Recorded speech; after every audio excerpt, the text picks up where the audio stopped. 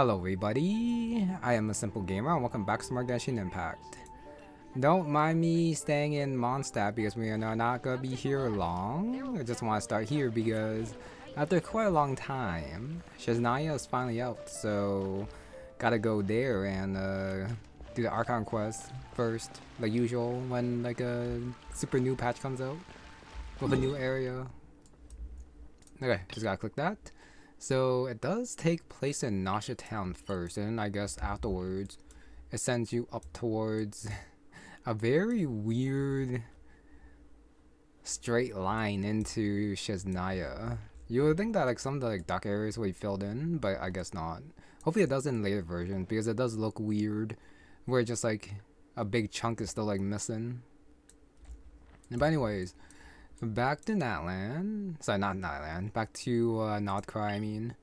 I think I'll teleport the statue since I guess I still have to like show off like the quests that are like available.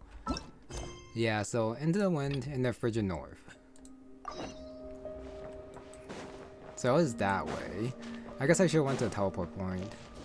I guess. I didn't think the statue was like that far. Okay, I could just teleport to a teleport point up in well, I guess like the middle point connecting to Snezhnaya, but I should probably do it this way. The day's finally come! We're off to meet the Tsaritsa of Snezhnaya! What is she planning? And why does she need the gnosies? Soon, we'll have our answers! Guess this'll be the end of your journey that your sister mentioned. What is she expecting you to find there? Snezhnaya still feels like a long way away. Hopefully, there'll be plenty of time to relax, eat some good food, and have fun before we arrive. But whenever Paimon gets thinking about how our destination is right around the corner, all these questions come flooding into Paimon's head. It makes her so nervous. Yeah. Anyway, enough about all that. We can't start the final leg of our journey with that kind of mindset. Just think, we've fought dragons and sea monsters, defeated creations of the gods, faced prophecies of doom and the threat of the abyss. Heck, we've even been to the moon! With all that experience under our belts, how could we be any more prepared? I will say I am a little bit surprised that she did mention the moon. So the moon is actually canon. Because she's a VII, so it's not just the traveler during the Nodcry quest, but also during the moon phase. Sure thing! Now, stick close to Paimon, the best guide you could ever ask for, and let's charge straight for the finish line! Off we go! What about me? Do I get a call out? Whoa! Columbina? You kinda snuck up on us there.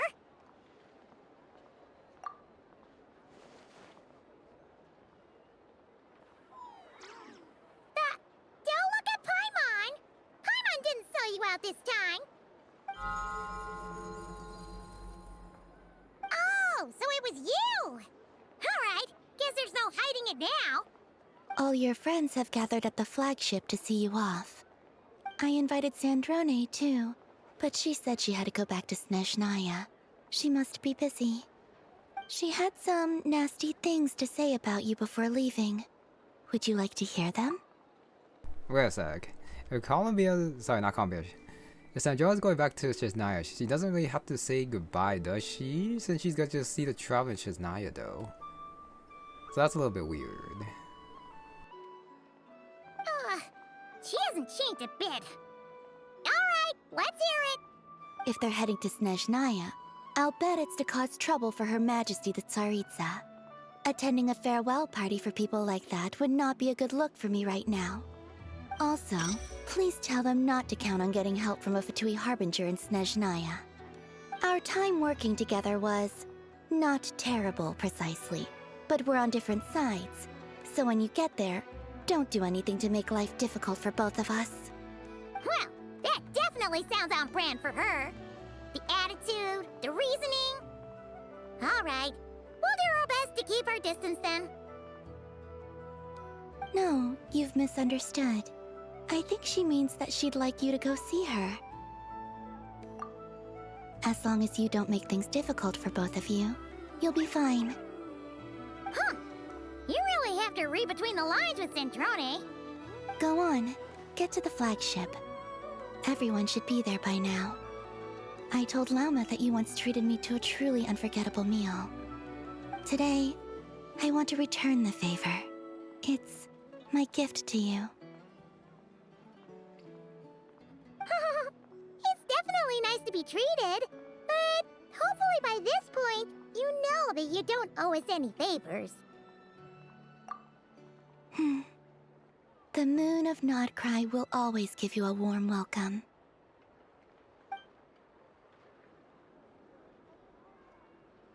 Wait a sec, I guess we don't see the meal or the interaction with the other characters. Try to start the next chapter. We are just skipping it. But I do like it, it kind of went full circle. Even though it did happen like off screen. The goodbye with Columbina. Goes to the Traveler now.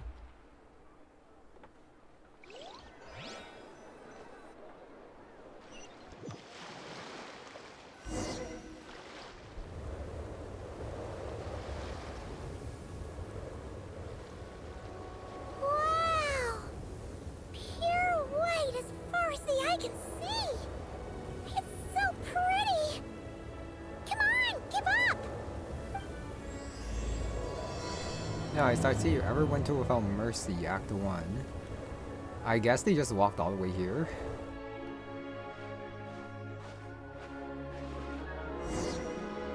I'm sorry, Paimon. You're gonna have to wait a little bit since I do want to go backwards to see what's actually back here and what it looks like. So we do have a lot of ice. We do have the teleport point in the center. What's wrong? Come on, let's go! Give me a sec, Paimon. I'm probably gonna go back and then I am gonna teleport. So going in the water doesn't actually do anything to you. You know it's like snowing and it's cold. But it's not like it's like frigid cold or anything.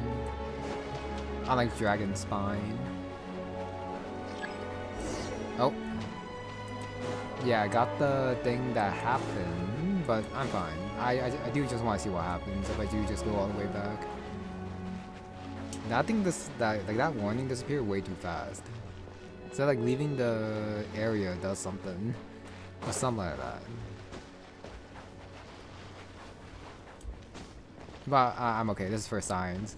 If I didn't have the teleport point, I probably wouldn't do it, but since I do, I can just like teleport back to that point and then I just go on with the story after.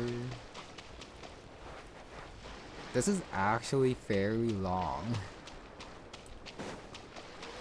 It has stopped snowing, so I guess we are back in Nodcry territory or something.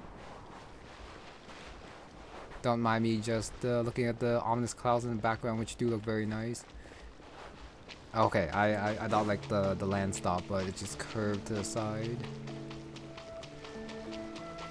I did see like a random dolphin over there. I don't know what that landmass is over there. Give me a sec, let me see.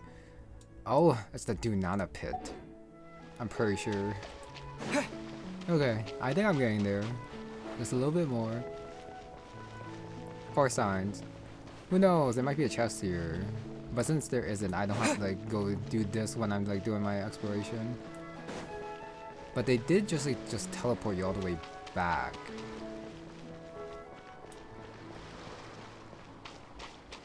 Since this place is still blank though, does this still not count as Snezhnaya though? Because there's like the border between Snezhnaya and Nodcry. So this technically should be Snezhnaya then. And then when you unlock the statue, it's gonna like show like this part of the map. Something like that. Alright, so there's the ship and that should be the toys workshop over there. There's actually nothing along the way. So I do apologize for wasting a little bit of time. But I have no regrets since at the very least this does prove that there's nothing along the way unless they spawn afterwards. Or it could be hidden as well. And I'm fine with that too, if it's hidden. I just missed it because I wasn't thorough enough. Okay, and then that's rock formation over there, so that part I've already explored. So yeah, there's the border. I'm pretty... Wait, you can't actually cross back because of the border. So I guess you do have to like, swim a little bit. Alright, that's fine. I did walk quite a long way, I will say. Okay, so now we go back. And back to following Paimon, who I don't know if she is gonna appear again since she did, I guess, teleport back to the Traveler. What's wrong? Come on, let's go! Nope, she's still out here. Okay, let's go, Paimon. So gotta follow her. Got some animals, mountains, a lot of ice, and snow. Look! They look similar to the ones in Nodcry. You know, just minus the effects of Kawaki. That's a sure sign that we're officially in Snezhnaya now. And they have a lot more fur because of the cold. So there's that too. But yeah, they're definitely not like all blue. There's gotta be a treasure chest around here somewhere. No adventure is complete without a chest or two. Ah! Oh. Help Paimon escape the jam. Paimon got a mouthful of snow. Ooh, it's so cold. Paimon's gonna snuggle up to you for a bit to get warm. Wait, is this how Paimon gets sick? That would be a little bit lame, I'm not gonna lie. But I guess even if that didn't happen because of like the cold environment in Snezhnaya, she could still get like a cold. Hey, check it out! Those are bears, right? Oh, look how big and fluffy they are! So cute! Quick, take a picture before the moment passes. Right here. If we get any closer, we might scare them away. Really? We gotta take a picture? Really? Okay, sure. Take photo. This might not be the right one, but we'll see. Should probably stuff like that. Are we good? Nope, it's not like that. Higher. Oh, of course it's a automatic one, and not the manual one. Let's see how your camera skills are these days. Whoa, wait a sec. Paimon sees something. Come on, quick! It looks like a train carriage.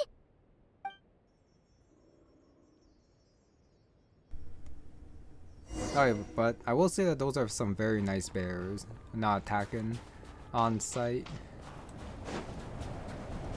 Alright, Paimon said that was a train carriage, but my first thought was that it was like a bunker or something. But I guess that is a train Paimon's carriage. heard that Snezhnaya has loads of railways and trains. This must be one of them. But why is it abandoned?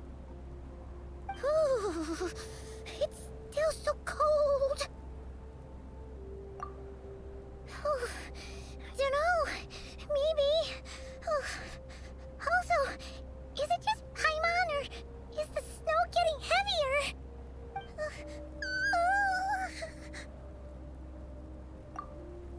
Yeah. So it can't just be because of the cold. It's hard to describe, but Paimon feels so weird.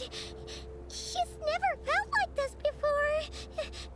Everything feels heavy. Getting kind of dizzy, too. Oh, no need. Paimon's just feeling a little low on energy. That's all. It's nothing serious. Not worth ruining our travel plans over. Yep, sure thing. Snezhnaya, here we come! A little bit sad hearing Paimon like that. Paimon might be affected by this cold in addition to whatever the Cryo Archon is like cooking up. Trying to like fight the gods, so that might be affecting Paimon. Okay, walk through the blizzard. like the snowstorm is getting worse by the minute.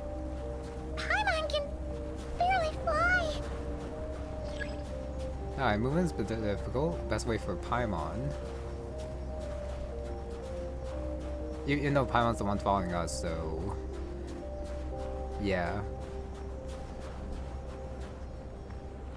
Slowly going forward, there's the point. I guess I could have like rushed a little bit. Oh, look! There's a cabin over there! Phew! Let's get out of this storm! I do wonder what would have happened if like the bar got to full. Do you lose HP slowly, or is it like a fade to black and then you get teleported backwards?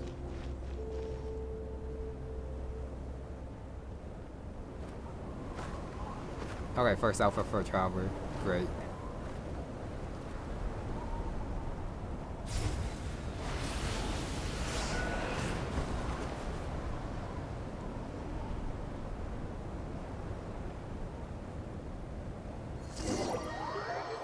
Okay, got blown off. Paimon doesn't say anything about that. What is this place? Oh, traveler voiced. Where's Paimon? I need to find her fast. Okay, we're at the bottom of ice cliff or something. Inspect the surrounding area, look for Paimon. Paimon! Paimon! Probably not down here. Snowball flower, charming flower. Okay. Wait, did I like skip it or something since I'm almost past this area? That's strange. Where could she be? Nope, fire. I guess I'll try further ahead. Hang in there, Paimon. So grab these two, investigate. No, I'm not gonna grab that. I thought the campfire would be important, but I guess not. Train carriage, another one. Is that a train carriage? Maybe I can get up from the inside. Alright, go up through the train carriage. Oh, it's still Dendro Traveler, but you can't switch to anyone else. I could just like skip over to the middle section, but I should go through the center. I should. Okay, let's see what's inside. Got a chest? I guess I would miss the chest if I went that way. I'll keep this close. One crow sigil. Don't pick up the pocket watch, and I guess we're climbing. You know, you could just climb from the outside. And I think it would have been like the same thing. But it's okay. Might as well follow the instructions from the traveler. Strange device. Oh, that probably takes care of the ice thing. It says here, Kresnik's torch, civilian model. It's definitely getting a little warmer now it's turned on. I really hope Paimon's okay. Alright, so since traveler's done talking, we keep moving. I guess we have to go inside here. Another chest. Explore the train carriage. I'll keep this close. Is it gun time? It might be gun time. What was that strange sound? I can't tell if... Paimon? Paimon, is that you? Does not look like it. Purple. Seven? Incoming entity detected. Nope. Authorization granted. Initiating original. Hello, Descender, who's reached the eve of tomorrow. Eye of Grey at your service. Time since last activation. Time measurement unavailable due to the influence of... Anyway, it must have been a very long time. I was born to fulfill a mission. To reach tomorrow. To this end, I must... Strange. What was it? Wait, my body? Huh? Why is my body like this? Apologies. After a long period of inactivity, it appears that a lot of data has been lost. Anyway, I was created so that humanity could reach tomorrow. But I am unable to load further details at this moment. Nevertheless, serving humanity remains my primary objective. I have detected a drop in your surface body temperature. You cannot remain active in this state for much longer. In accordance with my preset programming, upon reactivation, I must ask the one who awakened me the following question. Will you accept me, Transcender? I will assist you, protect you, and fulfill my mission until we reach tomorrow. Transcender, Descender. Tomorrow, I guess, is like battle with the abyss or something, or like a bigger enemy out there. No, okay, not sure. We probably have to accept, but let me say no, since we already have Paimon. I understand your position. However, given your current physical condition, I must suggest that you reconsider. Before I was activated, you called out a name. Presumably that of your missing companion?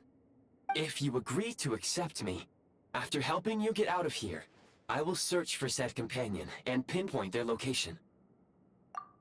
To answer your question, yes.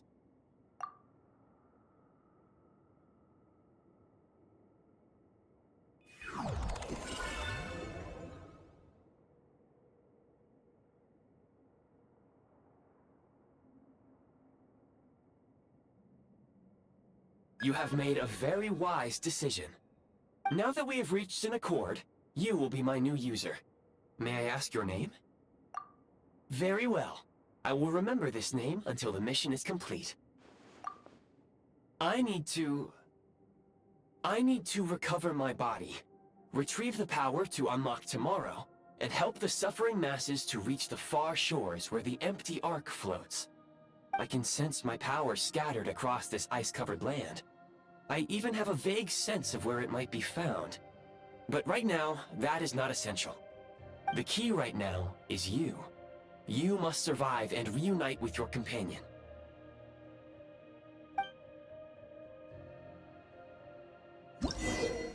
Okay, the Eye of Grey. Remove a prime ice construct. Fab Vision. It's called Fab Vision. Kinda wanted it to sound cooler.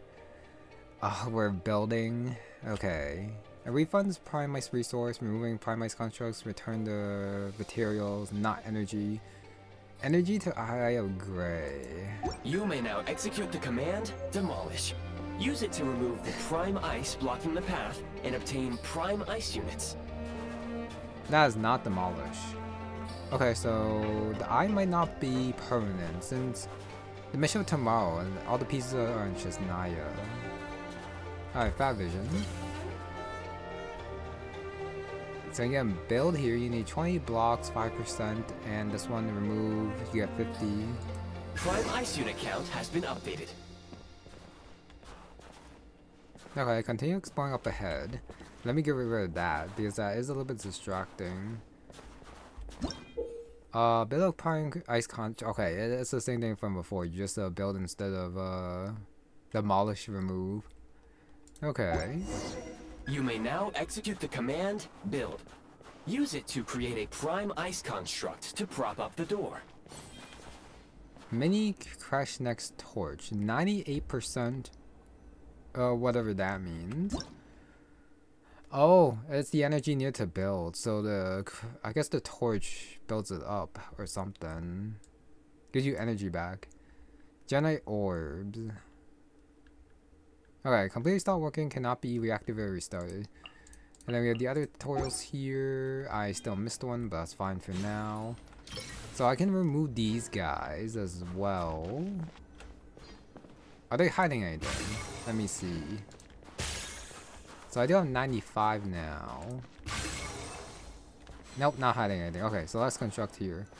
So there are only a set number of places that you can actually build.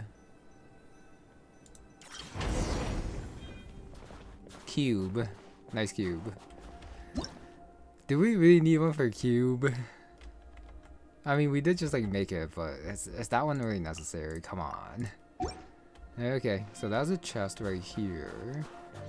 I don't think there were high chests under an the answer from this world? Under the constructs. I could be wrong. Same with like the cryocubuses, I'm assuming is what they're called. Scanning local environment. exit has been sealed off with ice. That would not be an efficient approach. One moment. Usable construct blueprint detected nearby. You can use this to clear the solid ice ahead of you more quickly. The blueprint. So how do I grab that guy? Okay, so using Prime Ice inventory and energy from the eye to build various mechanisms, not just the cube. That means we're gonna get a tutorial for everything. We might. So it looks like it's too far away. Remove the Prime Ice to obtain a Prime Ice unit, so I do gotta get a little bit closer in order to go grab it, but I do want the chest first. And I'll also take the ice from here. I do want to like how much ice you can actually like, A store. reward on the road. So I'll take it with these guys. I got a teaching from getting rid of this thing, so it's actually necessary, I guess. I see. Meltable ice and snow. Meltable. Snag it up, find ice blocking your way, try melting it. Okay, pyro works too. Oh, that is more efficient. Great. So pyro just got nerfed. Or, sorry, not nerfed, but I guess it got power corrupt or something.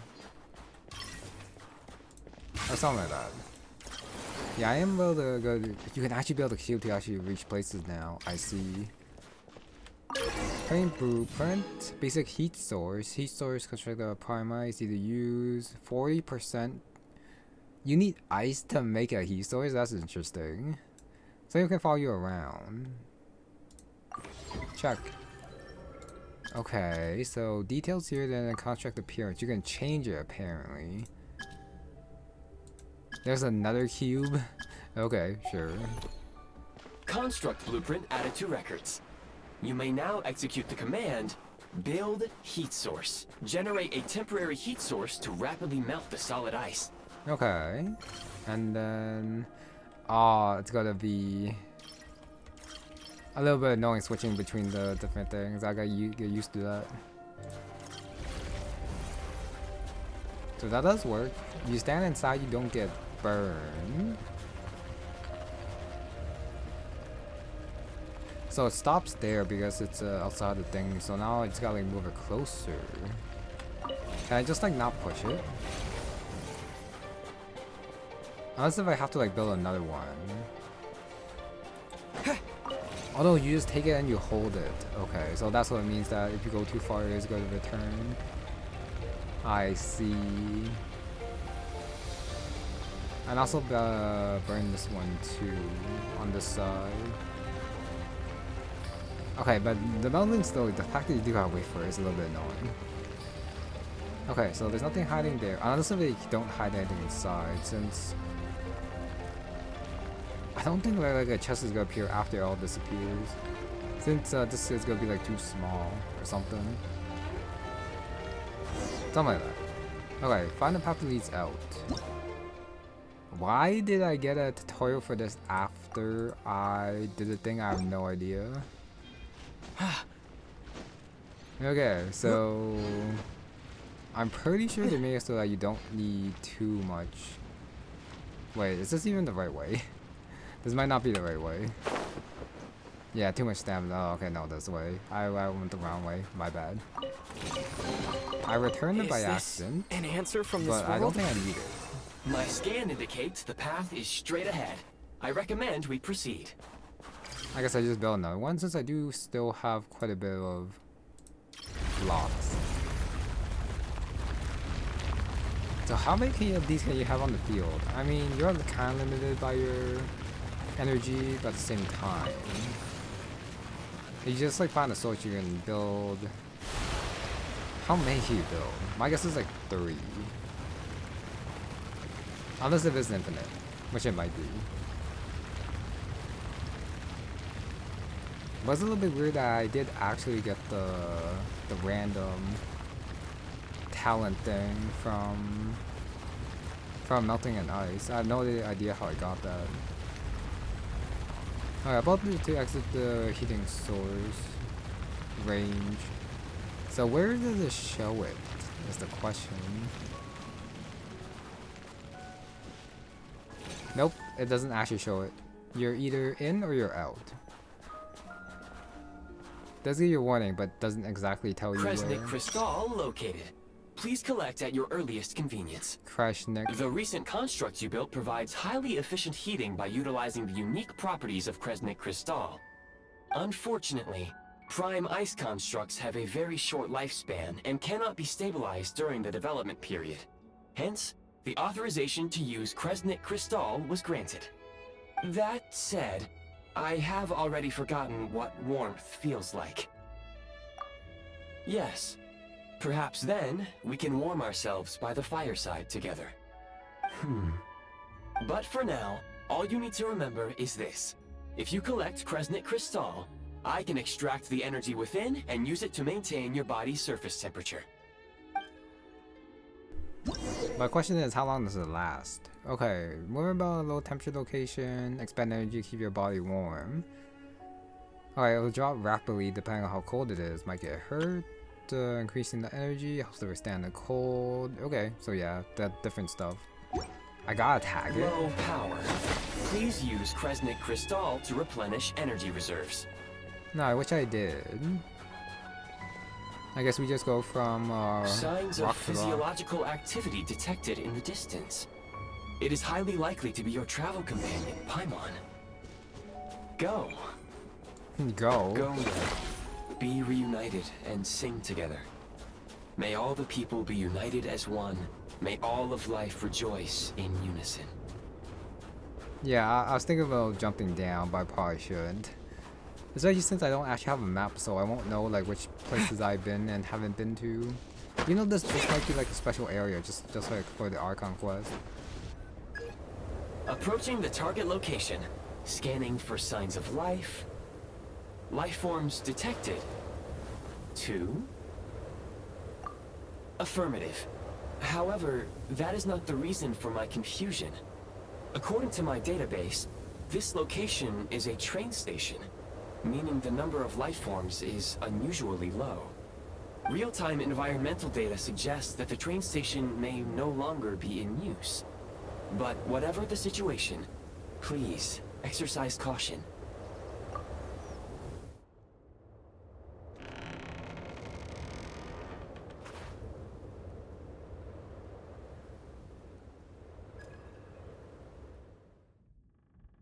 Paimon!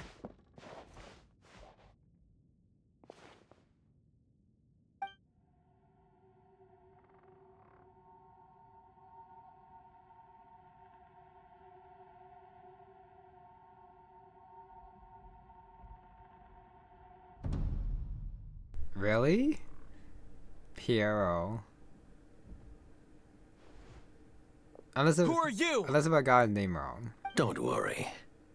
She's only sleeping. You must be the Traveler. She called your name repeatedly while attempting to battle her way through the blizzard. Newcomers to Snezhnaya struggle to adapt to the sheer cold at the best of times. Lately, even the locals are suffering, with a powerful monster having summoned a bitter snowstorm.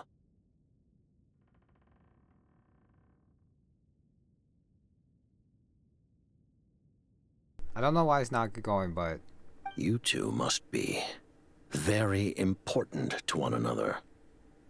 You should take more care not to get separated. I was gonna say they match. Your eyes. Are you Conrian? There are indeed some Conrians left in this world who survived the cataclysm. But I doubt that is news to you. It would be unwise to interrogate my identity here. Focus your attention on your travel companion instead. We will meet again very soon.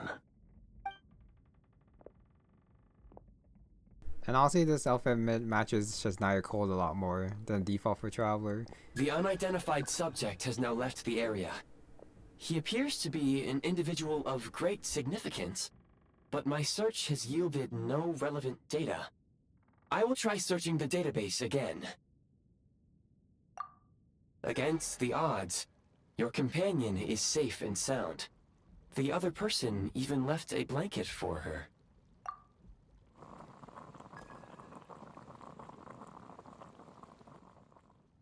That chest outside.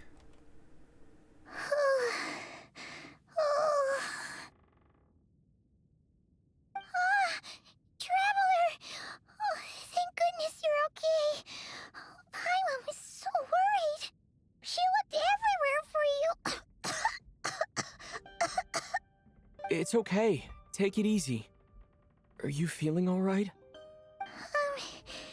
Pretty much the same as when we first got to Snezhnaya. Paimon must have got a cold. She was feeling so faint. She just couldn't keep going any longer. So she had to lie down and sleep it off. Wait, where did the jester go? Yep, the director of the VII. The Jester Piero. So, you met him? The Jester must know everything about the Tsaritsa's plans. But there's no way he'd tell me just like that. We might well have ended up clashing. Well, he was right about one thing. Right now, the most important thing for me is to take care of Paimon while she's unwell.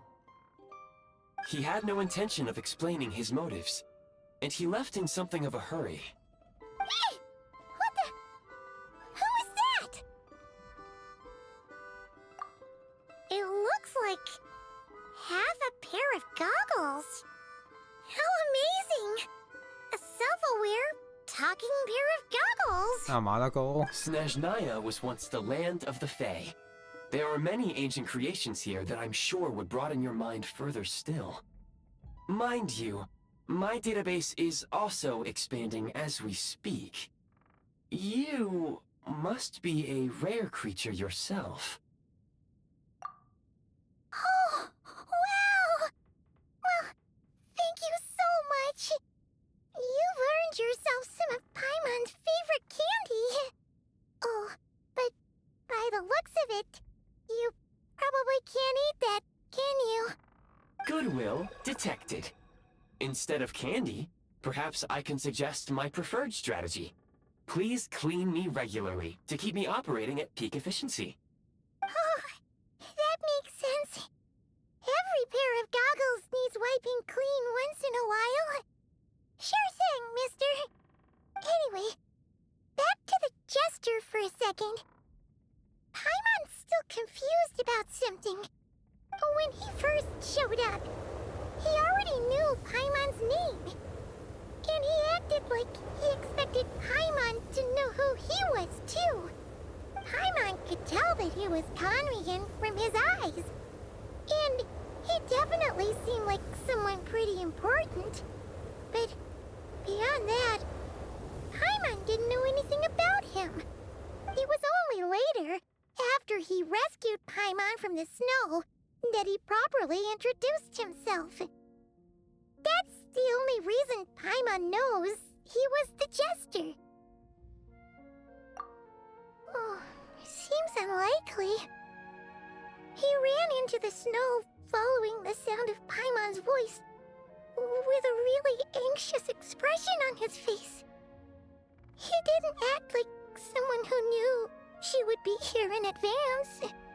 And after bringing Paimon here, he just stared out at the snow. He didn't do anything to Paimon at all. In fact, he barely said anything. Wouldn't even answer any of Paimon's questions either.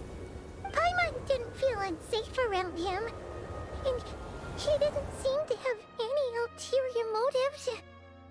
For all we know, he might have just ignored Paimon's questions so she'd give up and go to sleep.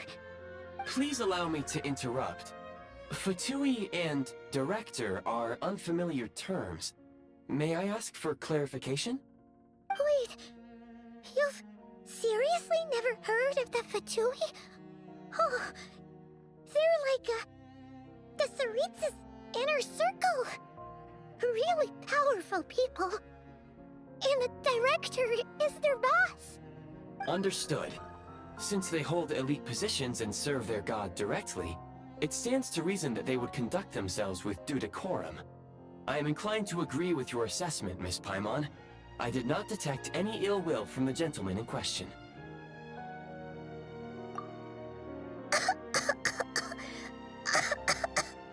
Sorry, I shouldn't have encouraged you to talk so much. Paimon, new plan. Let's get out of Snezhnaya for now. We can come back after the weather clears up and you're all better. The Jester mentioned that the snowstorm, being the work of a monster, is worse than most. Even if we made it to Snezhnagrad, we'd still have to wait out the storm before we could do any exploring. Oh, well, it's really nice of you to look out for Paimon, but she doesn't want to hold you back. We were really psyched up for this journey when we first set off. Just think of all the burning questions we have. If we turn back now, who knows how long it'll take before we finally get answers. Further information is required regarding the monster situation. But objectively speaking, there is another, more pressing issue at hand. At this point, we have traveled a significant distance into the blizzard. Were we to turn back now, the road would be extremely treacherous, especially since we would need to travel on foot. If, however, we continue onward, there may be a better solution.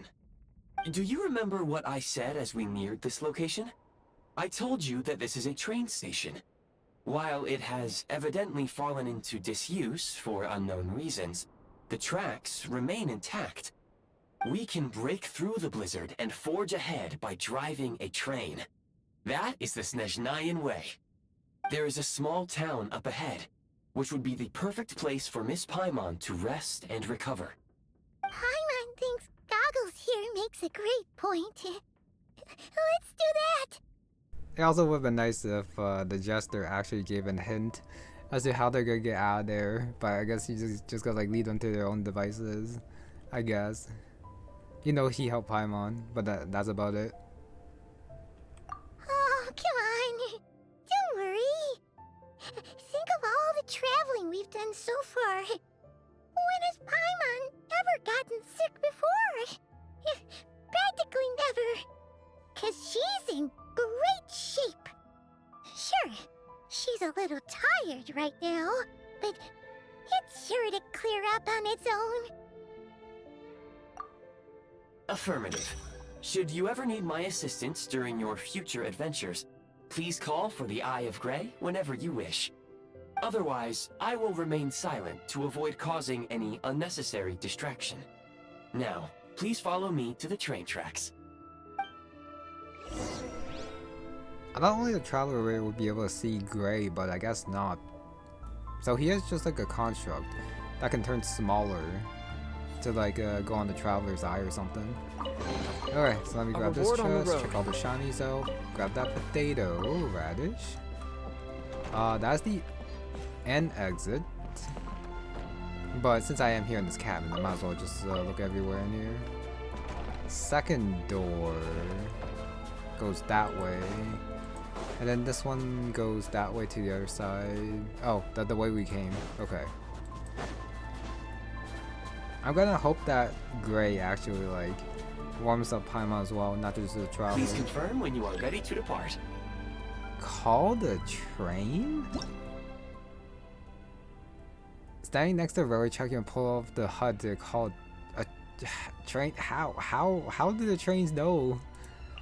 Better cold ice and snow. Okay, that tutorial's gone too. I can build, but I don't want to build. How do I call?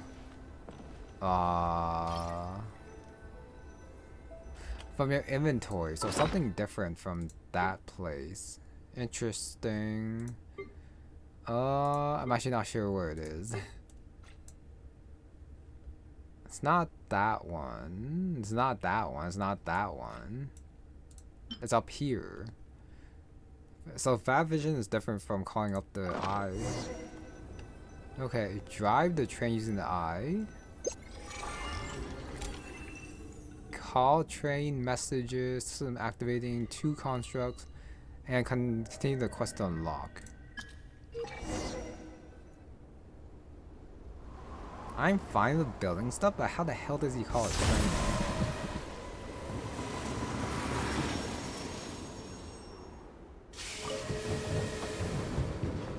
I guess this is like his personal trainer or something. Heading north from here, we will soon arrive at... Wait, there's an error message. Could not detect clear tracks. What exactly does clear mean? Brace for impact, friends! Preparing to enter impromptu flight mode.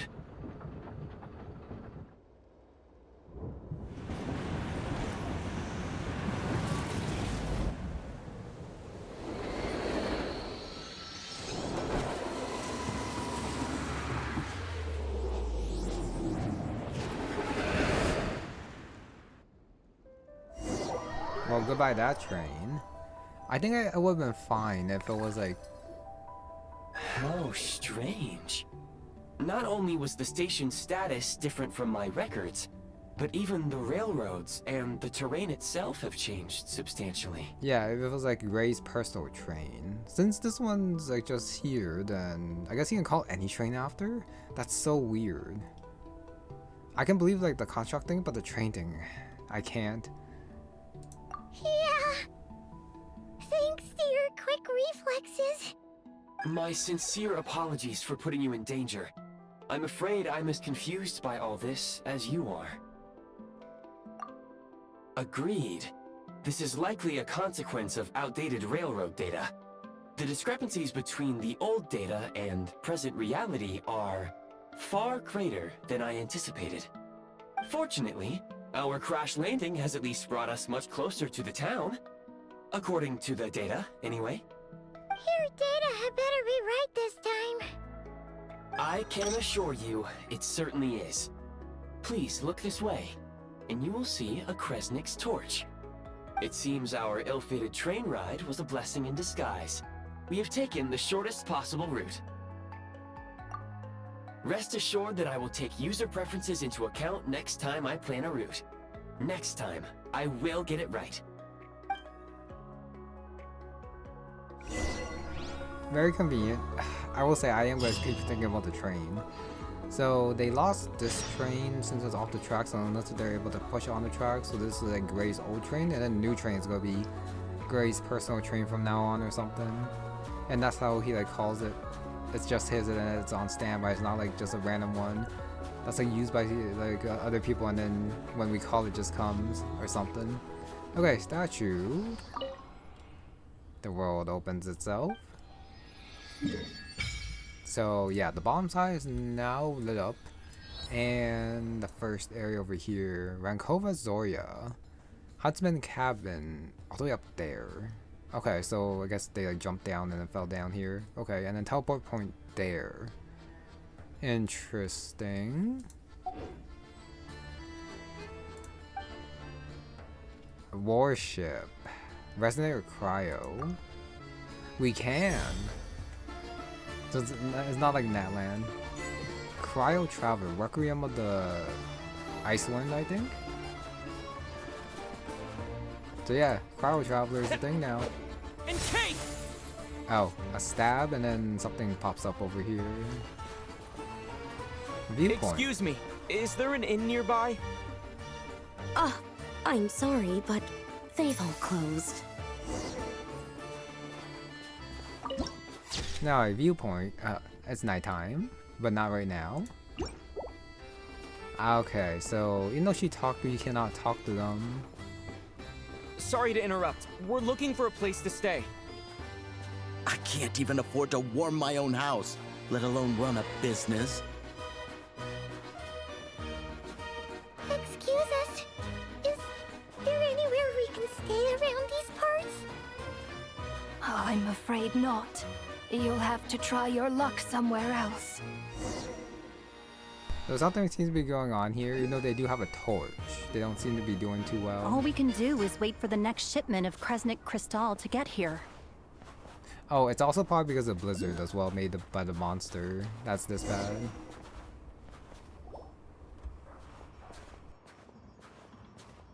Hi there. Do you know if there are any inns still taking guests in this town? Doubt it. They're probably all closed. No one has enough Kresnik Crystal to heat their own homes, let alone a business. What a bummer. That hair. I clocked you a while back. You adventurers or something? We don't get many tourists in inland Snezhnaya these days. Why is that? Because of the snowstorm? In part. But the bigger reason's Project Stuzha. Since it's Her Majesty's will, we have to put up with it whether we like it or not. Oh, sorry. I assumed it was common knowledge by now. Basically, the Tsaritsa is planning something big. Something that requires an enormous amount of energy. Even if they used all the surplus Kresnik Crystal in Snezhnaya, it still wouldn't be enough to meet demand. So, the VII passed a resolution requiring all factories and households to reduce their energy consumption. The policy has thus been charmingly named Project Stuzha, meaning bitter cold. Bitter cold? So, like, it's gonna be a cold winter, folks? You're all gonna have to find a way to get through it? That kind of idea? Pretty much. When you're broke, you scrimp and save. When it's cold, you huddle together for warmth. There's always a way to stretch things out to make ends meet. Trouble is, if you stretch someone out like an elastic band for too long, who knows if they can ever bounce back. You know what? Come with me and see for yourself.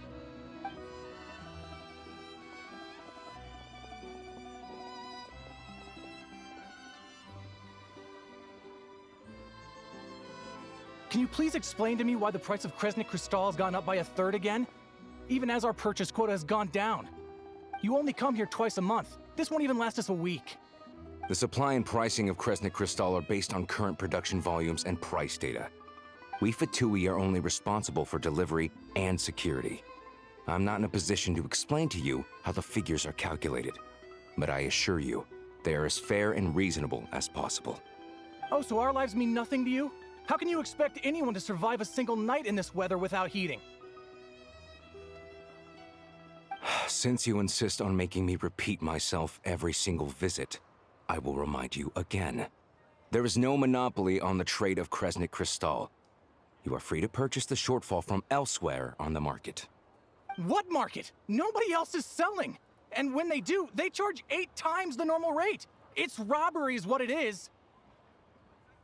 Which is why the Snezhnaya VII passed a resolution to support border communities, without which you wouldn't even be able to buy crystal from us to begin with. So if you're here just to argue, move aside and let the next person in line come forward. Everyone's feeling the cold here. You... All right, everyone, let's calm down for a second. A few words, if I may. We're all subjects of Her Majesty the Tsaritsa, and I'm sure every one of us is dedicated to her great cause. We all know how cold it is. And the more it snows, the harder life gets. Everyone's struggling already. Let's not make things even more difficult for each other. But Liaison Shishkin, there's clearly something wrong with this quota. I have a family in Marepasak who tell me they can buy at least double our crystal allotment. Oh, believe you me, I had the same reaction when I first saw the numbers. Couldn't believe what I was reading. I even wrote a letter to confirm the true figures, but I'm afraid the quota really is as low as you've been advised. Still, you must understand that calculating these energy quotas is a complicated balancing act. They have to factor in population, town size, industrial application. Our top priority must be to keep the largest Kresnik's torch burning continuously. Only then can we sell the remaining crystal for household use, and in doing so, we must make sure that everyone is treated fairly. As our VII comrades said, they are only responsible for delivering the goods. They need to keep accurate records, and they do not have any authority to modify the rates or quotas. That's right. Our duty is to do things by the book. Tell you what, listen. I know how anxious and upset everyone is. As a matter of fact, I was just discussing it with the mayor. What we can do is open the lower combustion chamber of the Kresnik's torch to the public. You can come to me directly to register, and I will allocate time slots accordingly. I can't guarantee there will be ample energy for household use. We can at least make sure you'll be able to boil water and cook food each day. Let's hang in there and make this work together, all right? Fine. I don't see any alternative. So, this is Project Snezhnaya in action, huh? Oh, no wonder nothing's open for business. People are barely getting by. You were looking for an inn, right? For your, Fae friend? Oh, Paimon's not a fae. Just Paimon. She must have caught a cold or something. We only just got to Snezhnaya, and we're still getting used to the climate. I have a small place in Stratomaros. I don't stay there very often, though, so it's pretty basic. But if you're not picky, you're welcome to rest there for now. It's not much, but I've got blankets and a warm fire. Are you sure? Oh, that's really kind of you. All right, then. This way. Hello. Oh. I'm Alyosha. I'm a hunter. Though, if you've talked to any highwaymen, you might have heard a different side to my story. But anyway, let's keep that between us for now. That's it? Okay, hello there. New character just by playing the quest. Cool. What the very cute dog. Alright, go to Alyosha's house. I do see the Cryoculus. I must grab it. It's my first one. It's up there. Okay, that's not too hard to grab. Okay, I thought Alyosha's house would be like outside of the city, but I guess it's like inside since I do see the pointer already. Bam, first one got. And it is Cryoculus. So yeah, keeping the pattern of the Culuses as it should be. So I do believe I should be able to talk to people now. But just gotta go to the house. Since we're in the city, I guess since we're close enough to the torch, the energy does not drop here, which is pretty cool to see. Okay, the hunt begins. All geared up. Already invited. Okay, so that's pretty quick for this. Eventuation, permanent. You know, you do go like through it very well. You get him pretty early in the quest. It's not like at the end or anything like that.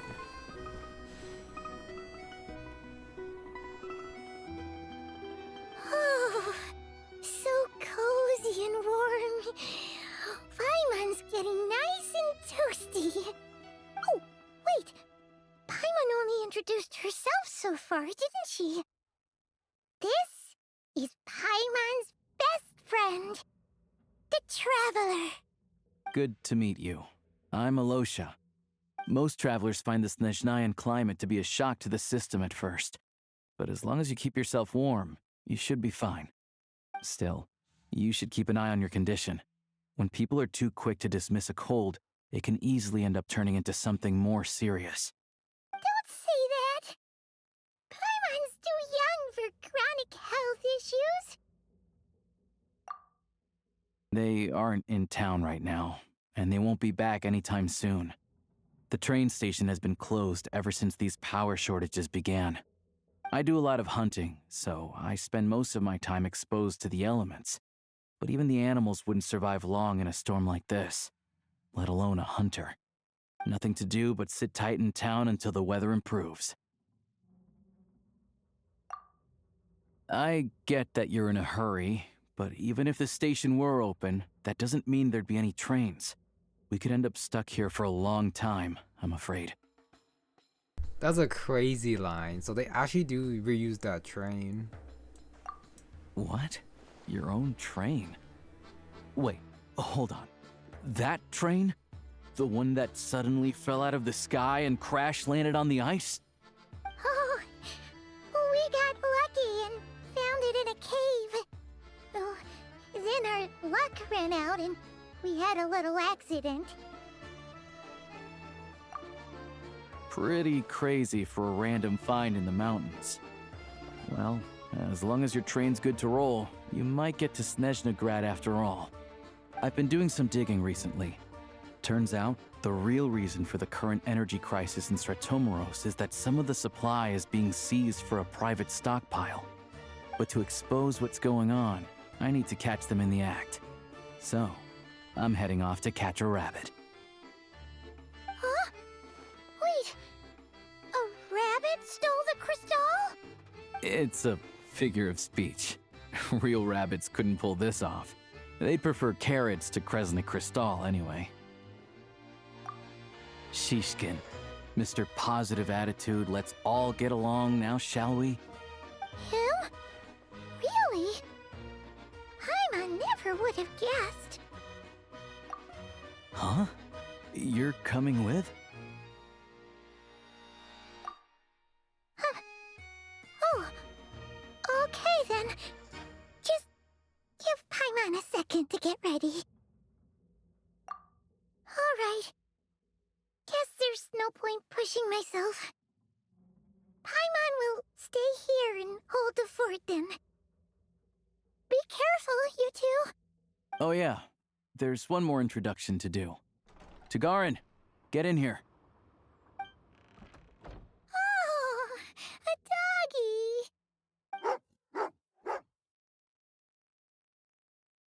Oh, angry doggy. Oh, Tagarin doesn't like being petted then. He likes to think he's above that kind of thing. He's my hunting partner, so he'll be joining us when we head out.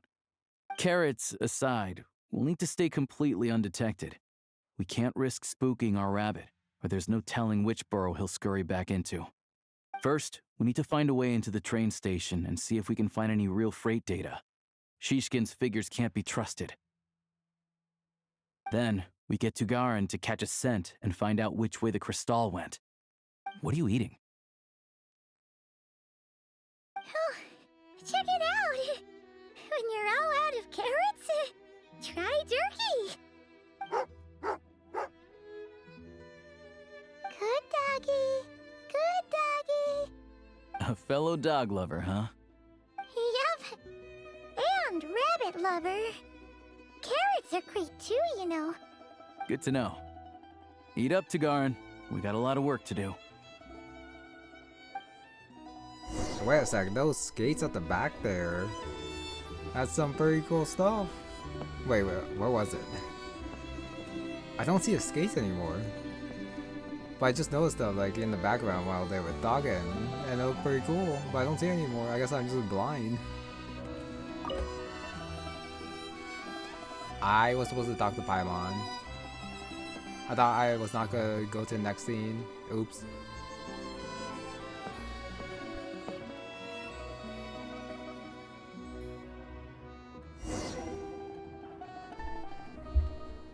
Oh, wait. I can't leave. Boo, I can't leave. Can I exit this? Give me a sec. Let me try going back to the house first, and afterwards I'll do the thing with Alyosha. And this will also give me time to like talk as well. I thought the train station was closed because they didn't have enough of the crystal. So why would the information about the freight data be there? Even if it's there, wouldn't it be old? So that's a little bit weird. Paimon's just gonna stay here and get some good rest. You guys, be careful out there. But knowing the game, there probably is some info there that just so happens to be there. That's like very recent. That does like show evidence of the, I guess, not quite bribery, but private stashing. Okay, now we do it for real. I am happy I did get the Paimon line, and that, like I said, that did give me time to talk. Okay, anyways, we're going up the pipe towards the torch. I thought we were going to the train station. Anyways, just gotta follow him.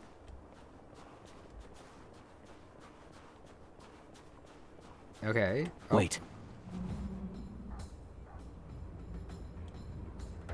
What's wrong with being seen?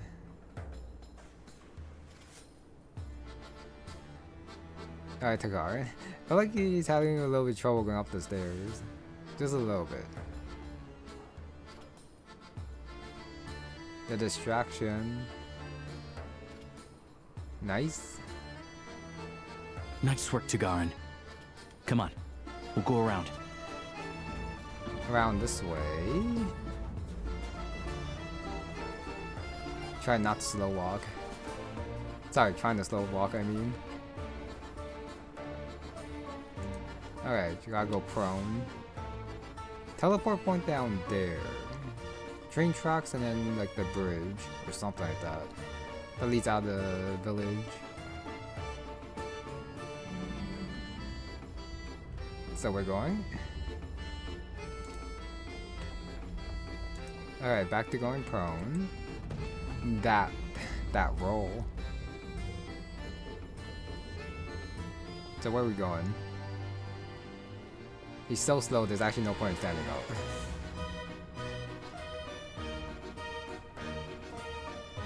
I know this is supposed to be like a cool spy thing, but this takes a little bit. This is taking a little bit too long. This is a little bit too long.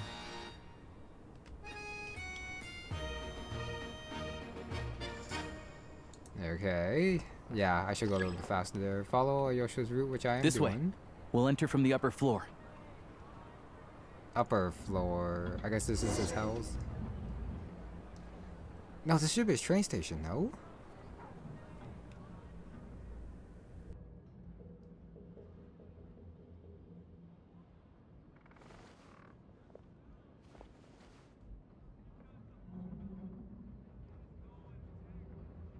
There we go. A freight list. Straight from the VII.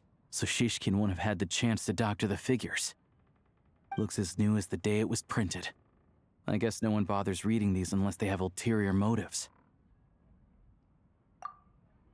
Yeah, this is all we need.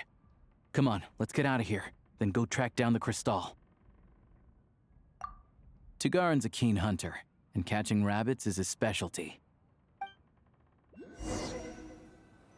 I guess they keep the info in the train station even though the train station is supposed to be closed.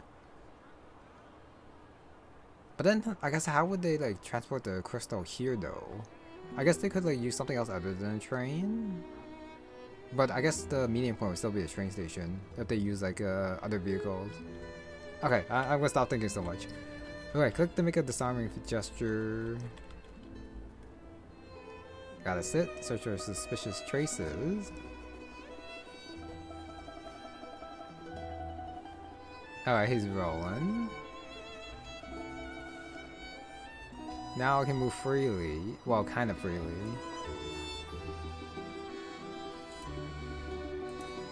So what does this do? Oh, I guess it's blocked off because I can't actually use it. That's where it comes in, search for clues. 3 lines. I guess I'll start with over here. So you cannot move faster. And that goes over there. I'm fine with getting this first try, since it's not like the garden actually says anything. Anywhere there's a stove, there'll be the scent of crystal. That's normal. Okay, so that was not right. So second one. Back there. If I had to guess, it's probably the third one. Okay, so number 2. It might just be this one. Logs? Actually no, probably under snow. But if he picks up the scent of crystal somewhere and there's no stove around, that's how we know something's up. So am I gonna stay here or do I have to check the third one? Okay, so is the second one, the middle one then. I'm a little bit sad I couldn't get the third one though. This must be the rabbit's warren. Good job, boy. Unless it's like another stove. Sure enough, there's a tunnel. You stay here and keep watch. I'm gonna take a look inside.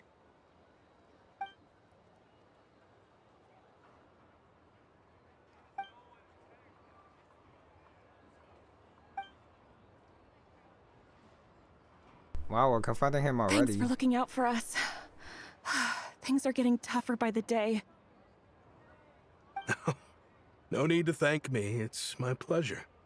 Sure as Her Majesty the Tsaritsa watching over us, every sacrifice will be worthwhile. Let's grit our teeth until the blizzard passes. These days of hardship will be over soon. Maybe for everyone else, Liaison Shishkin, but for you, the hard times have only just begun.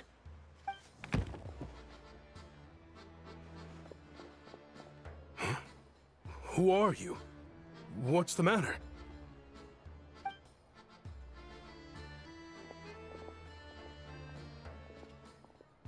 I just had a question for you. Why, when times are as tough as this, would someone hoard more Kresnik Crystal than they could ever use? All the crates here are from the most recent shipment, but they weren't brought here for sale. Instead, they were secretly stashed away. Would you be able to shed any light on the situation, Mr. Shishkin? Me? Why, I have no idea. But look at how much there is. It's quite a godsend. Now there will be plenty to go around. This godsend was found in a cellar adjacent to your residence following a tip from Mr. Alyosha. And this is only a fraction of what we found down there. We're still taking a full inventory. The official figures will be finalized shortly. I've always been grateful for your efforts to mediate between us and the townspeople of Sretomaros. But now, Mr. Shishkin, it appears you were the source of the conflict all along. How could you do this to us? We trusted you to have our backs. You've been lying to us this whole time? Hey,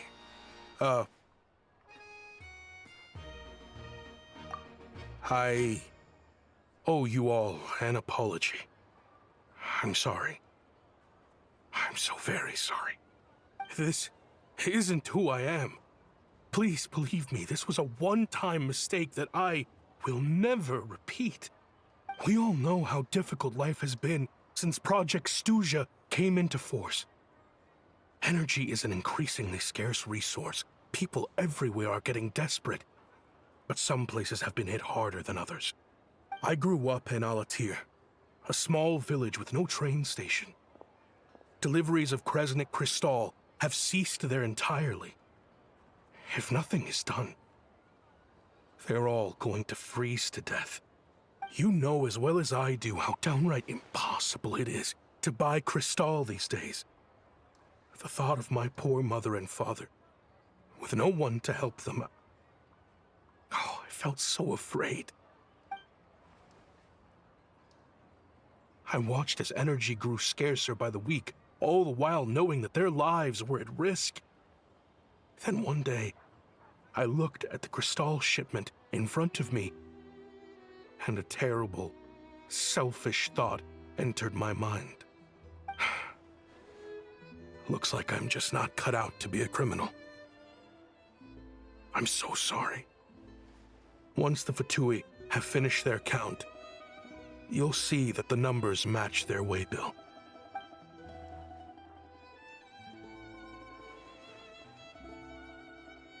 I have the official Snezhnayan quotas here. Anyone who has already purchased energy, please make your way over here to correct your transactions. I'll make a batch purchase of Crystal worth 3 months' salary for you all to use free of charge. As for Alatir, I'll think of something else. You don't have to go that far. Yeah, owning up to your mistake is enough for me. You've done plenty of good for the community in the past. I'm not looking for a handout. Drop the act. You claim this was a one-time mistake, but the real reason there's only one shipment's worth of stolen Crystal in your basement is that you have an accomplice. Reporting in, sir. We've conducted a full search of the mayor's house. As expected, we found many crates full of Crystal, half of which were still in their original shipping containers. This wasn't your first time at all. You've been colluding with the mayor of Sretomaros for a long time now. The train station's currently out of service, but but it does open for a short window every time there's an energy delivery.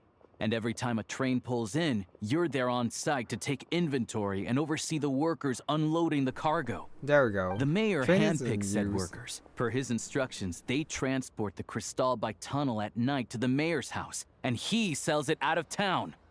But since he can't get the goods out of town by train, he had to arrange an alternative method of transportation. This meant slower sales, which gave me plenty of opportunity to catch him in the act. Wait, the mayor's involved in this too? Preposterous. What proof do you have of any of this? Basic math. I've spent a lot of time lately counting carriages as the snowstorm rages. Counting carriages? What? The energy consumed by a train depends on its total weight. And since energy is a limited resource right now, it's fair to assume that every carriage is packed full. So, if we take the energy required for the Kresnik's torch, add the sales figures you provided, then compare that figure to the train's theoretical cargo capacity, guess what? The numbers never match.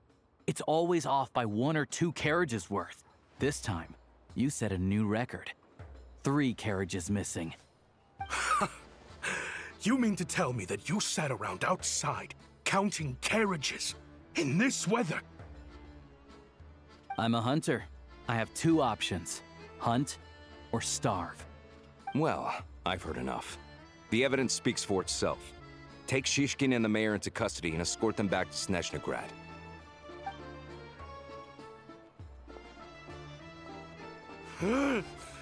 You cocky little brat! Ruining my business! Just you wait.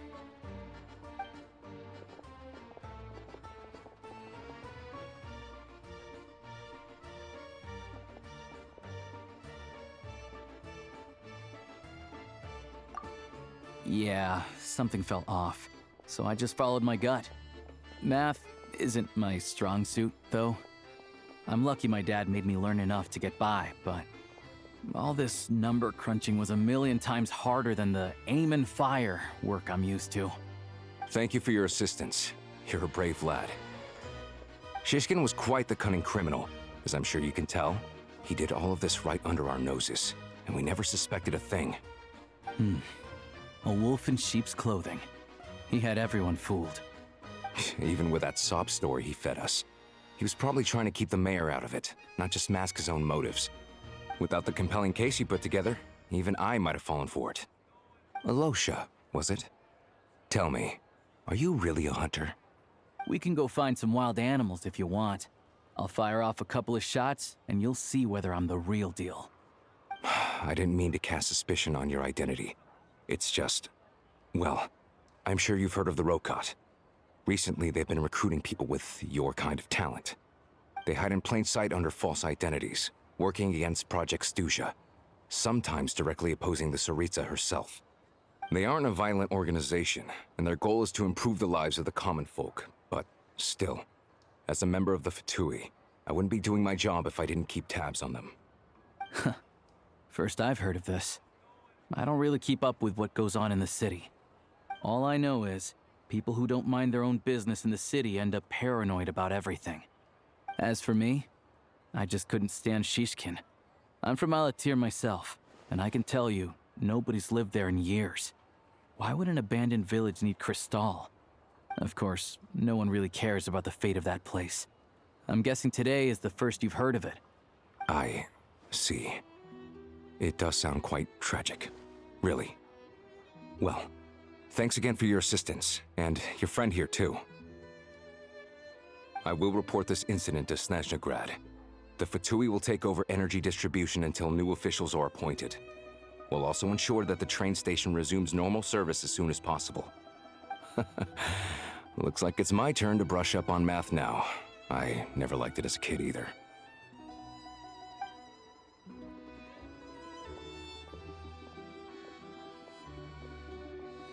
I do like Polonsky's voice. Don't mention it. Isn't the soldier overseeing the delivery supposed to verify the quantity of the goods? Was he just careless? Or was he being paid off too? Who knows? Excuse me. I'll take a share of Kresnik Crystal, too. Thanks. I need to take a detour before we head back. There's someone I have to deliver this crystal to. Okay. It's not the end quite yet, but I will say this scene very, very filler. Dealing with the crystal problem here with Alyosha. I think this is supposed to be a story quest. But since he's a 4-star, it wasn't important enough, so then they shoved it into the Archon Quest, but also cutting off quite a bit of stuff, I think, as well. I could be wrong. Hang tight for a moment. This old lady, she doesn't really know who's who anymore.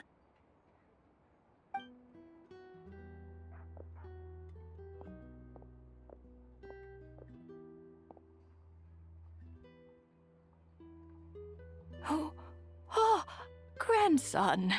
It's so cold today. You must be freezing. Ma'am, it's me, Alyosha. Alyosha? Alyosha who? You know me. I came by earlier today. Cleaned the ashes out of your stove, gave you some warmer bedding, and washed your back.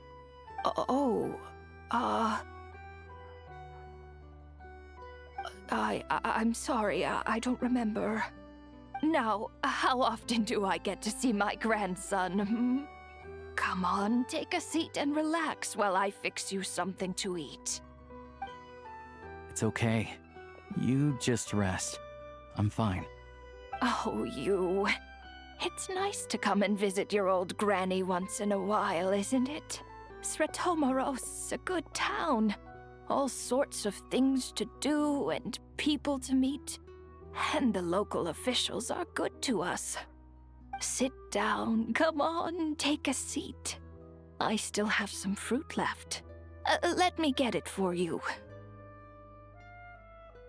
Please, don't get up on my account. You need to rest. Where's the fruit? Right under the basket by the door. Or maybe it was on the bedside cabinet.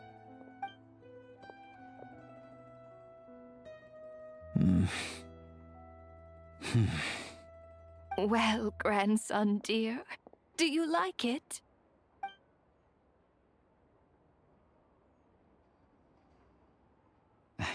Very much, ma'am. It's delicious. Good, good. Wonderful. You don't need to save any more for me next time, all right? Fresh fruit is hard to come by at the moment. You should eat it as soon as you get it. Oh, I don't need it. I'm fine. But if you like it, come back for some more soon.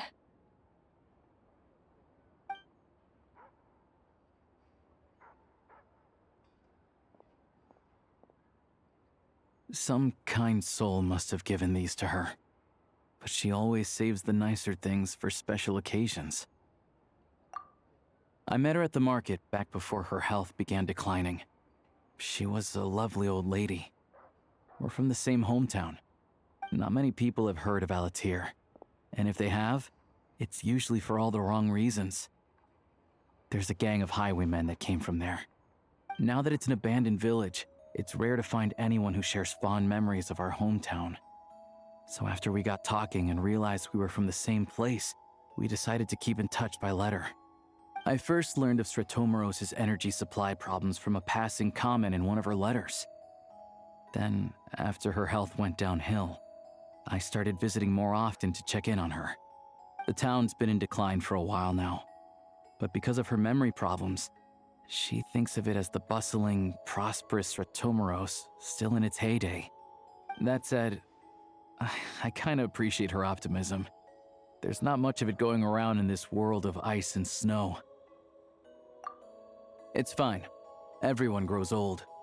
In Snezhnaya, some people believe that in your final moments, you'll sense a familiar presence by your side. You turn to look at them, but their face is blurry. So you focus hard, trying to make out who it is. And when you finally see their face, the Grim Reaper reaches out and takes your life. She Still calls me grandson, though. So at least I'm not a blurry face in her world just yet. Come on, let's get back and see how Paimon's doing.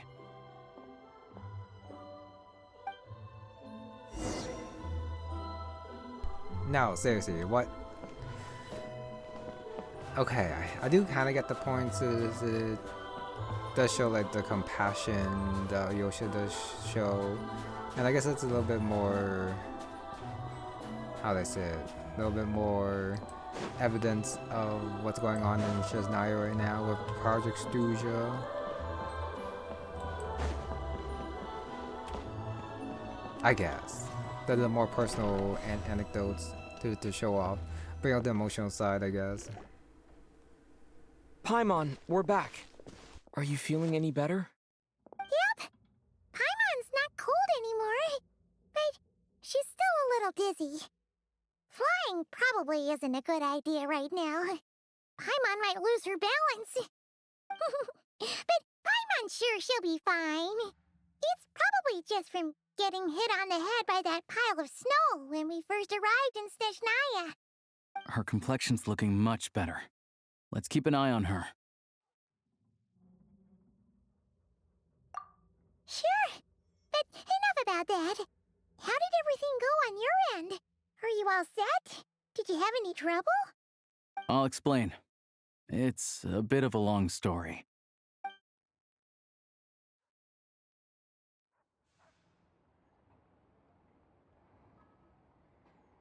Jeez, you guys got pretty busy. Sounds like the liaison officer and the mayor were running quite an operation. Good riddance to both of them. It's a good thing you managed to catch them.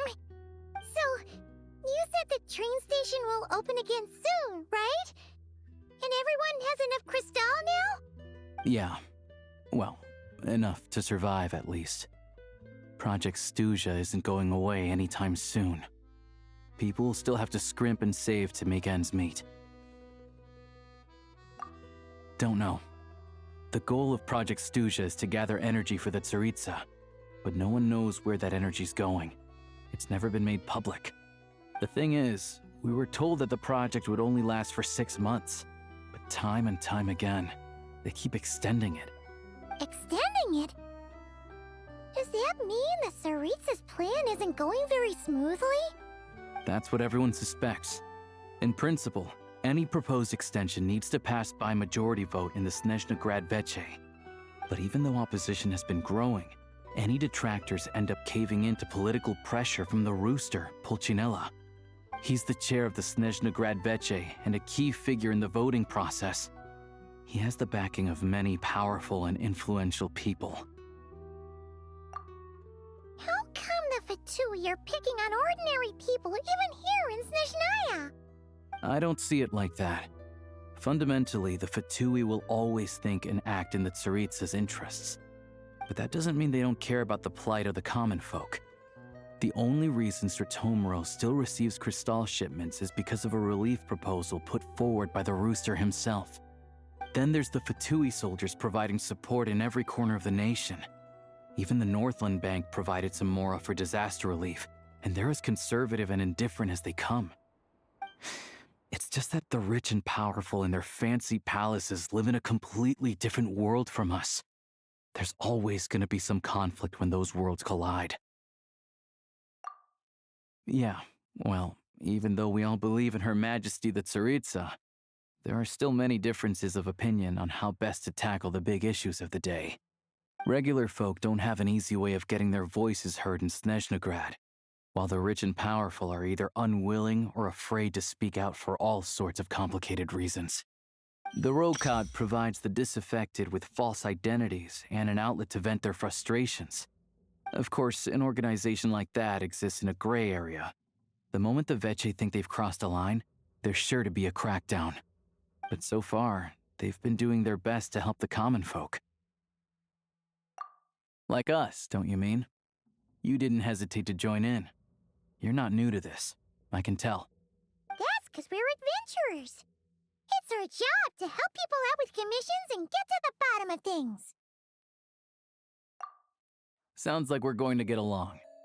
So, What's your business in Snezhnagrad? Aside from taking your friend to see a doctor, of course. I want to meet the Tsaritsa. It's complicated. I've had run-ins with many of the Harbingers along the way, and I really need to know what the Tsaritsa is up to. Her ultimate goal? What the Gnosis mean in all of this? Since I've made it this far in my journey, I have to find the truth, whatever it takes. Wait, so... no way. Are you who I think you are? Sounds like you've heard of us then. We're getting more famous by the day. I didn't realize I was in the company of giants. Honestly, we're all as curious as you are about what the Tsaritsa's planning, and why it has to involve us freezing to death in the snow. But getting in the same room as her won't be easy. The common folk aren't permitted to meet her at the best of times, and right now, she's probably not even in Snezhnagrad. Word is, she's heading east on a campaign to slay a monster. Yeah, so you've heard of it. A wild, unpredictable monster with the power to summon snowstorms. It also absorbs everything around it into its body, so it's growing constantly. Now, it's so big that the Tsaritsa has deemed it the #1 threat. Luckily, as it grew, it became increasingly less mobile, so it doesn't pose an immediate threat to this town or to Snezhnagrad. I'm sure the Tsaritsa and her personal guard, the Druzhna, won't have any trouble defeating the creature between them. It's just a question of how long it'll take. Suffice to say, you won't be seeing her anytime soon. You'll have to wait until she gets back. Fair. Well, the Fatui will be taking over management of the train station for the time being. Things should be up and running by tomorrow. Once it's open, we can see about getting your train towed to the station. Whoa! That's gotta take a lot of manpower. Are you sure we can talk them into it?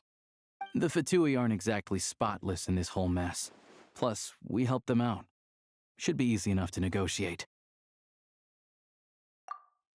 As far as I know, all the paperwork is dealt with upon manufacture. I've never seen anyone check it, so I wouldn't worry. Having a train makes everything much easier. We'll reach Snezhnagrad in no time. I need to head there myself anyway. Got some game to trade for Mora. I know a good doctor in the city. I'll introduce you when we get there. Oh, thanks so much. Let's get a good night's sleep ahead of our big trip tomorrow. I guess Alyosha is coming with us. Oh, go to the station. I guess they already went by. I guess. It does look like day. Well, it was daytime before, so it still looks like daytime. Investigate. Oh, so you actually have to. Talk to. Well, interact with those things to like get more from them. I see. So they're basically like the more stuff in Snezhnaya. Got it. So I do have to pick them up, get them off my map. Okay, yeah, I shall save exploring for next time. I am going to grab the teleport point and then afterwards go towards. Don't fall off. I did not mean to fall off. My bad. Grab you, and let's see. Fatui. They actually help get the train back. Okay, on the track. So it's just the one train. Drive carefully, all right? You don't want to end up in this situation again. Also, I don't think I've seen a train like this before. Is it a new model or something? Not a fan of small talk, are you? Anyway, take this. It's an up-to-date map of the Snezhnayan rail network. All the track switching is automated, so as long as the train's moving, you don't need to worry about collisions or anything. We'll leave you to examine the train's conditions yourselves. Fingers crossed nothing's broken. I doubt Sratomaros has any engineers with experience working on this model. Shouldn't be a problem. Thanks for everything. All right then. Have a safe journey. And make sure to check everything's working before you set off. Your train. Not Gray's train, your train, by the way. Okay. There's a train that belongs entirely to you. Feel fatigued. Return the train anytime for a rest. While on the train, set your destination. If you unlocked it. And yeah, you can return your train anytime. Got it. Drive the train using the eye Gray. She looks very nice. Too bad she's just an NPC just like sitting on the chair, unless if she's actually playable in the future or something. So how do I drive the train? I can wait for a train, but the train's already here. I guess I'm supposed to go inside. Wait, activate what? Activate what?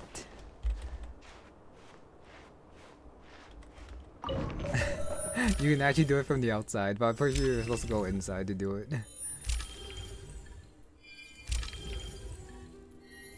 Okay, 4 different places. Rankova, Zarya, Shvetsildevaka, Morpashok. Okay, my pronunciation is probably very terrible. So I can travel to any of them. I should go to Shenograd, but let me go to each of the different ones first and see what happens once I arrive there. I cannot travel. Got it. Let me try this one then. Cannot travel. Can I travel here? Can I cancel that? Alright. Looks like our destination settings have been applied. Let's give this thing a final once-over and then head out. Goggles, your time to shine! Affirmative. Running vehicle diagnostics. What's this? Engine, green. Wheels, green. Frame, minor damage, but no impact on function. Diagnostics complete. All systems nominal. Neat! Huh. Paimon still can't get over the fact that you just found this tech lying around in a random cave. I've lived in Snezhnaya my whole life, and I've never heard of an interactive, talking train autopilot. Strictly speaking, I wasn't designed purely to drive trains, though I doubt you have any interest in navigating the practically unreadable operator's manual yourself. All configurations are complete. Should you require any further assistance, please call for the Eye of Gray. Away we go! Oh, nope. Paimon's gonna find a warmer seat.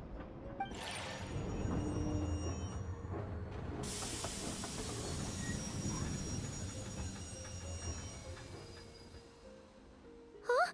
What's going on?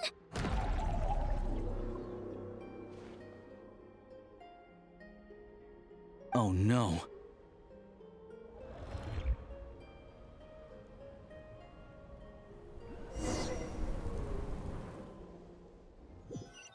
Kinda looks like it's gun time. Oh, what is this place? Traveler, are you okay?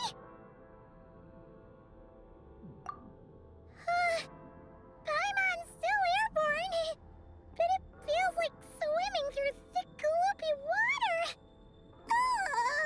It's horrible. Just our luck. Of all the things that could have gone wrong. Alyosha, you're Snezhnayan, right? Any idea what the heck this place is? It's called the Shadow Realm. A place where no wind blows, no light shines, and no elemental energy flows. Even time itself doesn't exist here. It's a world where everything seems to come to a standstill. I've only seen it a few times before, and this is my first time inside. It's a dangerous place. Most people who get sucked into the Shadow Realm are never seen again. And the few who do make it back, they're never quite the same. Huh? Then, what the heck do we do now? Oh, maybe Goggles knows something. Goggles? Great! Now we're done for!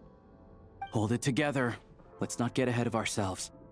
I heard a story once about the world of shadows. If it's true, There's a way to escape. We just need to find the exit. Come on, let's explore.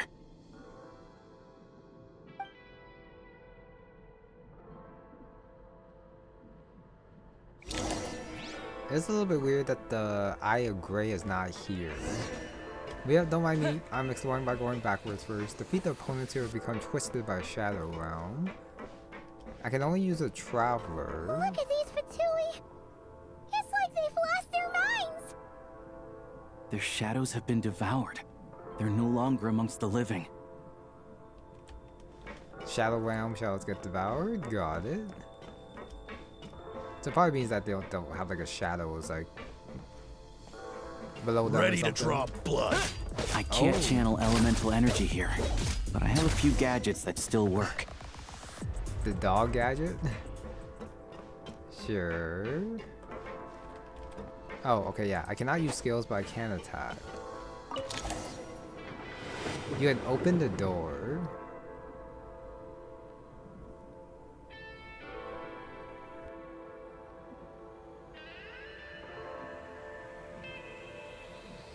Wait! What's that blue thing? Is that...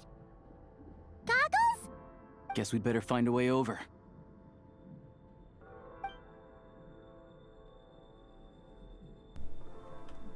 I am very curious as to how the hell they're gonna explain the Shadow Realm and Snezhnaya if they ever explain it. If they don't explain it, they don't explain it. That's fine. I thought that was a chest, but that's not a chest. More for Tui. Go now! Advance! I'm waiting for the dog. Yeah. This is the last one. What do we do next? Play it by ear. Last what? The last gadget? Probably the last gadget.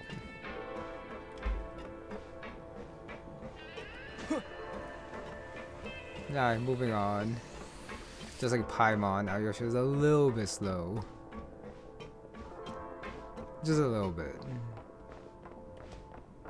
There we go. Hello. I am glad to see the three of you safe and sound. For now, at least. But things aren't looking too good. Correct.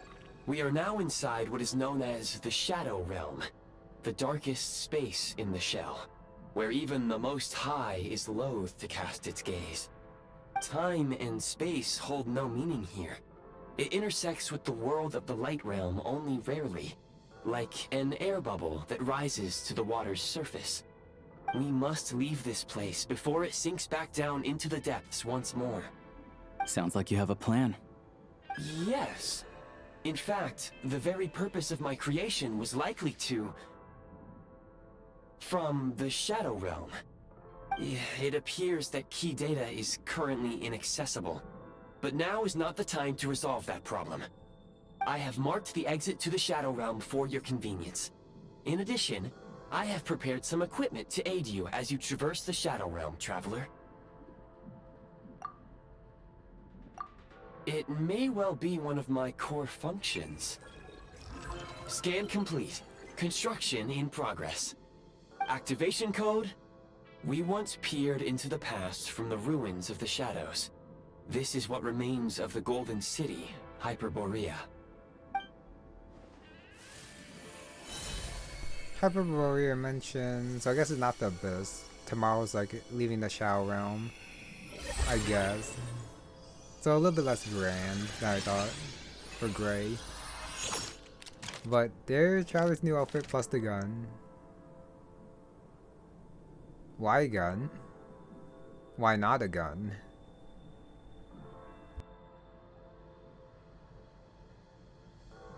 Whoa!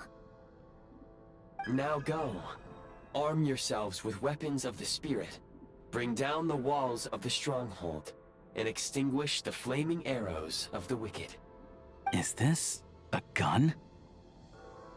In the Shadow Realm, where humans cannot channel the elements, there once was one who, after much research and many attempts, found this to be the most effective means of attack. Let's go. We don't have much time.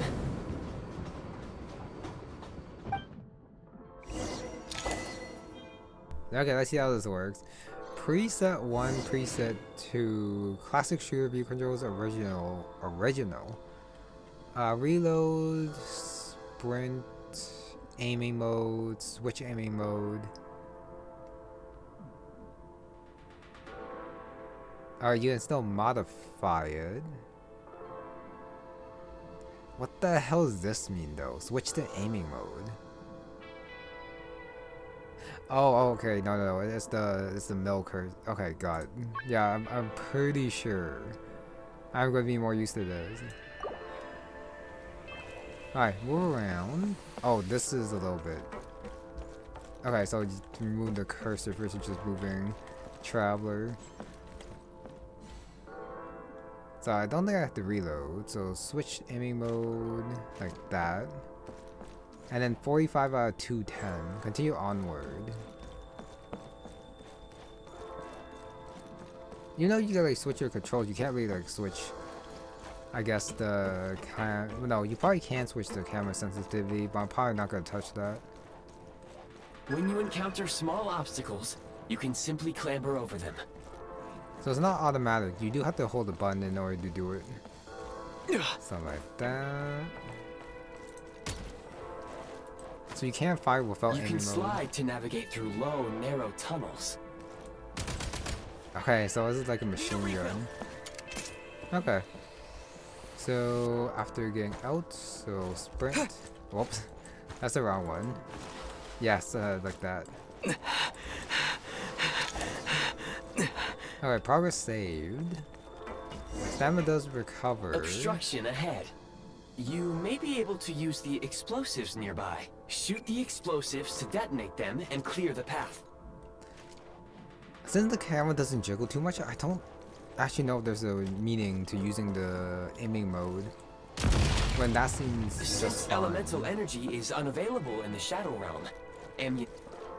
For long-range targets, try using the scope to line up your shot. Yeah, ammunition do be important. Yeah, you don't actually need aiming mode. This mode is just fine without aiming mode.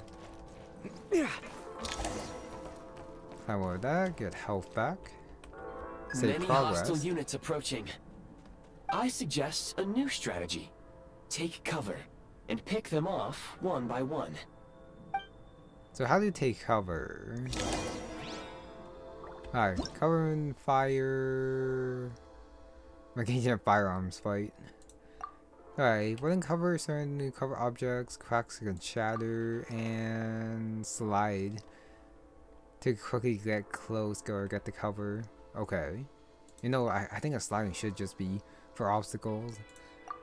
Where's there actually a place where you actually need to slide? I wonder.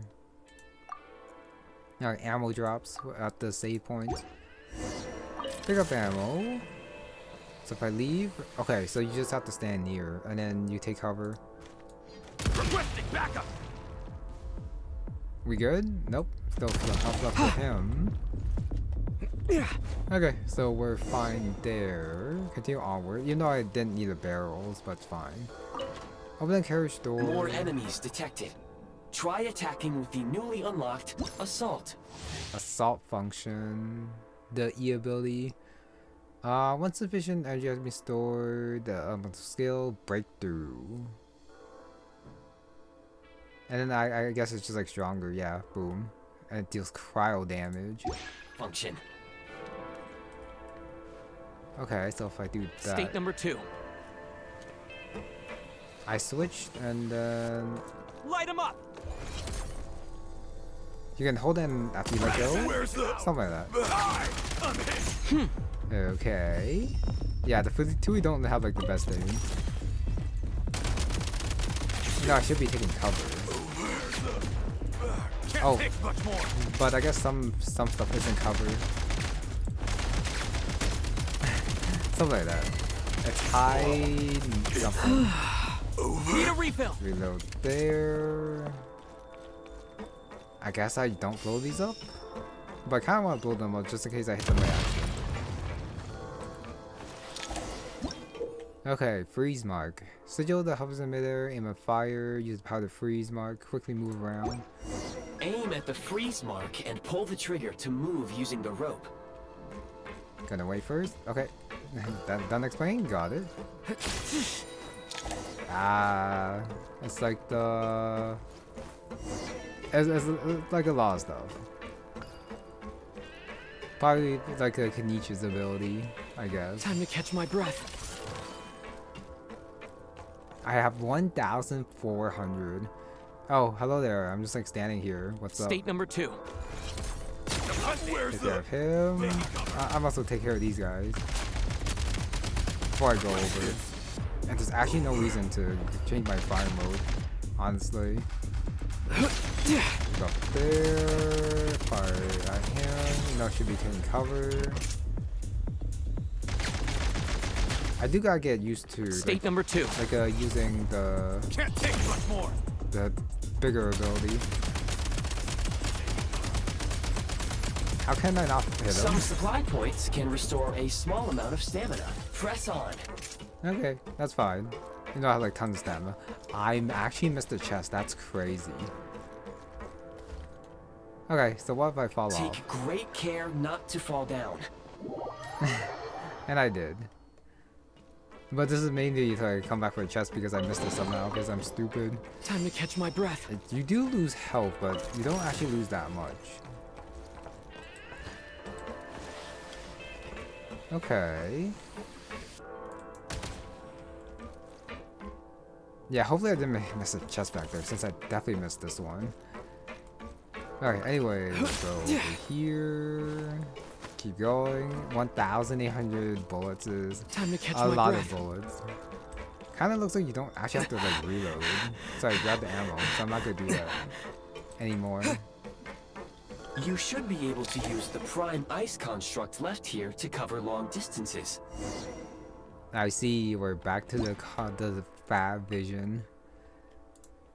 Okay. Fab Vision, so we construct the...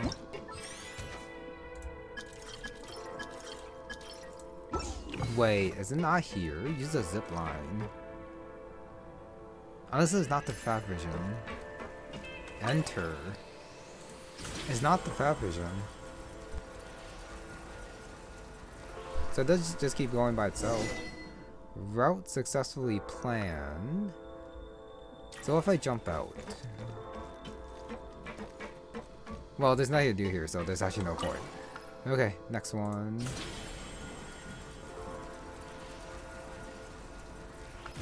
Wait. What is that? Oh, it's just a window. I thought that was like a letter or something that I could read. My bad. This goes a little bit slowly. How do we get over there now? I recommend using this grappling gun. Such devices were originally used to secure structures in the Shadow Realm. If you detach the connected hook, the grappling gun will automatically fire a rope to another nearby hook. Okay. So, we just removed this hook, right? That's a lot of stuff that they are telling you to do right now. So how do I remove it? Just shoot at it? Cause damage, fragile items. Oh, and then you pull the door. Something like that. So it's not shooting it. Use Fab mode for this. Got it. Oh, goodbye train. Remove that one, and then we're going to the next one. Oh, not the next one, we're just here. So what happens if I just remove it? If I remove this one, do I go back?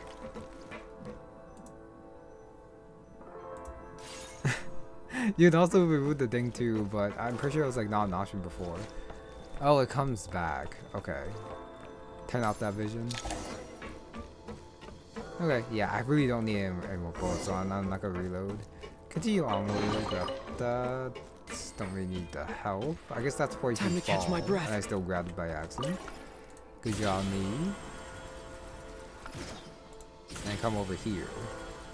Since they are playing a lot of time in Shadow Realm, this is probably not our only time in the Shadow Realm. We probably have to come here a couple times in order to I guess, progress through quests or something.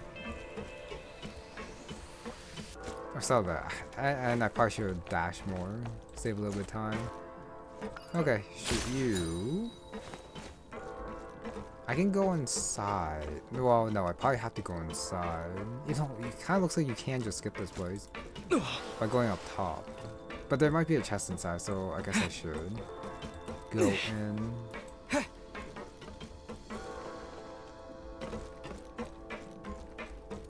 Alright. I was actually supposed to switch over. Change of tactics. And then I used that. Oh, I didn't try long enough, really. So headshots don't actually do anything, so I guess you should just aim for body shots here. Yeah. Sprint at the prime ice launcher to reach high places with ease. Okay, launching platform. Maybe it works on certain targets as well, but first gotta dash. Okay, meet up top. Nice. Get in the cover. Oh, I gotta reload. Okay, so we're good there. Yeah. Fall over. It's pretty smooth. Going from cover to like Usable vaulting. munitions detected. Frag crystal. Okay, obtain the construction blueprint. 500 another achievement. AOE electro periodically.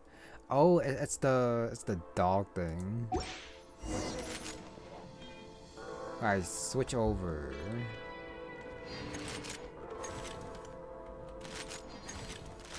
Kinda looks like I had more than just the electro, but I guess it is just the electro. Try this. Press the advantage. Did I miss? Nice. Kinda feels like I missed. Did I not defeat all of them? Frag out. And it keeps going. Fall back. Why is this guy just like standing there? Okay, but you basically got like infinite health here, so you really shouldn't lose here, even if you take a couple shots. But ideally, I think you drop down and take that cover. Okay, but anyways, moving on.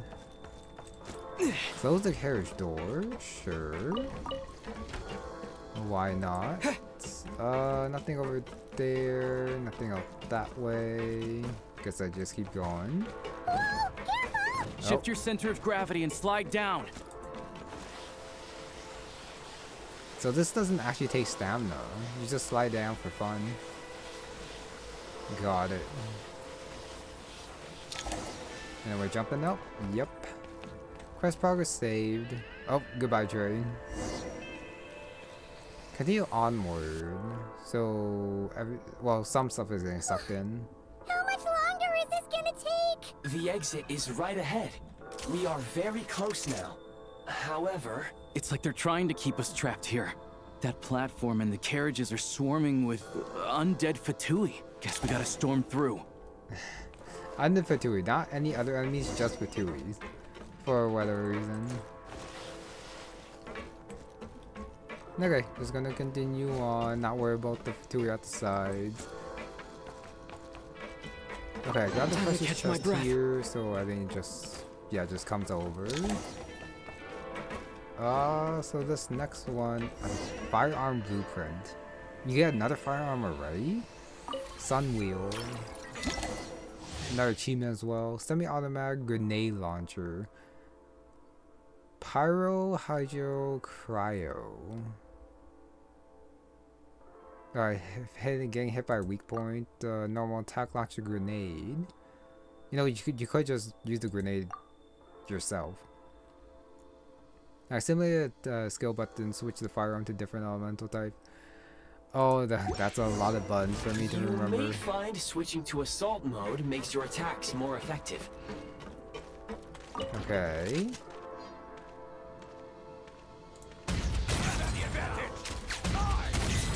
Say hello to my little friends.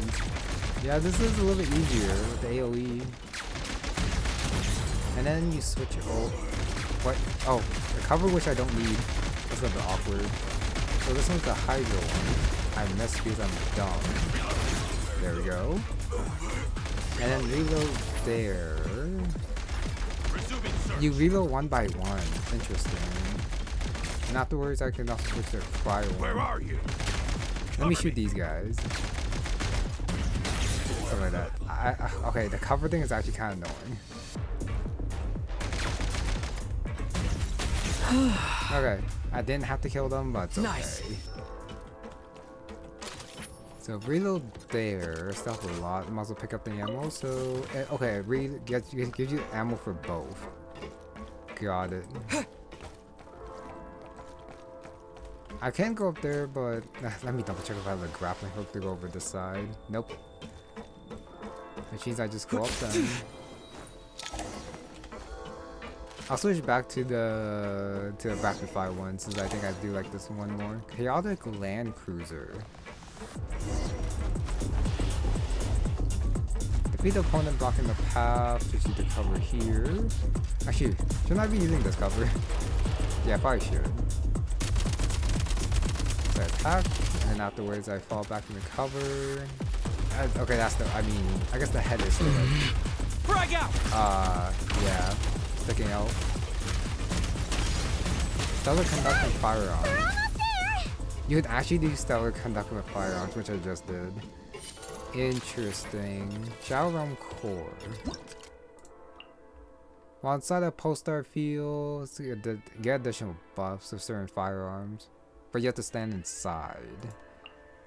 Okay, it's only in the Shadow Realm. Destroy or remove it, cause the mini Shadow Realm to disappear. Got it.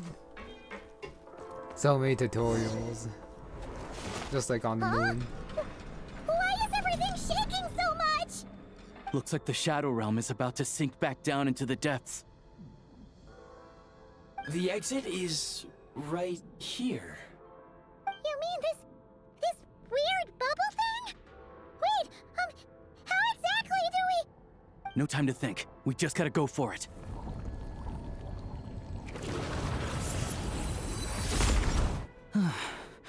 Looks like I was right.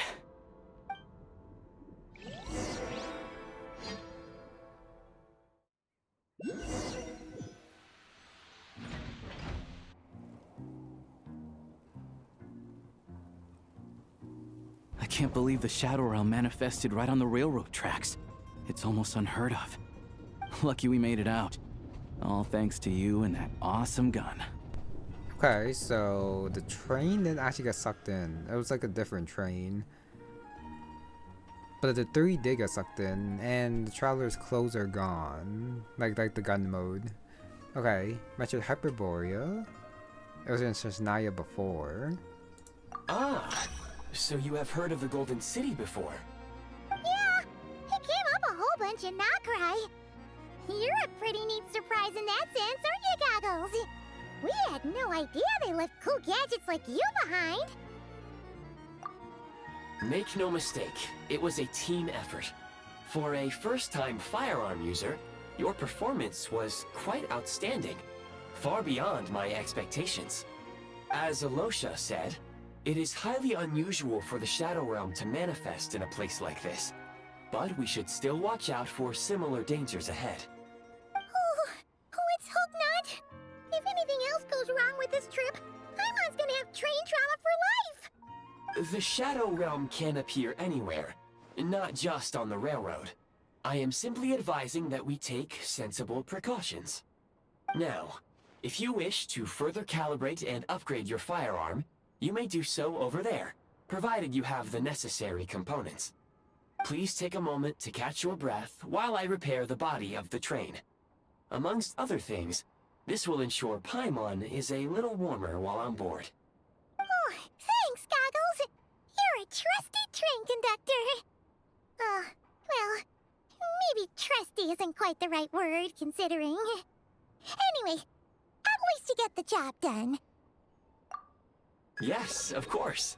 And just like the Eye of Grey, I am sure it will be a great asset to you in your future adventures. If not the trustiest, then it will at least get the job done. Let's get some fresh air while the Eye of Grey fixes the train. Yeah, sure. Paimon wants to forget all about the Shadow Realm. It was so creepy in there. Stretching her legs might help take her mind off things.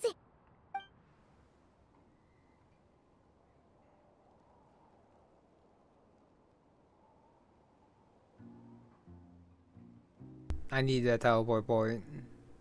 It's so quiet here for a train station. Not a person in sight. Just abandoned houses. I'm pretty sure Snezhnaya was not an option to go to.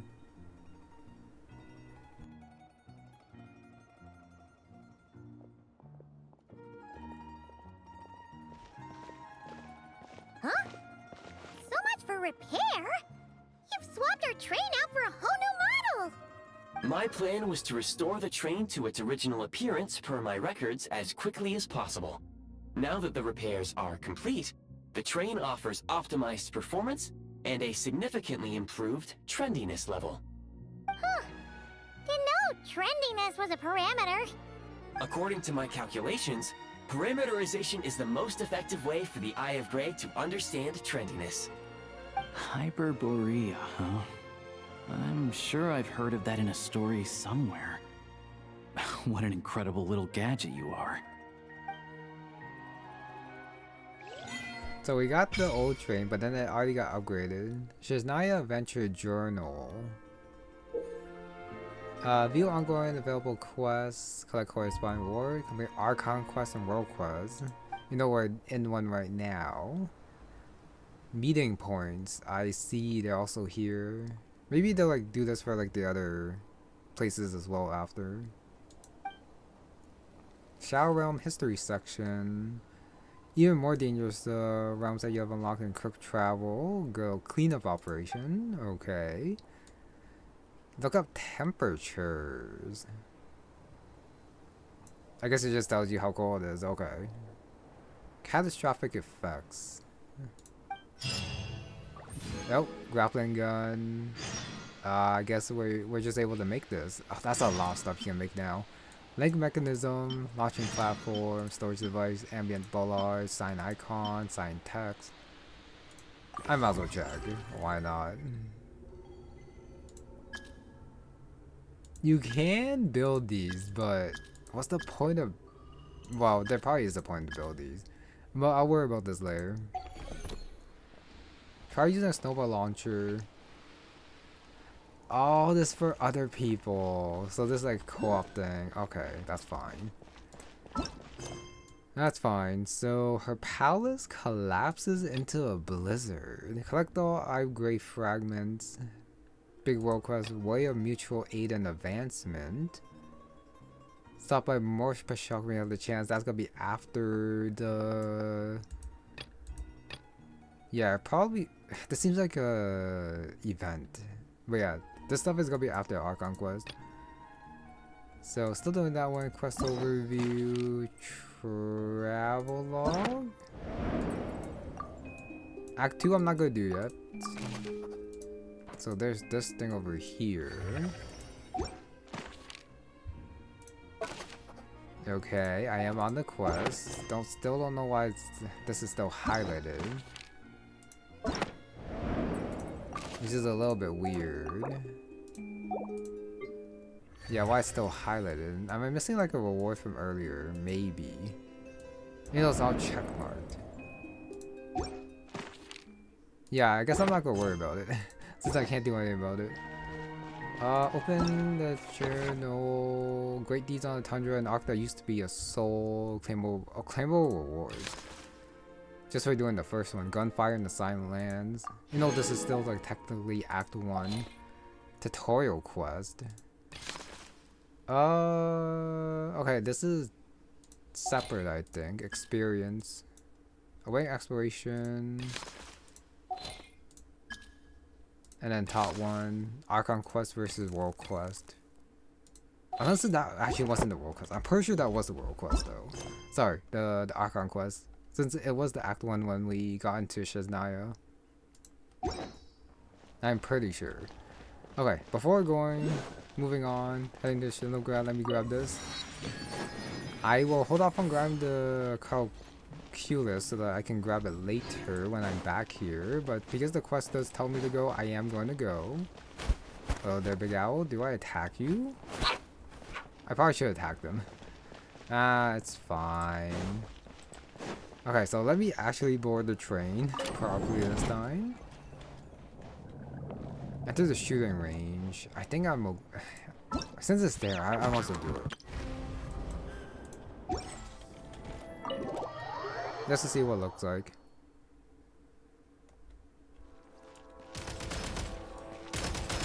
So how do you upgrade? Go to Rankova Shoya. Gotta recharge! Alright, you reload, start challenge. What challenge? Why is there a challenge here? 18 targets.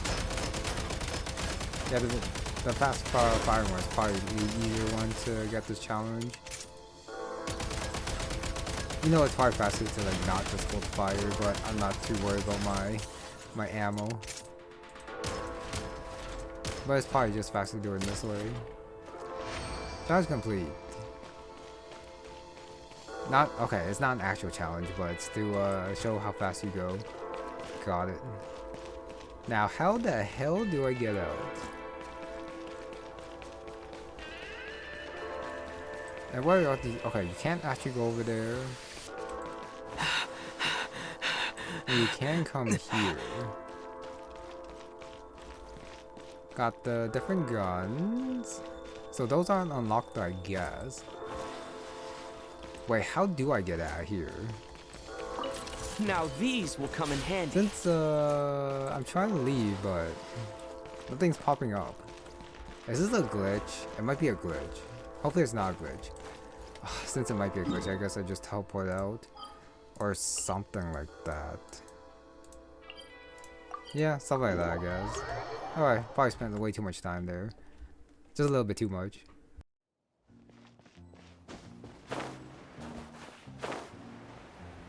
Really? I gotta call the train?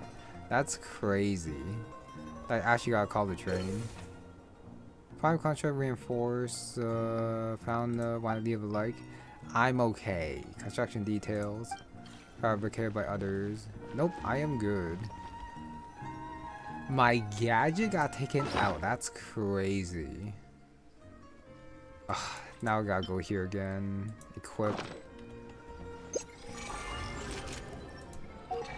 Okay, so I equipped it. I forget how I call the train again.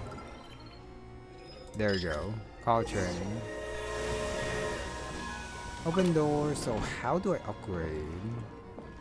You can craft in here. I see. Wait, what? Shadow Realm Analyzer. Okay, you analyze Shadow Wing drops. 303 stamina. Oh, it goes up by 40. And max 400. Okay. Not quite sure how to like get those, but that's probably like from fighting the Shadow Realm. Probably. Okay, now I'm ready to go. Let's go. Snezhnograd.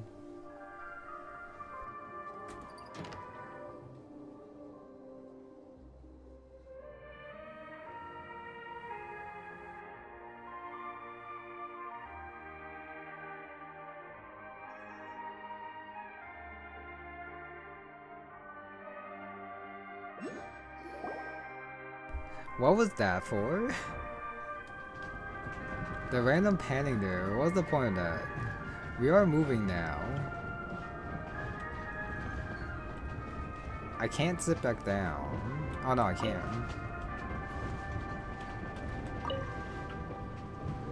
So, what's up? They really had to build the railroad over a canyon, huh? You might want to avoid looking down if you're afraid of heights.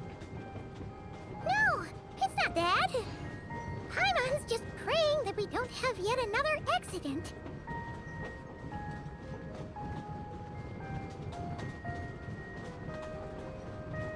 Yeah, I don't really have much to say here. It's just we're traveling on train. That's about it. That mountain is breathtaking.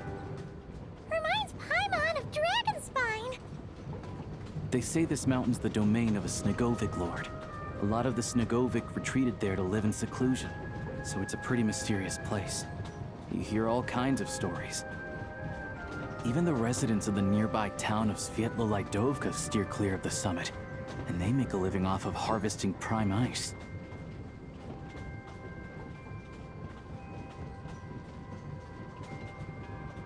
Look, Snezhnograd's just up ahead. Rather than Snezhnaya, there's a giant monster tied down by ice wires. That looks pretty intimidating. I guess we're gonna ignore that. I guess. Okay, so where's the statue for Snezhnaya? Central Station. Got an arrow. Thanks. Seems like a lot of people. I mean, I guess this is the capital, so there would be a lot of people. I am very surprised they didn't have like a giant pan over Snezhnaya, even though they did it at the station, but like a bigger one for here. I am very surprised they didn't do that. Okay, cannot talk to those two, so it's time to get closed door on. Great.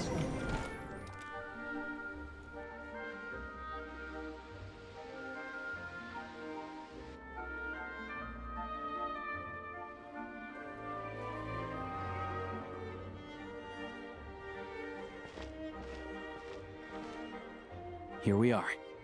Welcome to Snezhnaya train station, the biggest transport hub in the nation. Wow! It's so majestic! Just flying from one side to the other would probably leave Paimon out of breath! It's built for maximum efficiency, but yes, transferring trains here can be a little tiring. In the future, you can use this train station to travel anywhere you want in Snezhnaya. For now, though, come with me. Let's get Paimon checked out. This way. There's a lift car that goes straight to Sapoliarni. It says to use a train station. Oh no, it's to get the teleport points easier. But yeah, I don't think there's a reason to use the train after you get the teleport points, but using the train stations is probably a lot faster than just walking. You know, like, you still might want to like explore the points in between by walking, but if you just want to like get to a new place and grab the teleport points, definitely faster. Same with the statues, to just use the train stations if it's unlocked, of course. Alright, Central Railway Hub. So where do I need to go? I'll go to the elevator. Yeah, there were people down there to talk to, but I'll talk to them later. Look! Look! They have really funny looking heads! Really, Paimon? And those ones are about the same height as Paimon! But it looks like they can't fly! Those would be Volkudlak and Domovoy. You'll also see the winged Vila and the snowborn Snegovic amongst others. No wonder! We'd heard that Snezhnaya used to be the realm of the Fae. Paimon can really see it now. I don't remember they mentioned how many Fae races there are. I don't think it was 7. Even though that was like the first number that like popped in my mind. Also, I guess here.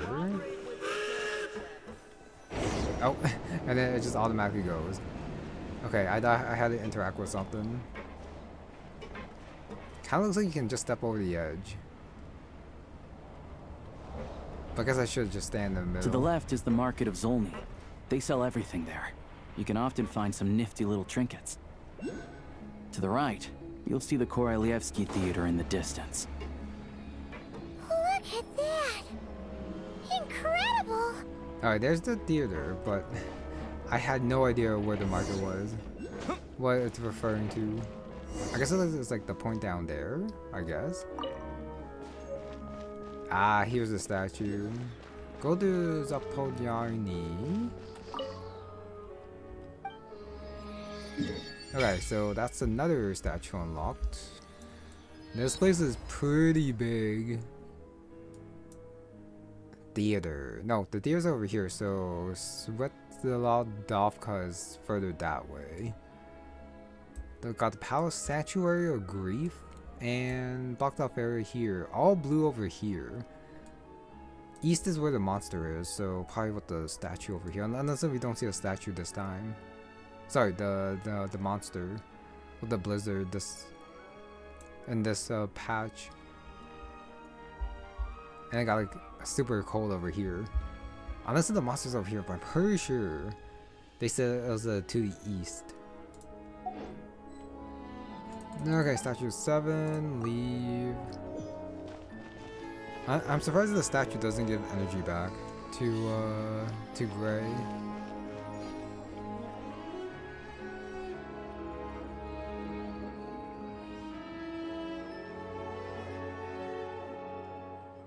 Big crystal in the middle.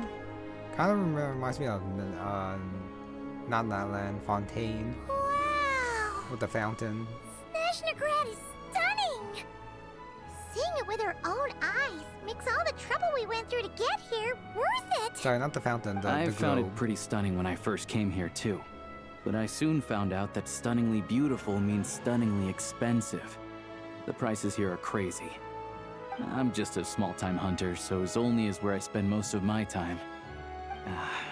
This way will take us to Podvorier restaurant. They offer food and lodging there, so you can get settled in while I fetch the doctor. Is that gonna be stunningly expensive too? Yeah, I mean, there are places to stay in Zolny, but I highly doubt they'd meet your standards. Most of the stoves are out of crystal, the windows are drafty, and at night, four-legged roommates come out to play, sharpening their claws on the roof beams and floorboards. Yep, no way! Not a chance Paimon's staying anywhere like that. Maybe we can split the cost of the room between us? Paimon still has some savings left. It is a little bit weird that Paimon would be saying that since she does camp with the traveler outside. So she should be used to it. Fine then. It's your treat. Paimon will save her money for buying a nice little cake. Don't worry, you'll get some too. I'm glad to see you've perked up. If you find yourselves in the mood for some sightseeing later, there's a few places around here worth seeing.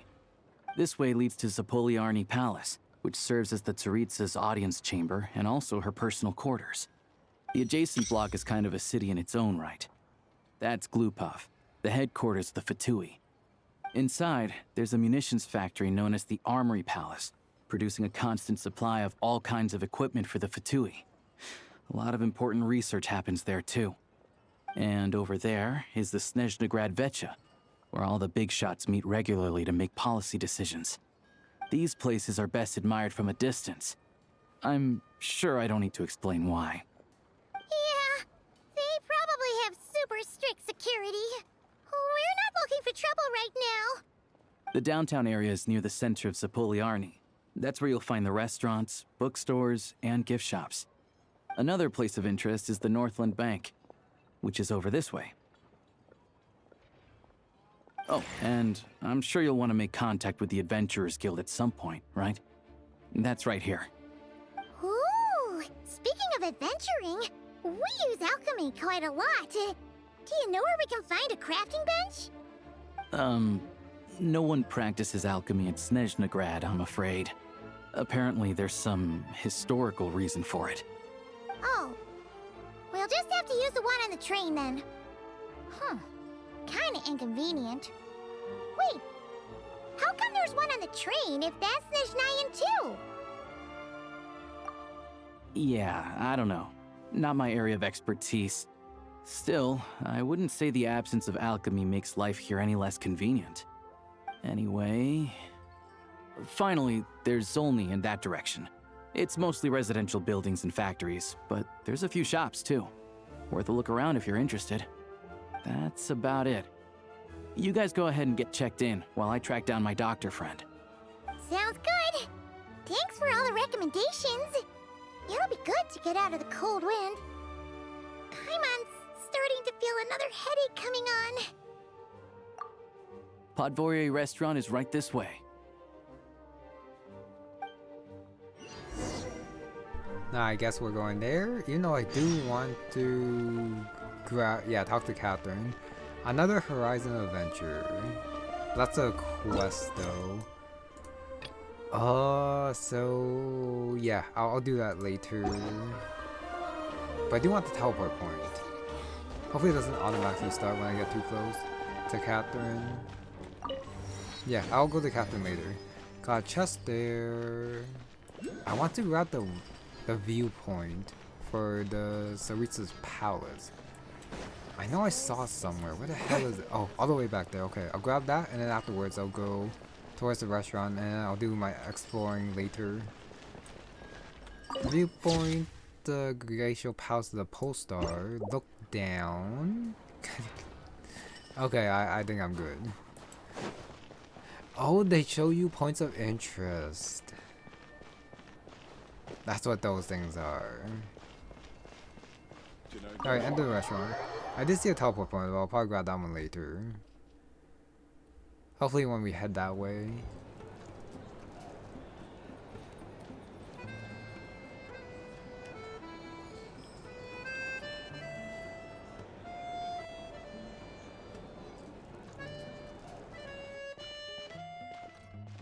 Looks like you get what you pay for, huh? Paimon likes this room a lot. Yeah, much better now that we're out of the cold. Oh, thanks for taking such good care of Paimon. Honestly, she feels kind of bad for throwing a wrench in the works. If this were anywhere else, we'd be out investigating and adventuring by now. But instead, we're stuck here waiting for a doctor. You're right. No need to push ourselves too hard for no reason. A lot happened on our way into the city. Let's review what we've learned so far and try to figure out what to do next. Obviously, the million-more question is, what is this Tsaritsa planning? Everything else leads back to that. Sure was. And so far, we've learned that in addition to the 7 Gnosis, her plan also requires a ton of energy. But we won't get to see her anytime soon. Alyosha said that she went east to fight that big monster. It must be a pretty powerful one if it can blanket the whole of Snezhnaya in a snowstorm this awful. To be honest, what we're really lacking right now is information. The kind of information that only the higher-ups in the government would know. Not word on the street type of info. Paimon can think of a few people who might be able to help us. But... Right! And when we left Nocrai, Snezhnaya specifically left a message reminding us which side we're on. So... it's unlikely they'd tell us anything confidential about the Tsaritsa's grand plan. Yeah, fair point. Besides, that Gloop-off place is right nearby. We've got nothing to lose, so it'll be a waste not to go. There's gotta be someone there willing to talk to us, right? Maybe Arlecchino or Centrone? Or possibly Tartaglia. But it's unlikely we could sweet-talk Arlecchino, let alone Centrone. She basically told us to stay in our lane already. Yeah, the last time was all the way back in Fontaine, right? Too bad we missed him in Nocrai. Apparently, he came to help out. Hello. Is there a traveler and Paimon in there? That's Alyosha! Come in! Hello, I'm Dr. Luneva. Alyosha mentioned that one of you is feeling a little under the weather. I see. So you're my patient today, yes? And you're Fae, I presume? Good question. Paimon's not too sure either, but she's definitely not the same kind of Fae as the ones we saw at the train station. Is that gonna be an issue? Not exactly. It's just, I'm used to treating human patients. Fae tend to be far more resilient than even the healthiest and most long-lived of humans. But don't worry, I do have some experience treating Fae. I've even diagnosed plenty of cats and dogs in my time. Safe to say, I have a fairly eclectic range of expertise. It'll be fine. Paimon's basically the same as a human, right? We're no different when it comes down to it, are we? More like you don't eat enough. The more talking you do, the more you need to eat.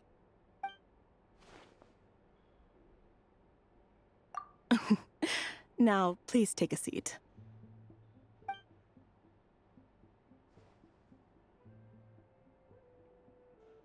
Okay, Vital signs are good. Test results are all within normal ranges. I don't think it's anything serious. More than likely, you've just caught a cold. I can give you some medicine to tide you over, but as long as you rest properly for the next couple of days, you should feel better. Make sure to keep an eye on your temperature, though. If you find yourself with a persistent low-grade fever, or if your symptoms don't improve, just contact me again. Sounds like there's no cause for alarm. Thank you, Doctor. You're very welcome. Just doing my job. I'll leave you in peace now. Time to visit my next patients. Take care. You heard the doctor. Best you rest up here for a couple days. No sightseeing for the time being. Alright then. Guess we've got no choice. Let's just treat it as a short vacation. I have to get back to it. If you need anything else from the doctor or me, go to the Hunter Trade Station in Zolny. The boss there knows how to reach me. Hey, no big deal. You saved my life in the Shadow Realm. This is the least I could do. See you around.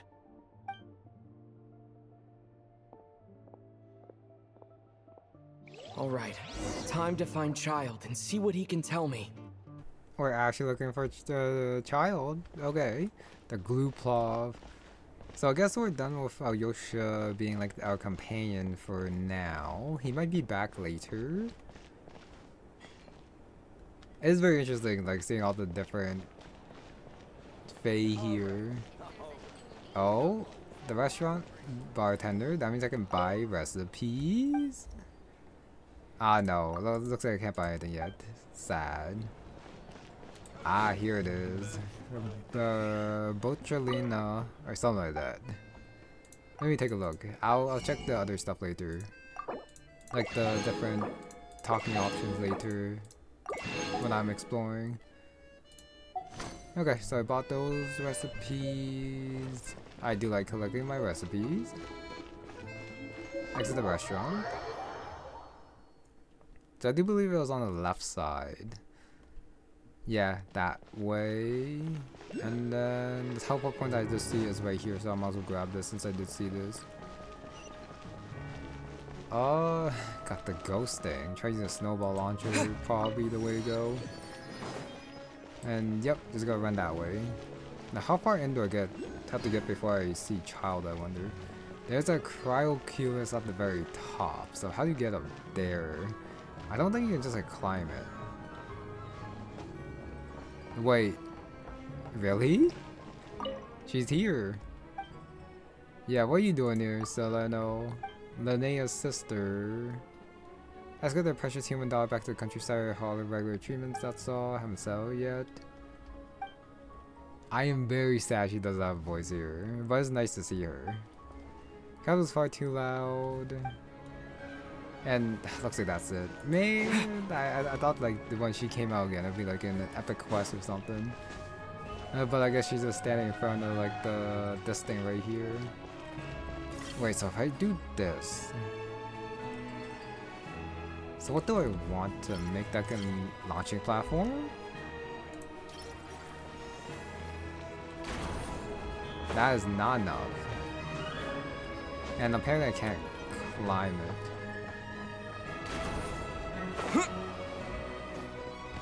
Alright, let me get rid of this guy. Grappling gun, a link mechanism. Probably not the other ones. Is there... grappling gun? But of course you do gotta like build a second one. And you can't build up there. Sorry, I'm just trying to like find a good way to actually like get all the way up there. Link mechanism.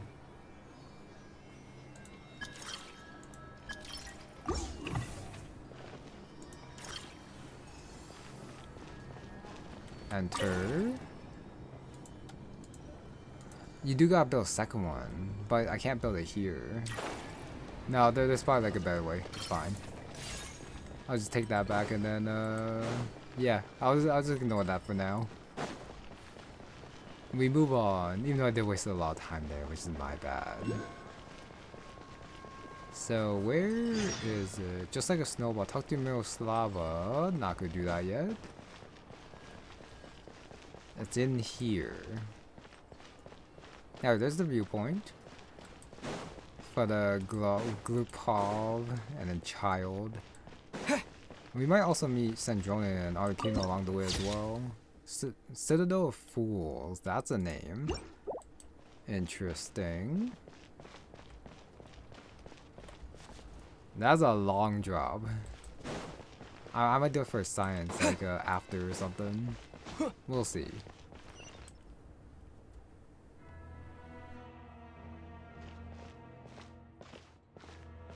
Hold on. Please display your invitation letter or permit.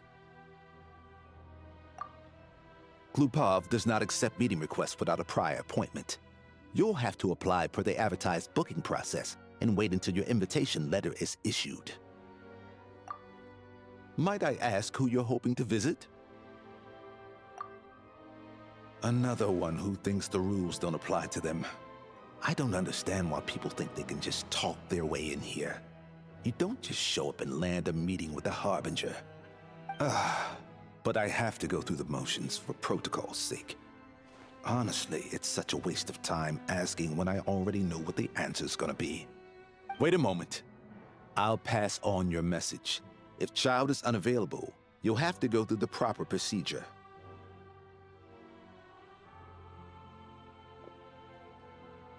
Not gonna ask who's giving the message? Really? Lord Child is a busy man. He's probably not in Glupov at the present. If I were you, I'd cut your losses. No point waiting any longer.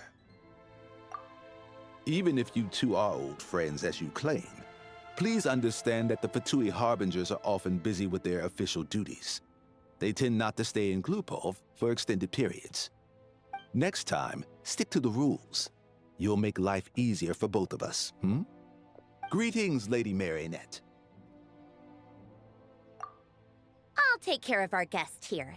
It's his first time in Snezhnaya, so it's no surprise that he doesn't know the rules yet. I trust no choice words have been exchanged. No misunderstandings I should be aware of. No, Lady Marionette. No incidents to report. Whew, that was a close call. Good thing I played it cool. Is that right? Good to know. Wait, where's Paimon? Under the weather? That's hard to imagine. She's always buzzing with energy. I take it she's still adapting to the climate. Happens to a lot of people. It's even colder here than in Nodcry. Has she seen a doctor? I can get you one if you need. Wait a sec, that's a he? It's a he? Really? Alright then. Well, let me know if you run into any other problems. Why else? I was just about to sit down for some much-needed tea time when I heard that an old friend of Tartaglia's had shown up outside. No appointment, nothing.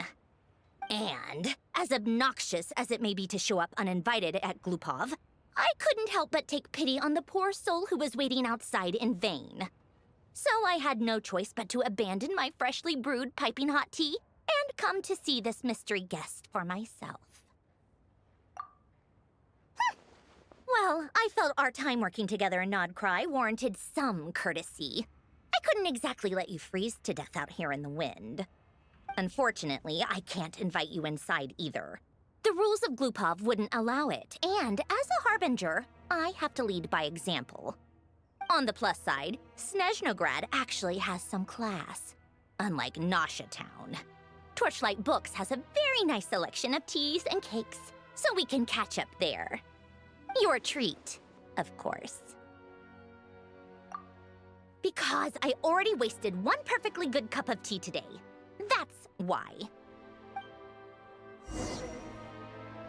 So I guess we came looking for... Wait, I can still move in though.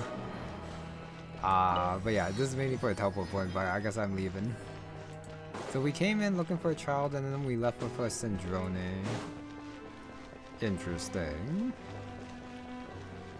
Wait, why am I running? When I do have the teleport point, which is why I did grab it, to make things faster.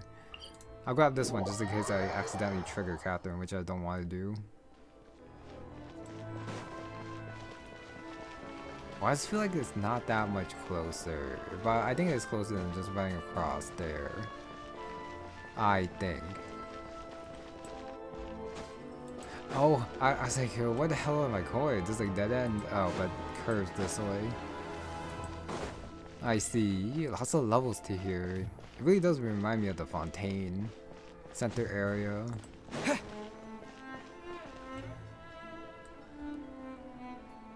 I've ordered for the both of us. No objections, I assume. I'm sure you trust my taste. Okay, let's get down to business. I'm guessing you don't actually have any urgent business with Tartaglia, per se. You just want information, right? Wanna take a guess? Of course you'd say that. You shouldn't underestimate Counselor Tartaglia, you know. That's right. I'm sure you've heard of the Snezhnaya VII by now. Well, he's busy preparing some paperwork for their next meeting. They'll be discussing yet another extension to Project Stuzha. It's basically all anyone cares about in the VII these days. Yeah, he's more of the shoot first, ask questions later sort, isn't he? It all started with a very detailed letter that Capitano left for the jester, Piero, before leaving for Natlan. In that letter, he detailed the future arrangements for his subordinates. All of his key people were reassigned to Tartaglia. I guess he'd already prepared to leave us for good all the way back then. But Piero didn't reveal the contents of the letter until the events in Natlan had concluded. That was his reaction, too. Why me? With a bewildered look on his face. He'd always assumed Capitano looked down on him. He was a man who kept his thoughts to himself and barely spoke to him the whole time they'd known each other. But he occasionally brought Tartaglia along to my tea parties back in the day. So to the rest of us, it was clear that Capitano had quite a lot of respect for his young comrade. By the rest of us, I mean my tea party regulars. Arlecchino, Rosaline, and... actually, not Columbina. She was probably oblivious to it. Anyway, then the Liu-S situation happened. Normally, it took a lot to get under Capitano's skin, but that time he was furious. It's not really my place to talk about it, though. You can ask Tartaglia about it sometime. Basically, Tartaglia probably had the wrong idea about Capitano all along, right up until Piero revealed the letter he'd left behind. Capitano believed that despite Tartaglia's immaturity, he showed great potential. Plus, he possessed a kind of purity rarely seen among members of the Fatui. Huh. Capitano's actually angry about Liu. Interesting. Yeah, it's one of the few things that I'd agree those two have in common. But there's one other reason why Capitano chose Tartaglia to assume command of his troops. He knew that after he was gone, several of the others would swoop in on his army like vultures. With the ones who stood to benefit the most being the rooster Pulcinella and Regrator Pantalone. Once they divided Capitano's troops between them, they'd be more powerful than ever. No one would be able to stop them. So, you can see why Capitano chose to hand that letter to Piero, right? Exactly. Piero also needed to back a harbinger as soon as possible. And, all things considered, Tartaglia was the best choice. Even though Tartaglia has had the support of Northland Bank for a long time, he and Pantalone are ultimately not cut from the same cloth. I'd say Capitano made a good judgment call. Anyone else caught in this situation would probably feel like they'd been hung out to dry. His best course of action will be to distance himself from any shady business, while still maintaining friendly relations with Pantalone, but seeking Pulcinella's support at the same time. What What's the point in having a tea party if you don't spill a little tea? Besides, none of this is confidential anyway. Ask any journalist out there. They'll give you all the lurid details. You'll see it firsthand if you ever sit in on a session of the Snezhnaya Betcha. All the factional strife, whether open or unspoken, it plays out for all to see in that one little room. Having a voice in a Vetcha is the only way to steer policies in your favor. So, every person in that room represents a particular interest group. Pantalone, for instance, represents the financial sector, and Tartaglia represents the Fatui soldiers. Personally, I have no interest in political jousting. But since I have a number of engineers and researchers under my command, I have to make their voices heard. Then there's Pulcinella, the linchpin of the Vetcha. He represents politics itself. Everything involves him, so nothing can bypass him. Any issue that comes up, he knows how to mediate. That's what the Tsaritsa values most about him. I'm starting to see why everyone is so frustrated with the way things are, but also powerless to change it. A complex web of interests connects all parties involved, and the Tsaritsa sitting at the top adds another layer of complexity. It must be nearly impossible to come up with a perfect solution. All right, I'm done carrying this conversation. Time for you to answer a question of mine. You must have known that you can get the info you needed from me. So why was Tartaglia the first person you asked to see and not me? I'm pretty sure they already discussed this, but Charles is probably like the easiest to talk to. Was Snezhnaya with, well, Paimon and Travis still, I guess, have the wrong idea about Snezhnaya with their conversation with Combi at the very beginning. So probably not likely he'll say that, you know, I am interested in this response. I just don't understand, that's all. Anyway, do I really need a reason? Wait. Oh, I think I know what it is.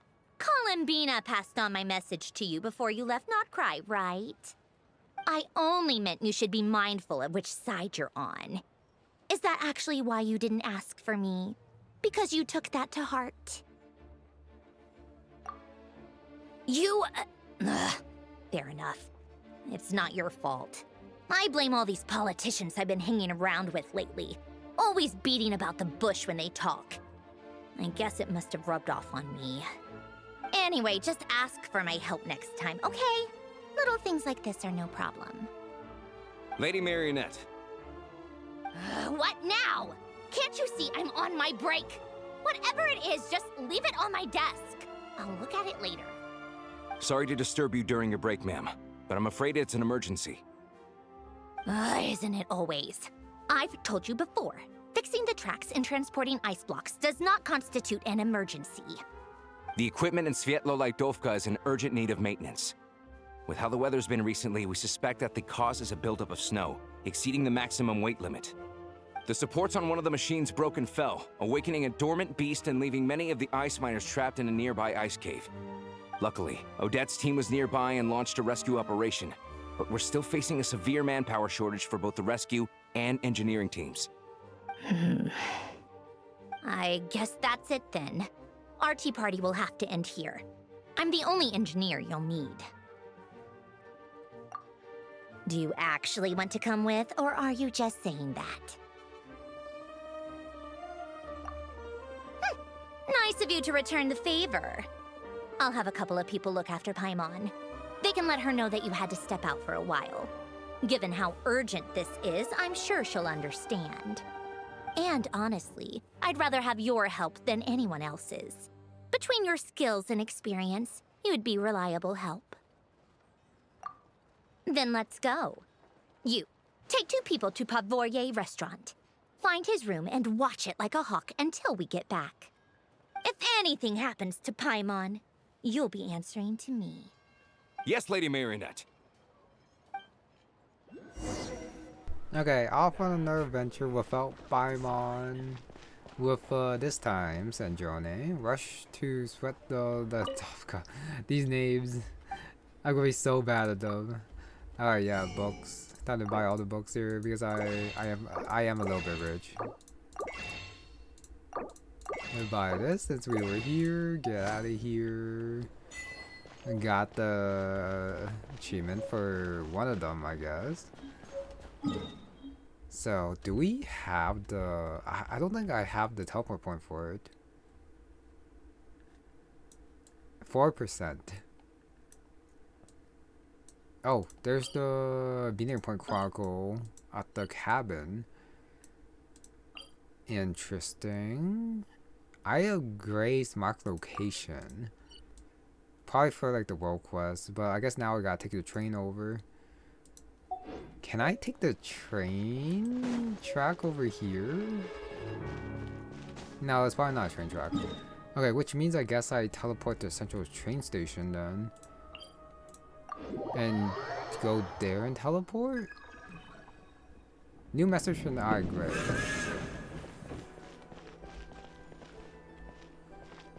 Wait, okay, so you call the train here. It's actually very useful that they do mark this. So I put that. Sorry, I still gotta get used to this. Okay, so after some time, the train arrived.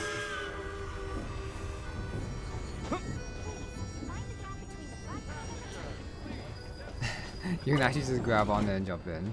Cool. Okay, so activate navigation.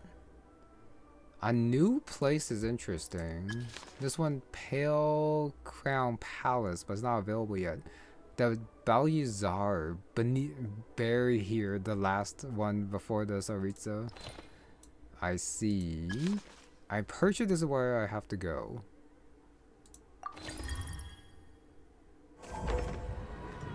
And we are going. It doesn't instantly go there. It does take time.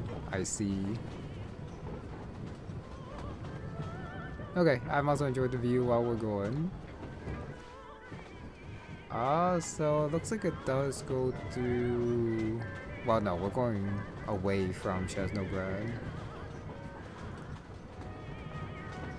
I mean, it doesn't go smoothly. It does kind of teleport on the small mini-map, but I guess that's fine. Yeah, there's that beast that we saw earlier. I don't think that's the one that is recently fighting. You know, it does look pretty big. Unless that does count as east. But I think that's way too close. But yeah, that thing actually looks pretty cool. On the other side, we have the mountain range, which is a little bit closer. Imagine if I actually chose the wrong place. That would be a little bit awkward. Hopefully I didn't choose the wrong place. So just gonna, I guess, go wrap around back or something. Imagine if I had like run all the way here. That would have been a little bit annoying. So I can't open the carriage door, and then I could probably jump out early. Yeah, you can probably jump out early. But I'll just wait until the destination since I'm on here anyways. Crowd Killer Stair. Actually no. Yeah, I think that was a Crowd Killer.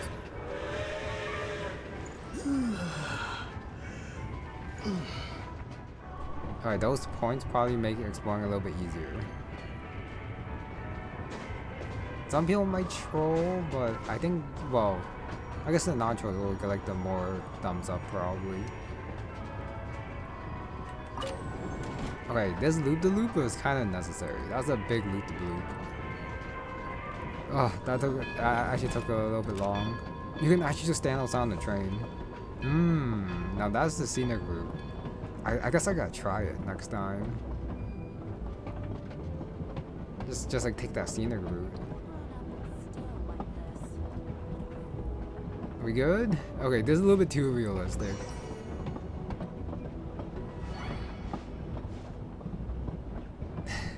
This guy just staring as we pass by. That's kind of funny. Okay, it finally stopped. Like I said, I could have jumped out earlier, but that's fine. Gotta get that authentic experience, I guess. That's still faster than just like running. Sensei is here. Is on the way. I'm gonna pick it up. Paimon should not be here right now. Some kind of invite is an invitation. Pavlina, Grand Duchess, inviting, attend a wedding. Ceremony, might be how the House of Hess something, Snowy Mountain. Hesperides, Sovereign who ruled over Snegovic, probably in the past, Pavlina. Princess of the Snegorovka, had her goggles passed due. Check out this prince's wedding. Nope, that is for later. Get me out of here. That's for later. Necrox shop. Let me see if I can buy anything for you. Nope. Okay. I shall. I do want the Cryoculuses. I do believe this one is on top. Wait, I can't grab that hat? This is crazy. I actually can't grab the hat. I thought I could. But I guess I can't. I mean, that's fine. Alright, anyways, this one I want the launch pad. Confirm. And then place you there. There we go. Snowball launcher. I'm okay. Oh, there's stairs. I did not see the stairs. So that's how you get this calculus. Okay, so that I don't like leaving this stuff here, so I am just gonna take it away. Alright, next is this viewpoint to this calculus. You know I missed one in the back. Prime ice excavation site. Oh yeah, because of ice miners and all that. So where's the one that I missed over here? Dig spot?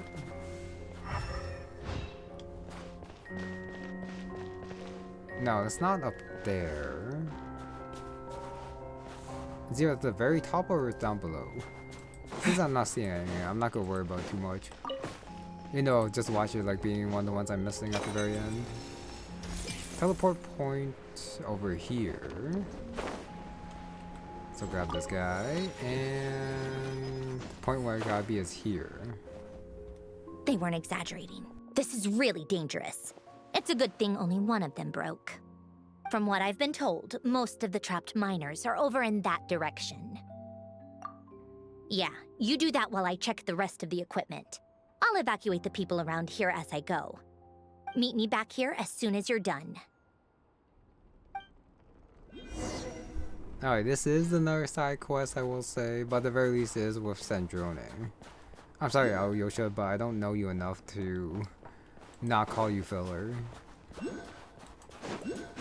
So I guess I'll grab this thing. Oh, art exhibition orders. Nope, I gotta ignore that. I gotta focus on the quest, so I guess I do just jump. Wait. Am I supposed to jump down? It says down, but I can't actually tell if it's actually down. Oh, it is. Okay. So I go all the way down here. Grab that. Cave area. I have to be getting close. Don't go any further. Nope, someone new. New character. It's too dangerous here. There's a highly aggressive monster on the prowl. You need to leave, now. Ah, I see. You're the backup from Snezhnagrad. Well, I'm Odette. Good to meet you. Ah, so this is Odette. She was the first member of the VII on the scene. There are 5 people trapped in the cave. Monster type is unknown, and so is its location. Let's go. Every second counts.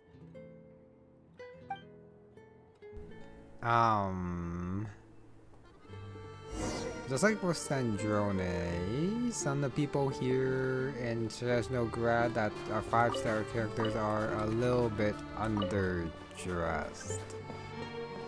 Especially when some people, you know, are back in the first town, needed the crystals to survive, and it was very cold without it, but I guess these two are fine. Well, Snezhnaya is like a robot, so she's fine, but Odette, on the other hand... But business decisions are business decisions, and gotta accept it, even though it does look weird. Something's moving. Something's moving. You know, that was just a flickering light, but sure. Let's go further in. This must be the monster's shadow. Looks like a tough opponent. Rather than monster, kind of sounds more like a ghost. I'm Electro Traveler for some reason. We're still dead. Starlight Prism. Certain places in Snezhnaya Starlight Prism will also generate Prism Mirage. So what do they actually do? Oh, other travelers' worlds. Post-star field. Higher grade will not lose any energy. It's below 30%. Get restored, and constructs will gain buffs. Cool. And then the other stuff here, which I'm pretty sure I haven't done the workbench though, since I haven't upgraded. Yeah, the rest are fine. Got the spinning attack. Crystalline Adagio. Probably overkill for slimes, but that's okay. Yeah, I couldn't really use the Electro Traveler there since they were Electro Slimes. Stay back! Pavshoka. Monster. Continue deeper in the cave. Okay, back to Odette. Let's begin. Sword user apparently. I lost health somehow. Alright, pretty easy kill there. Now what? I guess we just move on. Activate. Get 100%. I have no idea what that 6 means. Down there. Activate that. So I guess I'm jumping down. Okay, so we're down here now. I don't see any chests back there, so I'm moving forward. I see them. They're right behind the monster. The monster seems very agitated. It could attack at any moment. Let's make the first move. Okay, defeat the monster, rescue trap people. Also, let's see, Electro as well. Ice Marauder. Slow their actions down with Electro. Bellowing thunder! Sure. Walks of the snowflakes. Together. I have no idea what the skill does. I'm just kind of spamming. And charge attack. Let's see charge attack. I can't tell what it actually does, so I'm just gonna randomly attack you. Action, skill, and it's a burst. Or not, because that took care of it without the burst. Oh, thank you for saving us. We'd have been monster fodder otherwise. Thank you.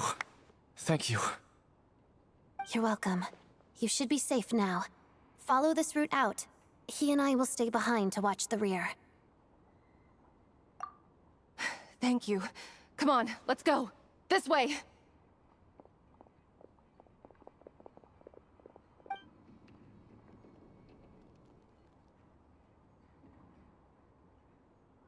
I've searched the area. Pretty sure the monster made a tactical retreat. Yeah, but with us here, it won't be coming back anytime soon. It may be small, but don't be fooled. It's a ferocious beast. People are just food in its eyes. It's lucky we got here when we did. The trapped miners have been successfully evacuated. Time for us to leave. Wait, this place. There's something unusual about it.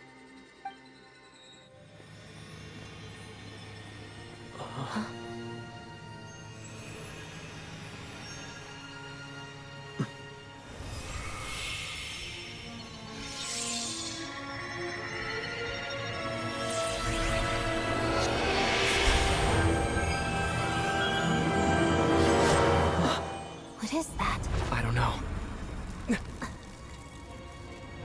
It's back? Guess it has family.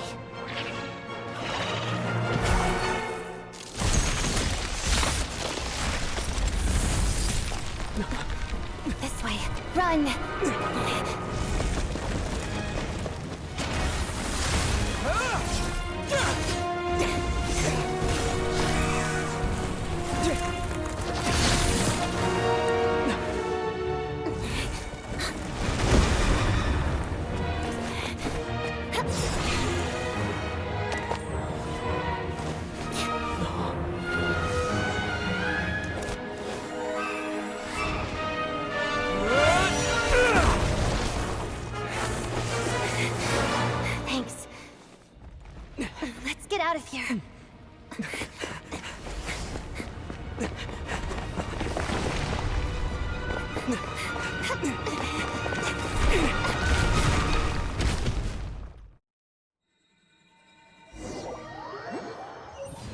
Okay. Was that really necessary?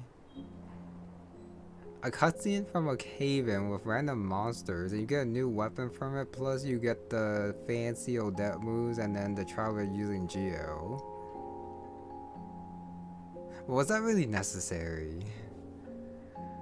That's such a random way to get the new weapon. Yeah, I might as well check it out. Why not? Okay, sword, crit rate, base attack, Xi Fanny's blade, Pale Star's the light, and the Voyager's hand. Past era.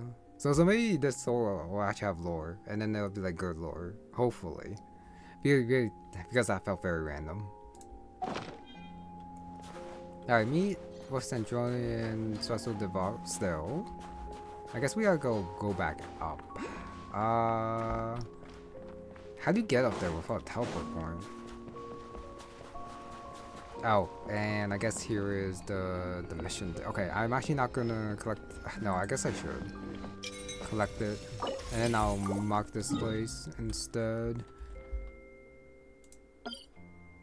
Yeah, I'll mark it instead of just leaving the Cryoculus there. So I guess you just teleport up. There must be an elevator somewhere. There has to be. But it's just faster teleporting.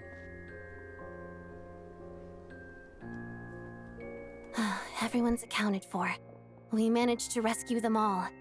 We also placed a sign at the entrance to the cave, warning people to stay away. You really held your own today. I still don't know your name. Don't think I've seen you before. I'll remember the name. All right then. See you around. Hello, Lady Marionette. I hear the rescue operation was a great success. I knew I could count on you. What brings you here, Odette? Here for a performance? No, a Fatui mission. I happened to be nearby and heard the crash. She hasn't introduced herself then. Odette is the prima ballerina of Snezhnograd. She's quite the celebrity. If you ever hear people mention the two crowning jewels of the Korolievsky troupe, they're talking about Odette and the prima donna, Vodianitsa. On top of that, Odette's also a rising Fatui star. It's looking likely she'll inherit the title of the Fair Lady. She learned all her combat skills from Rosaline herself. Used to be one of her most valued subordinates, too. You flatter me, Lady Marionette. If she's Rosaline's protege, that makes me... Never mind. There's no need to bring it up. No point making things awkward. How's progress on your end, Lady Marionette? Equally successful. I finished reinforcing all the equipment. Took me a little longer without Polonia's help. But the outcome is the same, of course. Even if the heavy snowfall summoned by that monster lasts for another 3 months straight, this equipment won't give way. All right, now that we're done here, it's time to get out of this blizzard. That Polonia mentioned, though. Sure, but Snezhnograd will send someone to investigate and draw up a relief plan. And I guess I'll have to write the incident report myself this time, since it involves a mechanical malfunction. First, Pantalone needs to approve the budget, then Pulcinella has to sign off on the plan. Once they've argued it out and reached a compromise, we can move forward. That's the rough process anyway. Could take anywhere from a couple of weeks to a couple of months, depending on how smoothly it goes. Yup, nothing we can do about it. There's a whole stack of incident reports like this back at the office. The snow has eased a little for now, but there's no telling when that will change with that monster still at large. Fuel for heating is in short supply, and relief is weeks away. There's no immediate threat to life, but still. It just feels like there should be a better way. Hey, quit daydreaming. Let's get back to Snezhnograd. When did you get a new sword? I found it in a cave. It handles pretty nicely. You have a strange affinity for secondhand swords. She's also talking about the one in Fontaine that I haven't been able to get all the upgrades for. But yeah, I probably won't be using the new one anytime soon since I do have old reliable over here. There is still like quite a bit to explore here, but just like all the other places, I do gotta do it another time. So back to Snezhnograd we go. I guess this time I do teleport to Captain Teleport Point.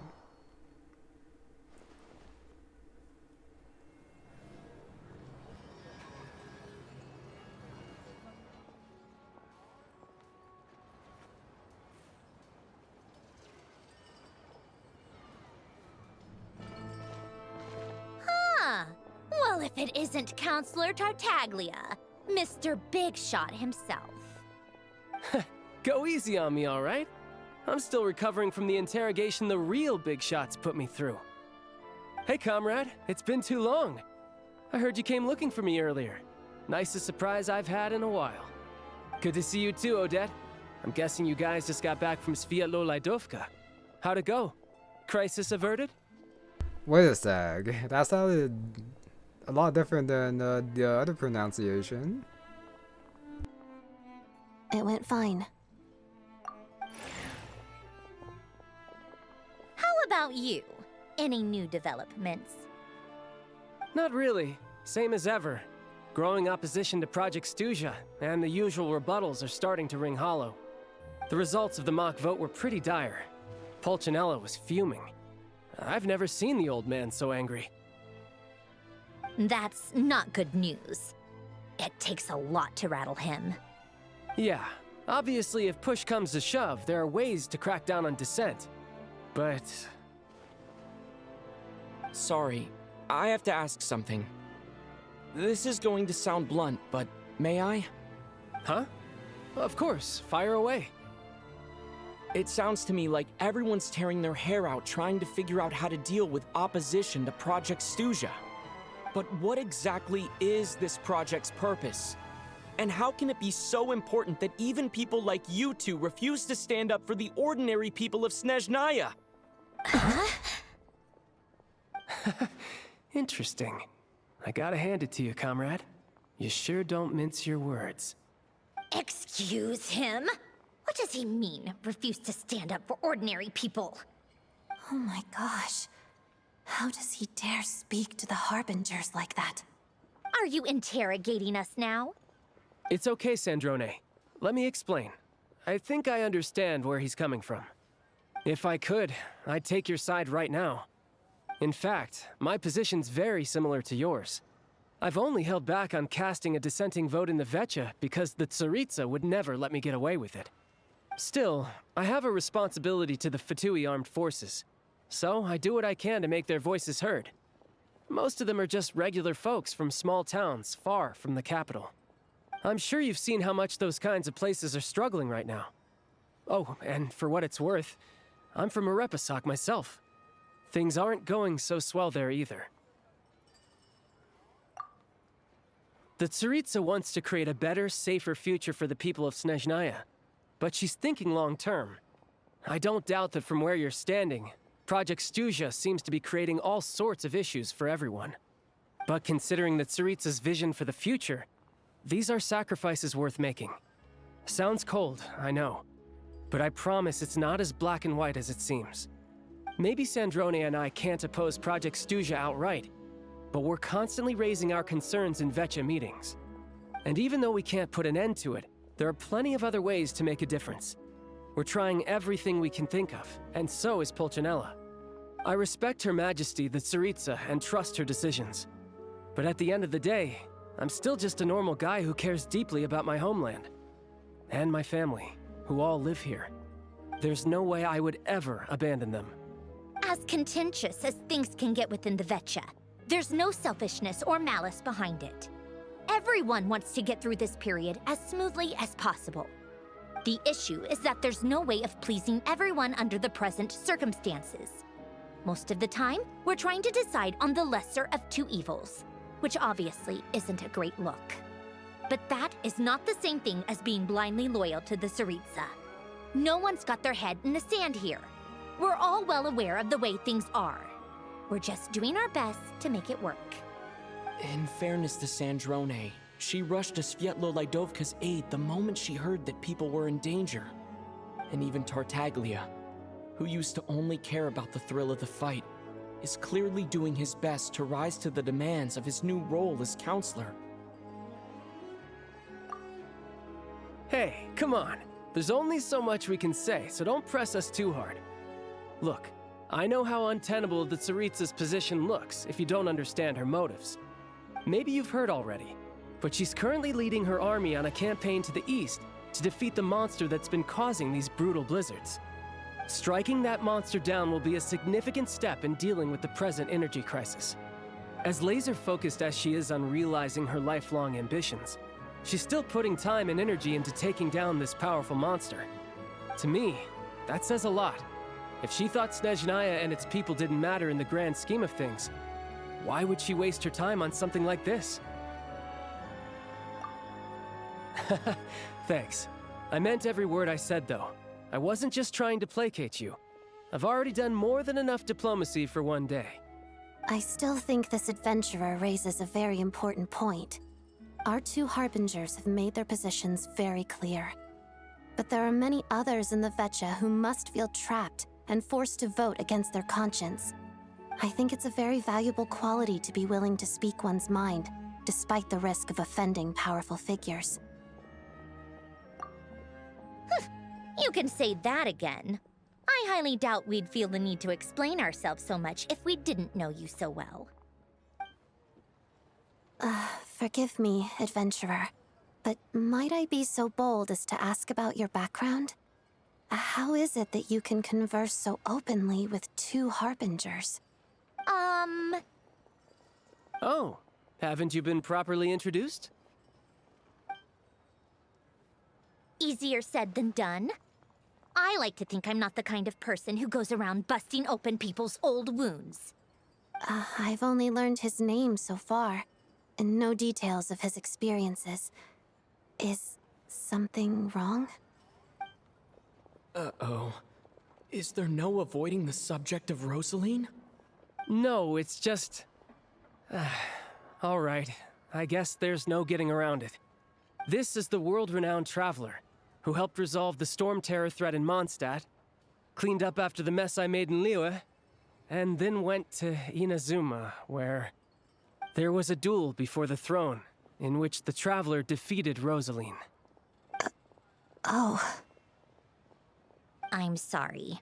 I didn't think you two would be seeing much of each other, so I figured it wasn't worth bringing up. It's fine. It was a long time ago. It's fine. Sorry. I just remembered that we have a rehearsal coming up. Please excuse me. I should get going.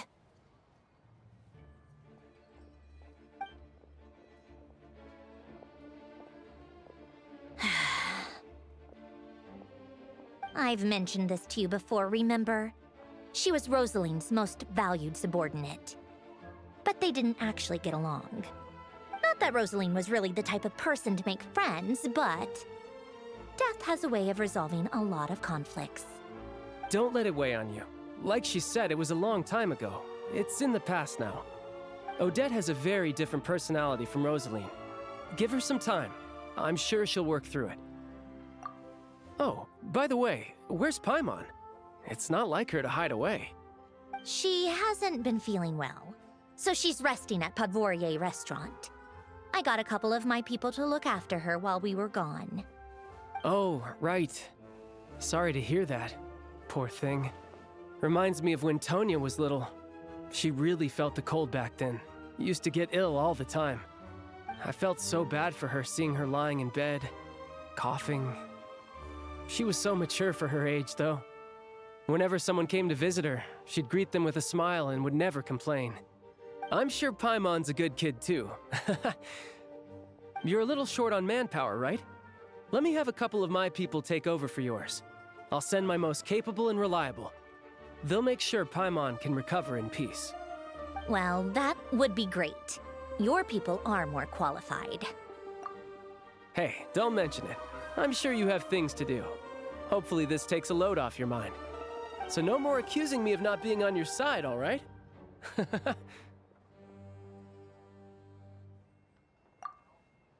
Already?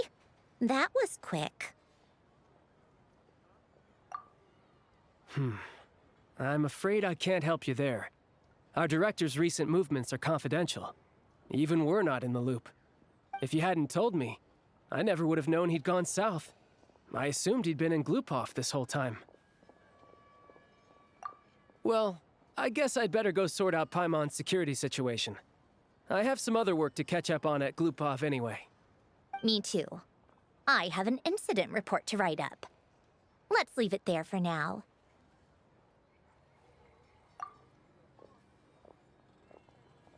I guess everyone's in a difficult position.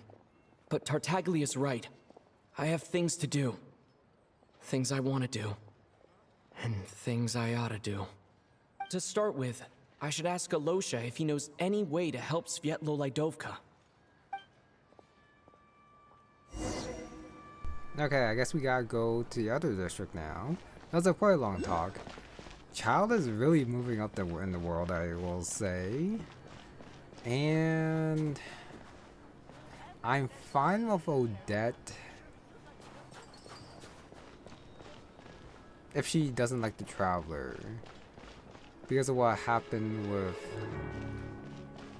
Rosaline. It's not like everyone has to like the Traveler.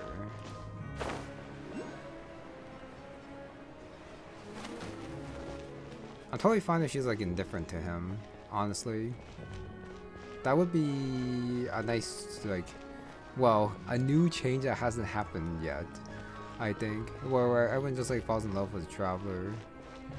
Even though there are like some bad guys, but they don't stay around afterwards, so it doesn't affect the Traveler afterwards. Like the bad guys are taken care of like in jail, or they get kicked away somewhere.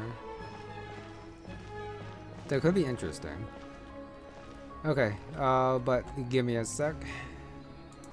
Alright, continuing on. Time for a cutscene again. This was a lot closer than I thought it'd be. How strange. This sword seems to be vibrating of its own accord. It's a very faint vibration, but it's getting stronger as I get closer to the statue of the Seven. Does this sword have some connection to the statue? But all it does is vibrate, even when I touch it. That place I got this sword from was definitely out of the ordinary. Maybe I should try channeling the power of cryo.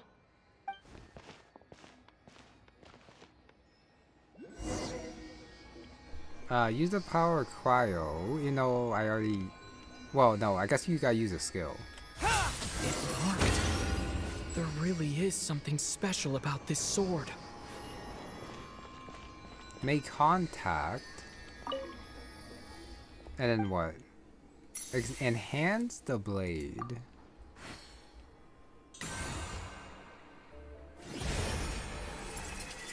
Every statue upgrades it? I think so. Okay, so it does automatically... Well, not automatically, but different upgrade system than the usual weapons. When the Traveler equips this... of course it's a Traveler. Since it is the Traveler sword now. Okay. Second one unlocked is a Wicked Statue of 7 and Snezhnaya Crowd to enhance, so I guess I could go back to the first one. I don't really understand what just happened, but I'm pretty sure this sword just got a little more powerful. I'll have to try the same thing again when I come across another statue of the Seven. In the meantime, I'd better go find Alyosha.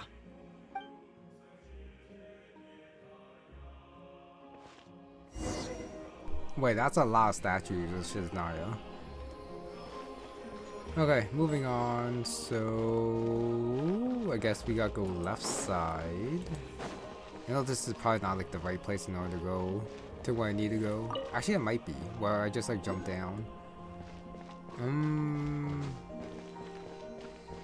Okay, so the area where we got the sword is down here. So in the past, I mean, one of the pieces of the Eye of Grey is here. So this might be like an important place in the past then, that the sword would be like buried there. Probably. I could go back to statue now, but I'll do it later since I'm not in a hurry to upgrade my sword just yet, since I don't have a lot of other statues unlocked. So even if I unlock the next one, it'll just be like level 40. And that's like nothing too special. Alright, I did see the calculus over there, but I do want to like be able to drift down to where I need to be with Alyosha, and because I went this way, I can at the very least grab this one up here. So I don't have to worry about this one afterwards. I think the teleport point's a little bit too far. So I'll just skip that and just drop straight in the middle down here. And then we'll see where Alyosha takes us after.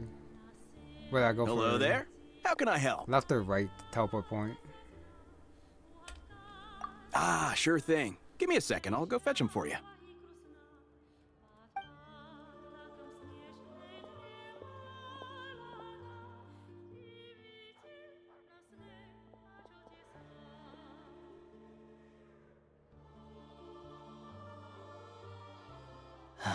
It's a familiar story.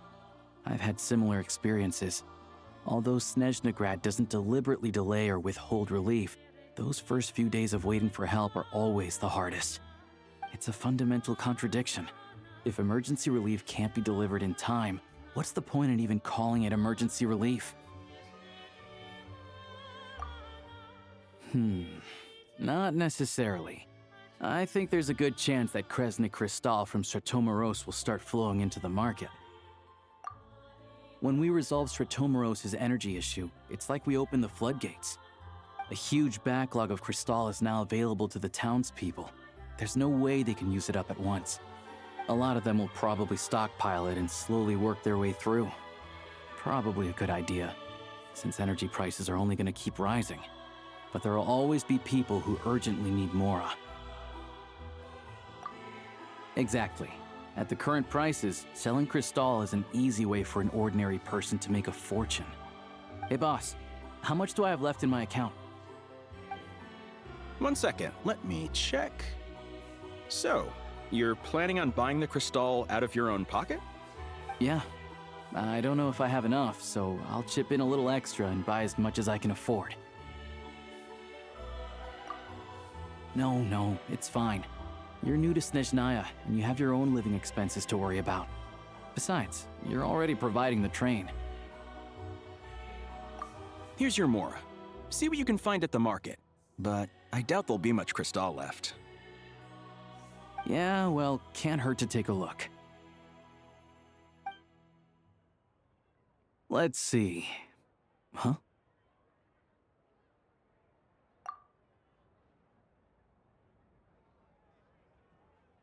Oh, Alyosha and... Hello? I didn't realize you two knew each other. Yeah, I take on some odd jobs in the city to supplement my hunting income. Sometimes I work as a cleaner or prop hand at the theater where Odette is one of the big stars, so I've met her a few times. When the weather's as bad as this, it's better for a hunter to adapt than to keep looking for game. Yes, and we sometimes need extra help.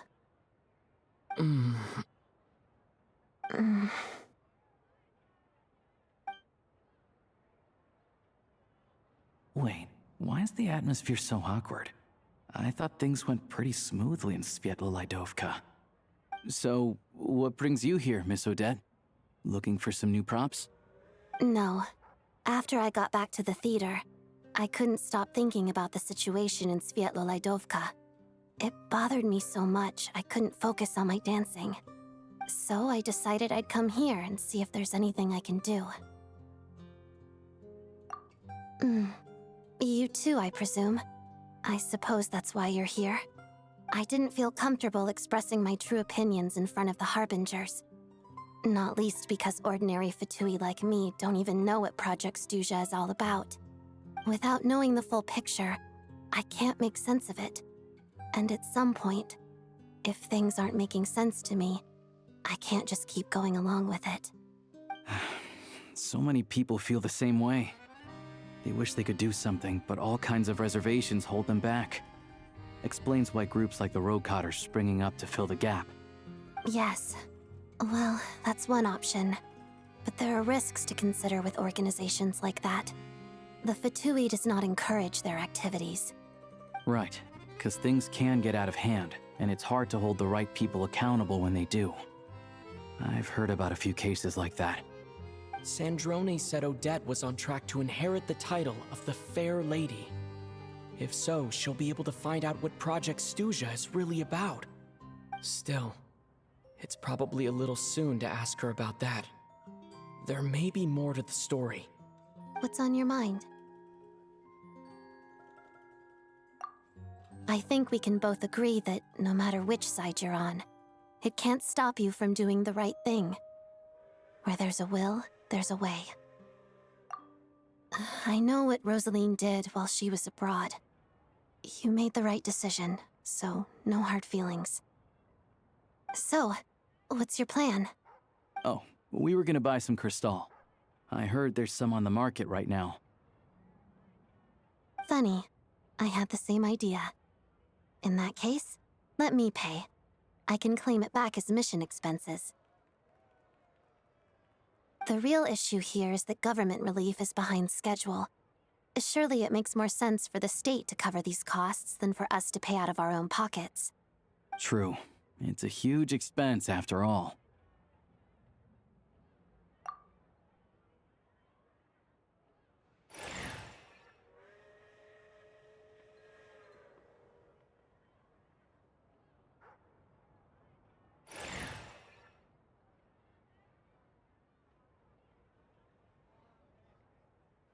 Let me see. I'll take it all, please. And I'll be needing a receipt. Right. Choose mission budget under the expense category, but be sure to specify emergency rescue operation in the description. Otherwise, the normal reimbursement limit will apply. Let's book this train. Regulations say that if we need to transport Kresnik Crystal during Project Stuja, extra carriages can be added 1 hour before departure.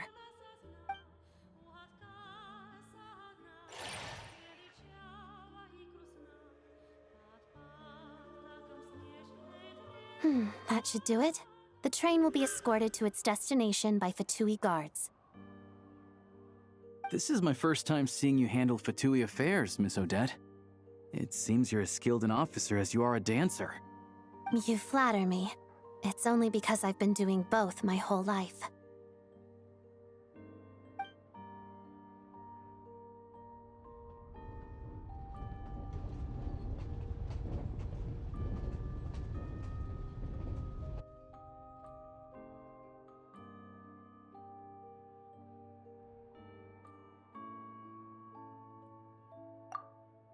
Anyway, I bet you've been non-stop today, am I right?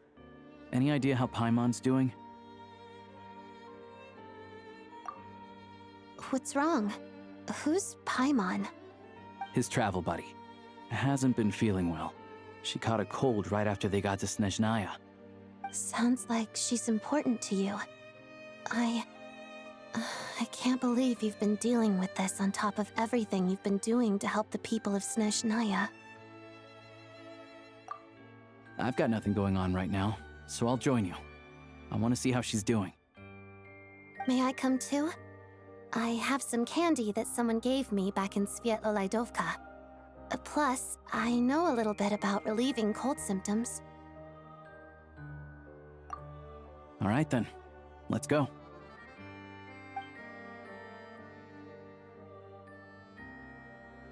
I still don't know what the deal is between these two, but at least the tension seems to have vanished. A good sign, hopefully.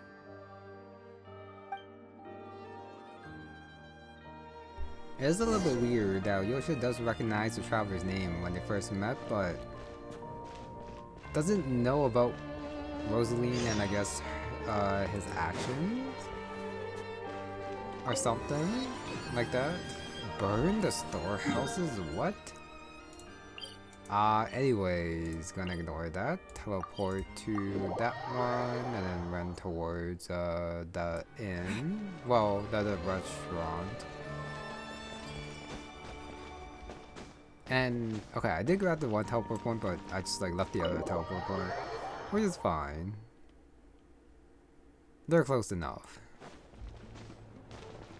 Okay, go up top. Cutscene galore. Hello. Sorry, but there's a sick person recovering in this room. Can I help you? What happened? Oh, please, excuse me. Are you the Traveler? Could I take a quick look at your Adventurer Handbook? Master Child said I should verify your identity.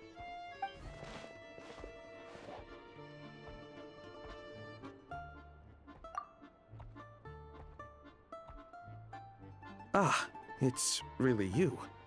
Sorry for the inconvenience. We're under strict orders from Master Child to keep this room well guarded. At the same time, we can't interfere with Podvoye Restaurant's business. That would only seem all the more suspicious and draw unwanted attention to this room. Besides myself, a few of my colleagues are stationed in and around the restaurant, in plain clothes, of course. Rest assured, you're in safe hands. I didn't expect such a high standard of protection. Well, Master Child handpicked us for this special assignment. We're not about to let anything go wrong. Anyway, I won't keep you any longer. Please, head inside.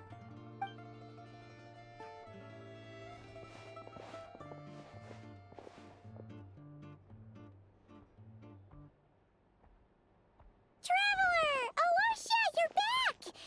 Oh, hey! Who's our new friend? Hi, I'm Odette. The Traveler and I crossed paths a few times. Another friend from the Fatui, huh? You're practically a member yourself by this point.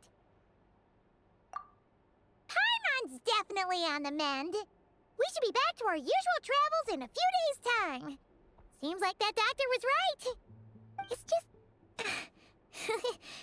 Paimon's limbs are still feeling a little chilly. I have just the thing. Whoa! What's this? Is that a flame inside an ice cube? Wait, is this real ice? How's it not melting? And how does the fire keep on burning? All keen observations. You're right.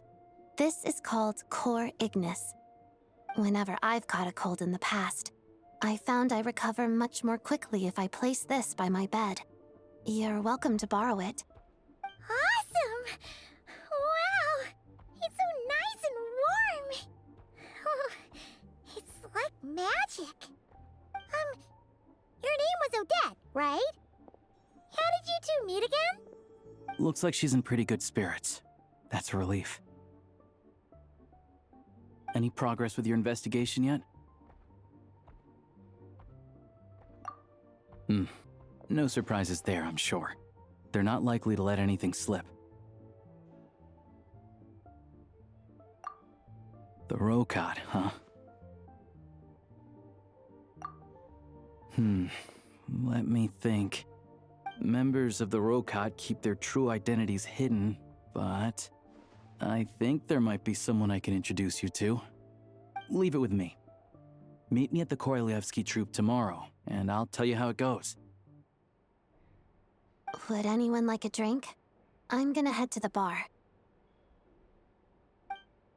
Paimon will have... maybe some hot milk? Yeah. Paimon's in the mood for something warm. Enough with the secret chat, you two. Let's catch up properly in a minute. Paimon wants to know everything that's happened today. It'll be kinda like Tabletop Troop. No reason why listening to a story can't be an adventure. Okay, still not done Act 1 just yet. Silence alone is disfavored. The next day. Okay, Paimon sleeping on the bed. Kinda cute, but too bad we can't like talk to her. Door opens. Oh wait, he might disappear, so I guess I should talk to Saiten. Hello again. Please rest assured, we'll keep a close watch on this place. Maybe it'll like carry over to like Act 2 or something. The people, other people we cannot talk to, which is fine. I don't see Odette around. So I guess I just went into the following day, which is probably fine. So I didn't do that. It's just faster to select and unselect. Yep. Hopefully I don't have to be back in the room. I might have to. Nope, go to the theater. The Roke. Yeah, caught. I don't think I have a teleport point for the theater since it was further right over here, so I do just gotta walk over. You know, I do believe the distance isn't like anything like too bad. Just gotta. Okay, you can jump over the fence, which is good. So which way is actually faster?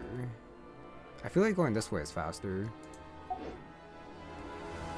Yeah, this way, and then afterwards I just turn left. Over here, and then cross over the bridge. If I had to guess, there's probably a viewpoint. Yeah, I see it. There's also one of those light things over here. So what does it say? This one, like my missions. Random missions. Okay, but I have no idea what the mission's talking about, so I'm good. Cryoculus up there, where Jackson Singer's Weed Their Dreams. Oh, I guess this is like the troop area. That's probably where Odette might be after. Probably. I guess I'm making my launch pad again. Cycle through it. Right there. Jump. Grab that. And then go back. And get rid of it. Oh, I did not want to jump again. Remove. Okay. Moving on. Ah, you made it. I've got some tickets, and I managed to set something up with the Rokot. It'll have to wait until after the show, though. Happy to stay and watch? I doubt you've seen the Korolyevsky troupe on stage before. Pleasure. Here. This is the way in.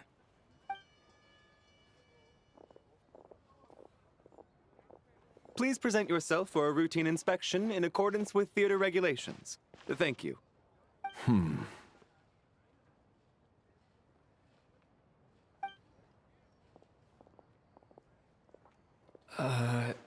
Is that guy with the Fatui? Looks like he's waiting for something. Okay, all done. Thank you for your cooperation. Please proceed through to the theater.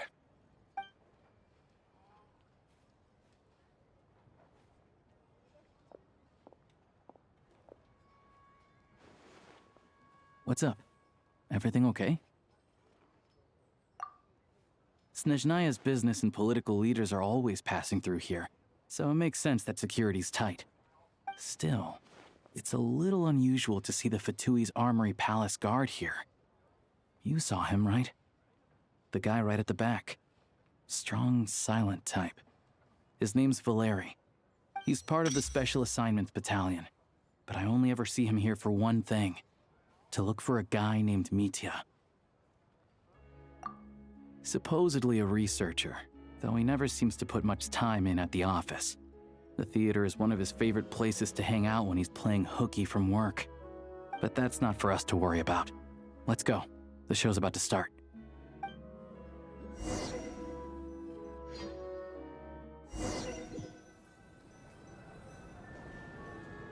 What do you think?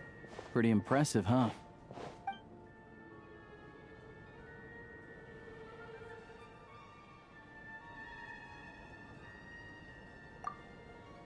Oh, the one in Fontaine?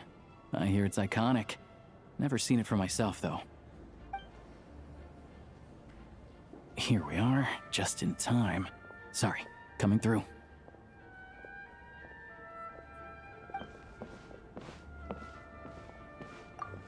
Ugh. If you're gonna show up late, keep your mouth shut. What's his problem? Whatever. No point arguing with people like that. Look, there she is. That's who I'm introducing you to later. She's the lead singer of the troupe, Vodyanitsa.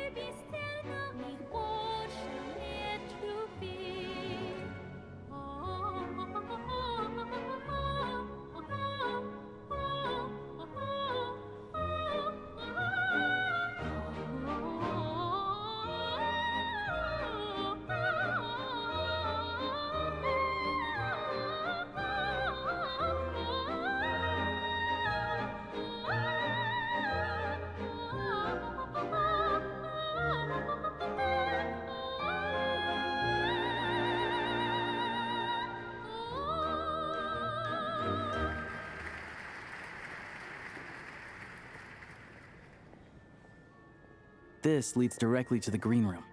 They're expecting us. Vodyanitsa will be waiting for us there. Oh wait, that's it? I thought we were getting like a lot more. Yeah, like Odette also performer or something. Okay, but at the very least that was another cutscene. Alyosha to the green room. He pointed this way. Is it not supposed to be up here? I can't tell. Oh, it is back here. Okay, you just gotta run to the side. The fact that you're allowed on stage is a little bit weird. And there's like no side entrance. Oh, someone's sweeping.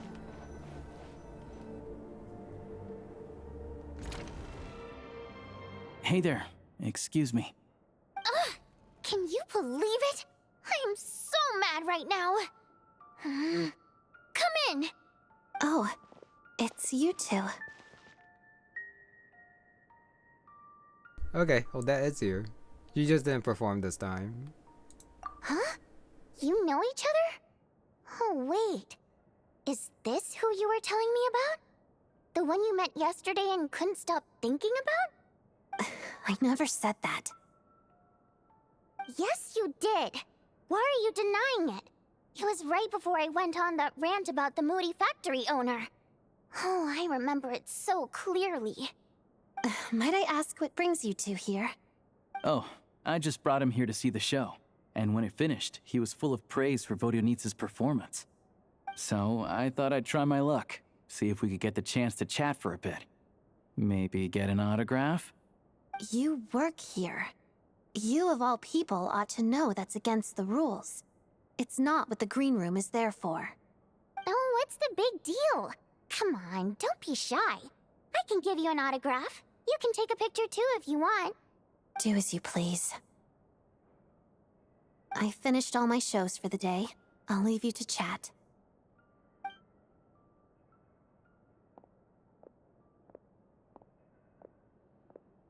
I wasn't making that stuff up, you know.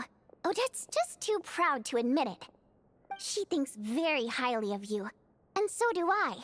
You did the right thing in Svietloladovka. We're good. Odette's out of earshot. I'll lock the door.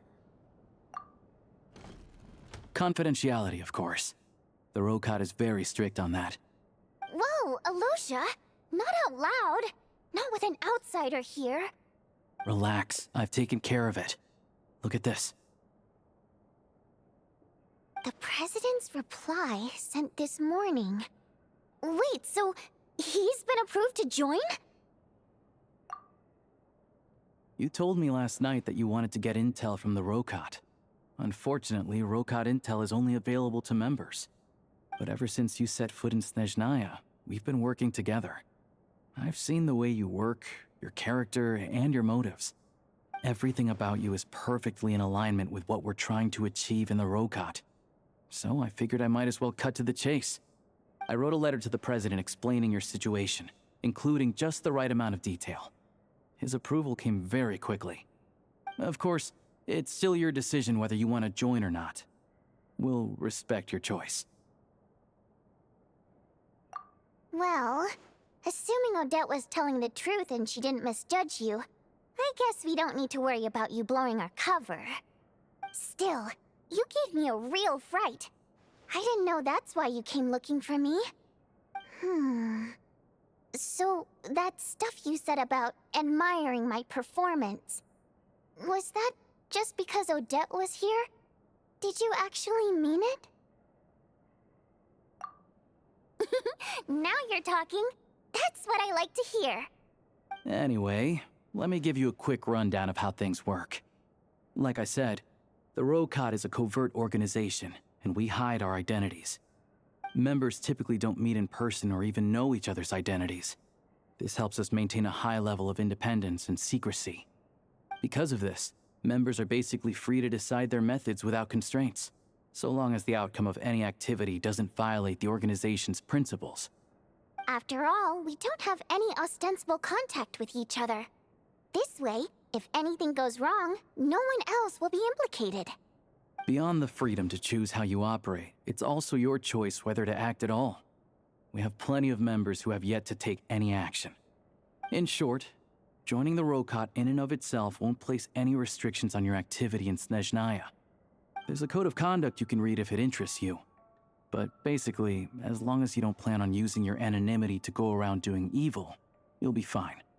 I tried reading it 5 or 6 times. Never made it all the way through. Even the most lackluster script makes for more interesting reading. Sounds good, apparently. I am disappointed.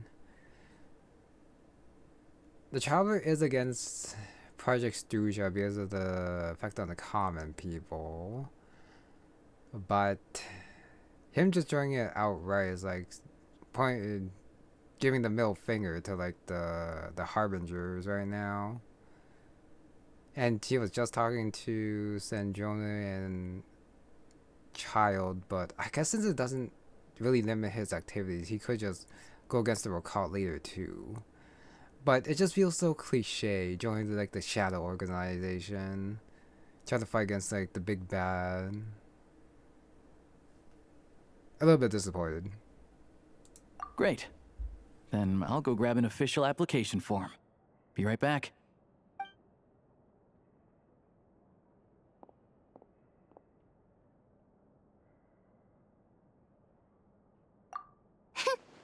Well, Alyosha has this pet dog, you see. His name's Tagarin, and this one time, Alyosha brought him backstage. Tagarin took quite a liking to me, so I played with him for a little bit and fed him some treats. Then, the Rokot was out on a mission one day, and even though we were all in disguise, Tagarin recognized me right away. Just a coincidence, really. We didn't report it to the higher-ups, though, to avoid dealing with the fallout. Like my job at the theater, for instance. I really needed to make ends meet. By the way, what were you complaining about just before we came in? Did everything go okay with Chuganov? Everything did not go okay. That's why I was so mad. I tried to make some small talk with him before I went on stage to fish for intel about the Iskra manufacturing plant. But he wouldn't take the bait. No matter what I said, he kept dodging the question. And then he started complaining. He said he didn't appreciate his second-rate seat in the stalls because he usually gets a private box. I mean, what did he expect? Everyone knows that if you want a box seat, you buy a ticket well in advance. But instead, he sends me a letter the day before the show when we're practically sold out. I had to juggle things around just to get him a half-decent seat, hoping he would appreciate the gesture enough to share some information. But nope, he didn't give me anything. Yeah, meeting Chuganov in person has definitely been a disappointing experience. Oh, You probably don't know who we're talking about, do you? Chuganov was that older guy you were sitting next to today. I'm sure he didn't make a great first impression on you either. To the citizenry, he's a family man and a kind boss. But our interactions with him tell a very different story. It's one thing to ask for a favor, but he acts like it's his right. He always expects special treatment. Take the ticket situation, for instance. I've actually gotten him a private box in the past. But not only was he not even grateful, now he's acting like I've sold him short this time. Not to mention that he's never paid for a single one of his tickets. And another thing, if he's such a big family man, why doesn't he bring his wife and daughter to see the show once in a while? I've never seen them here, not even once. Calm down, Vodyanitsa. If you won't do it the easy way, we'll have to try the hard way. But first things first.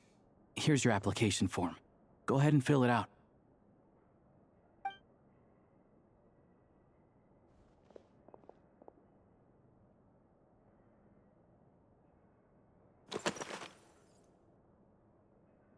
Wait, we gotta do this manually. Okay. Some might say that this is kind of a similar situation to Inazuma joining a Kokomi squad. But to counter that, I will say that at the very least for that one, the Traveler's like openly against the Raiden Shogun, and he basically had like no allies that was with her at the time. So, I mean, there's like Ayaka, but they were kind of also not quite in line either. But they didn't like only support like Child and Snezhnaya and the Fatui do towards the Tsaritsa. So I still think that situation is different. But anyways, I digress. Okay. Name, information collection form. I don't think there's an actual reason to lie here. Lord of Seven Calamities is crazy. Wayfarer. Reason for joining. I think he does oppose Project Stuja. Even though he doesn't want to like know what it actually is. But he doesn't care about the long term, seeing the short term effects. And yeah, concluding that the long term is not worth it. If it is actually ending good.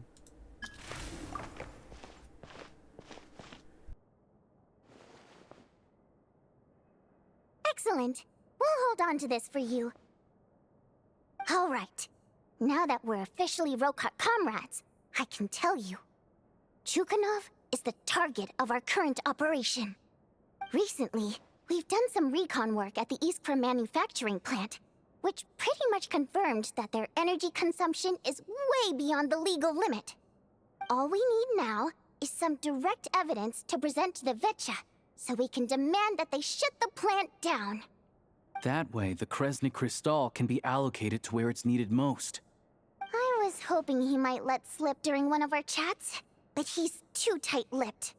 We'll have to find another way. I'm meeting another regular theater goer tonight, Mitya. But Valeri's here too, and he's probably looking for Mitya, so he may end up being a no-show. Don't you worry. He must know how to dodge Valeri, or he wouldn't be showing up on time for every performance. Mitya is a renowned energy expert. Although we can't get any direct evidence of the excessive energy consumption at the plant, we can accidentally let the information slip to him. The authorities should take someone like him seriously. So if he starts raising questions about energy use at the Iskra manufacturing plant, there will be a proper investigation. Also, we're not allowed on site, but he has clearance. So all we need is his cooperation. Yeah, so that's the other thing we're trying to figure out. Though I think we're far less likely to make any progress on that front. Still, I hear that Mitya is a bit of a chatterbox. So, who knows? Maybe if we catch him in the right mood, he'll let something slip. What do you think? Sound like something worth your time? Okay, in that case, you guys find a seat somewhere nearby. Pretend you're a couple of buddies there to eat, and keep your ears peeled for useful information. He's a huge fan, so I doubt he'll have his guard up around me. But you two need to be convincing. If he suspects anything at all, he might stop talking. Sure. Don't worry. We'll make a believable pair of buddies. Perfect! You've sold me already. Now, help me tidy this room up a bit before we head out. Okay. What needs tidying? Everything!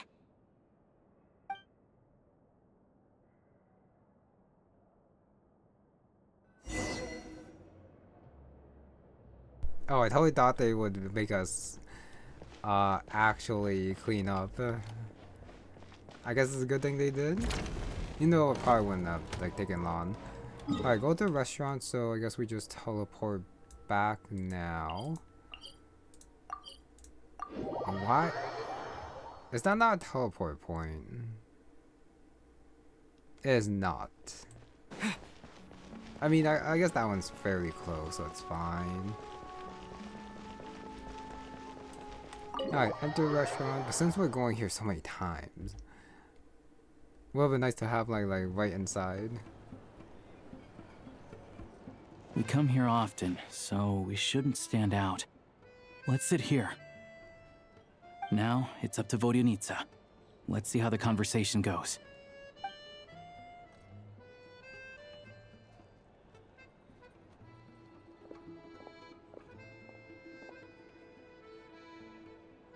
Mr. Mitya! Over here! Over here!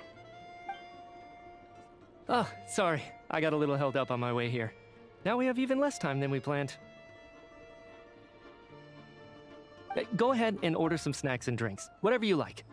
Let me see. According to my schedule, we still have 25 minutes left. You're really pressed for time today, huh? I was imagining this would be a leisurely chat. If you'd prefer, we can always reschedule for another afternoon when you have more time. No need. Getting to meet the lead singer is a very precious opportunity for me. I'm not about to pass it up. I've already had to decline your invitation several times because our schedules rarely align. If I don't grab this chance while it's here, who knows when the next one will come around? Well, it's very kind of you to make time just for me. I'm not too sure, to be honest. But Snezhnaya's full of weird and wonderful things like that, so people tend not to bat an eye. I'm sure the same will go for the Eye of Grey and Paimon. The reason I invited you out for tea and a chat today was to get some feedback from a true fan of the theater. Well, I genuinely have nothing bad to say. No matter how many times I hear you sing, it never gets old. It always seems fresh and new somehow. Maybe it's because the more times I listen, the more details I notice. Or maybe you simply improve with every performance, delivering it better each time. Thank you! I'm delighted to hear that! Could you give me any specific examples? Oh, yeah. The piece you sang today, for example. Beneath the Frozen River? Hey, what's with you? I'm just praising a good performance. I always used to find that such a bleak and lonely song. But the more you listen, the more you realize that it's not as cold and nihilistic as it appears. When you really dig down into it, there's a certain level where you're surprised by the emergence of hope. Wow, I'm impressed. I didn't expect you to pick up on that. Actually, I only tried out that angle after talking with a composer. Still, Beneath the Frozen River wasn't on today's program. Oh, really? But it's a classic. You sing it every time. Almost every time. Oh, well then. Let me say a few words about that other all-time classic, Flying in the Wind from the Mountain Sparrow. I didn't sing that one today either. My voice wasn't quite up to it, so I switched it out at the last minute. Oh, but, Sorry, Mr. Mitya, but you were at the theater today, yes? Of course I was. Remember? I said hello to all the troop members before the show started. You, Odette, and the others. So, what did Odette sing today? Elegy of the Snow-Winged Goose, of course. Correct. I see. I see. You find my singing boring, don't you? That's why you don't remember a single song. Looks like I'll need to cut a few from the program next time. No, that's not it. I swear. All right. I'll be straight with you. I'm sorry. My mind was wandering as you took the stage today. I enjoy watching your shows because the exquisite performances stimulate the mind. It always sparks some inspiration for my research. So, whenever I get stuck at work, I come to the theater for a change of pace. Odette's dance during the Elegy of the Snow-Winged Goose today was simply incredible. It got me wondering what she's been going through recently. That look of sheer defiance in the face of utter tragedy? It was so inspiring. I started scribbling in my notebook right away. Not that I made a ton of progress in the grand scheme of things, but I still think it was productive. By the time I snapped out of it, the entire show had finished. So what you're saying is, you didn't listen to my singing at all? Unfortunately not. I'm sorry, I don't know which is more disrespectful. The fact that I don't always come for the show itself, or the fact that I missed your performance. Seems like things are getting a little awkward. Mitya just stepped into a conversational minefield. If there's one thing Vodyanitsa doesn't like, it's people who show disrespect for her performance. This meeting was so hard to set up. Don't tell me it's already falling apart. It's fine.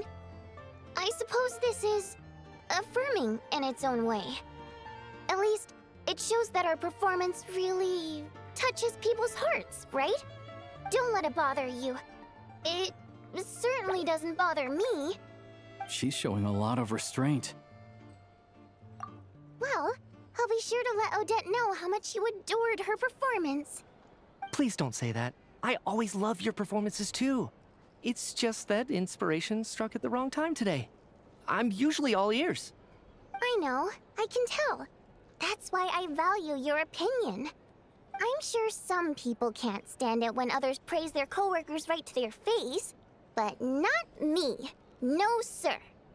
Fair enough. I still feel kinda bad, though. But you know what I really can't stand? People who only show up to the theater to pretend that they're cultured. Makes me sick to my stomach. Oh, yeah, 100%. There are too many of those people around. By the time they're walking out the door, they've forgotten all about the show. What's wrong? You look furious. I don't know if you've heard about the boss of the Eastborough manufacturing plant. He isn't even a theater investor, but he always demands the same privileges as actual investors. Box tickets only, premium drinks, even the right to request specific songs. Well played, Vodyanitsa. Seems like she's harnessing her rage to steer the conversation back on track. Now that you mention it, I've interacted with that guy before. I gotta say, everyone holds him up as an example of a benevolent businessman, but I don't know. I don't see it. Yeah, he couldn't care less about what's happening on stage. He's just there to flaunt his social status. I hate that I have to prepare programs for guys like that. What's the big deal with that factory he runs anyway? I asked around a bit and heard some pretty shocking stories. Sounds like he's just another greedy capitalist. Oh, really? Yep, the things people are saying are pretty damning. Low wages, insanely long working hours, equipment running around the clock. And as if that's not bad enough, he also strictly forbids his employees from giving any kind of interview. Project Stuja has now been extended so many times, we're at the point where crystal rations for the common folk are barely enough to survive on. Yet he even wants to get his greedy hands on them just to boost his own profits. If the rumors are true, he's in serious violation of the law. Interesting. So you've heard about it too. What? So it's really true? Who knows? I've only heard the same rumors you have. But there's no smoke without fire. The Rooster's been coming down on us hard lately, demanding that we track and trace every single batch of Crystal. My coworkers in the Department of Energy have been tearing their hair out over it. The Rooster? I didn't realize he cared that much. Yeah. Even though there are no restrictions on Crystal trading, the poor will wind up freezing to death if we let the rich buy as much as they want. That's clearly unfair. Looks like we'll need to arrange an investigation into the Iskra manufacturing plant as soon as possible. I never knew you kept up with current affairs beyond the theater, Miss Vodyanica. You really have a heart for the common person. Most Fae in your position have long been indifferent to the plight of humans. Well, those of us who choose to live in human cities are naturally going to pay attention to any significant upheaval. Isn't the Rooster a Fae himself? I'm just surprised to learn that even someone with as much experience as him is getting so stressed out over Project Stuja. What is the end goal of this project anyway? This is it. We're finally going there.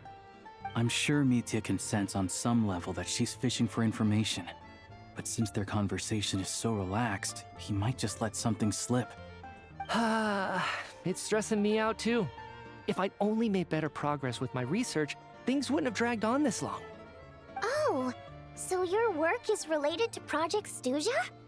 That's right. The Armory Palace needs a brand new energy source. Not the power of the Light Realm and not elemental energy. Right now, the only thing that meets the requirements is the power contained within stellar linchpins. But harnessing that power is costly. Each step of the process requires enormous amounts of Kresnik crystal, from extraction to quantification to attempts at conversion. Progress has been painfully slow, and the team is getting burned out as time goes by. Sometimes, I see people staring into space as if in a trance. Could it be that this new energy source has side effects? No, it doesn't affect us, because the energy is used for... Okay, I got it. Stop choking me. Sorry, I can't talk about that. I think we're all just exhausted. We've been working ourselves to the bone for so long with so little progress to show for it. It's no wonder people are struggling to stay motivated. Seems like I owe you an apology. I shouldn't have gotten so mad at you for not paying attention during the show. Don't worry about it. I count myself lucky, to be honest. I don't envy the people who work closely with the Tsaritsa herself. I'd much rather be in my current position. At least I don't have to shoulder any major responsibilities. So they're trying to develop a completely new kind of energy. Yeah, censored by a scarf. Who would have thought? Oh, dear. It looks like my time is up. I'm afraid I have to leave. I'm so sorry. We ended up barely talking about the theater. That's okay. It was a pleasure chatting with you, really. Let's make up for it next time. Yeah, hopefully once the work pressure eases up a little, I'll be able to focus more on the performance, and then we'll have more to discuss. We touched on some confidential issues today. I'd be grateful if you could keep it between us. That could have gone worse. Nice job. Why was Mitya in such a hurry to leave, though? Sorry, routine inspection.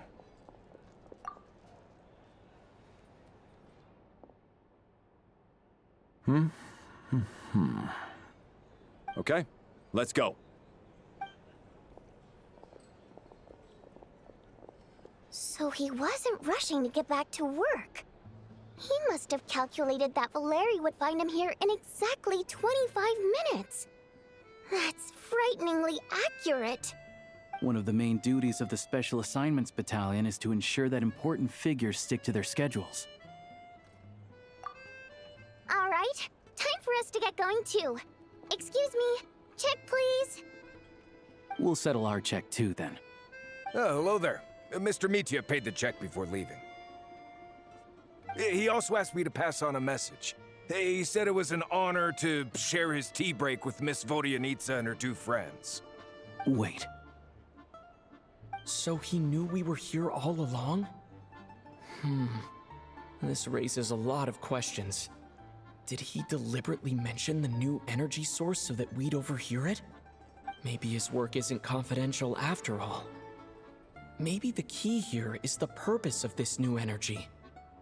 I guess that's the next thing to look into.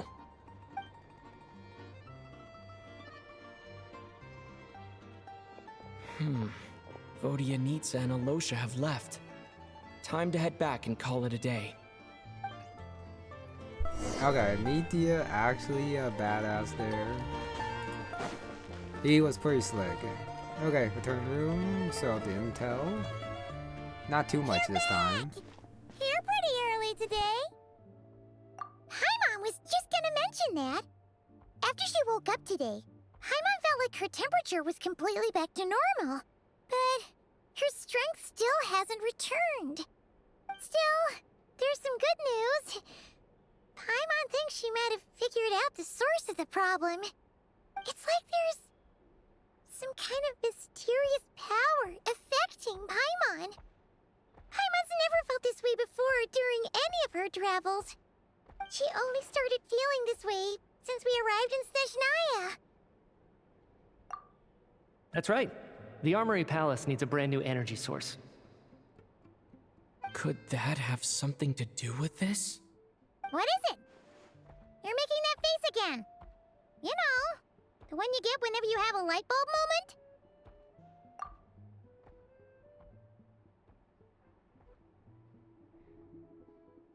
So, they're trying to develop a new energy source here?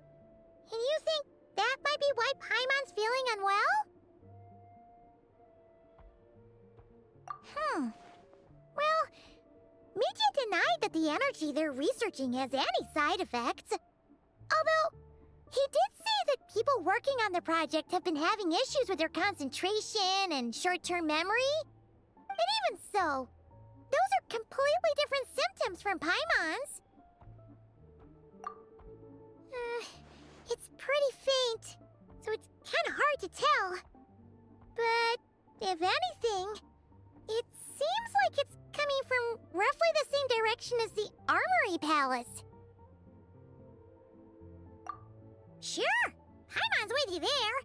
But how, though? The robot only has a limited amount of intel. Oh, great point! They argue about Project Stuja every day. If we could sit in on one of their sessions, we might pick up some new leads. Good idea! Oh yeah, while you were out, Paimon tried all the yummiest looking desserts in the Potforia restaurant. This one seemed right up your alley. So, Paimon saved some for you. Come try it once you finish writing your letter. I guess they're gonna try off screen while we wait for 2 days later, which is fine. Another 2 days.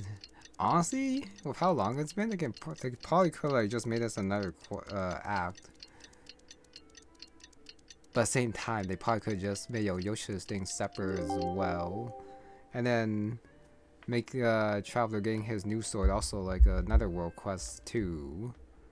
Because I don't see. Alyosha replied. He says that we won't be able to speak at the VII, but he can arrange for us to attend as visitors. Time to get ready. Then head to the Snezhnaya VII. Okay, heading that way. But I really don't see how they're related to like Archon Quest per se, even though I guess it is to uncover Project Stuja. I guess. It just feels so roundabout. Yeah, let's see what teleport point they teleport me to. Alright, this one. So I just gotta go up this way, go up there. I thought it was I lost that one. But I guess it's this one.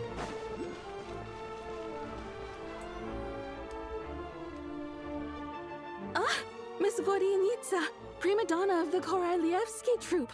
What a surprise meeting you here. Will you be sitting in on a session of the VII? Sorry, I'm not taking interviews today. Oh good, you're here. The session's about to begin. Let's get inside. Please wait, Miss Vodyanitsa. Could you introduce me to your new friend?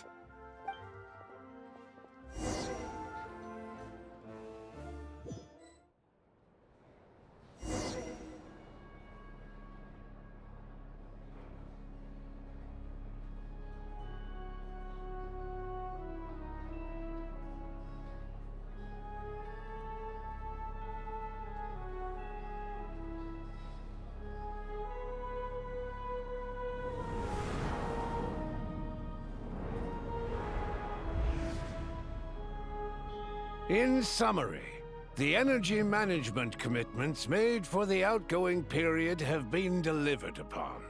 Furthermore, both the production and consumption of Kresnik Crystal show clear signs of stabilizing. The relevant agencies have assessed the present circumstances and determined that the status quo can be sustained until the next period. For detailed statistics, I would refer you to the industry reports that have been distributed to all persons present.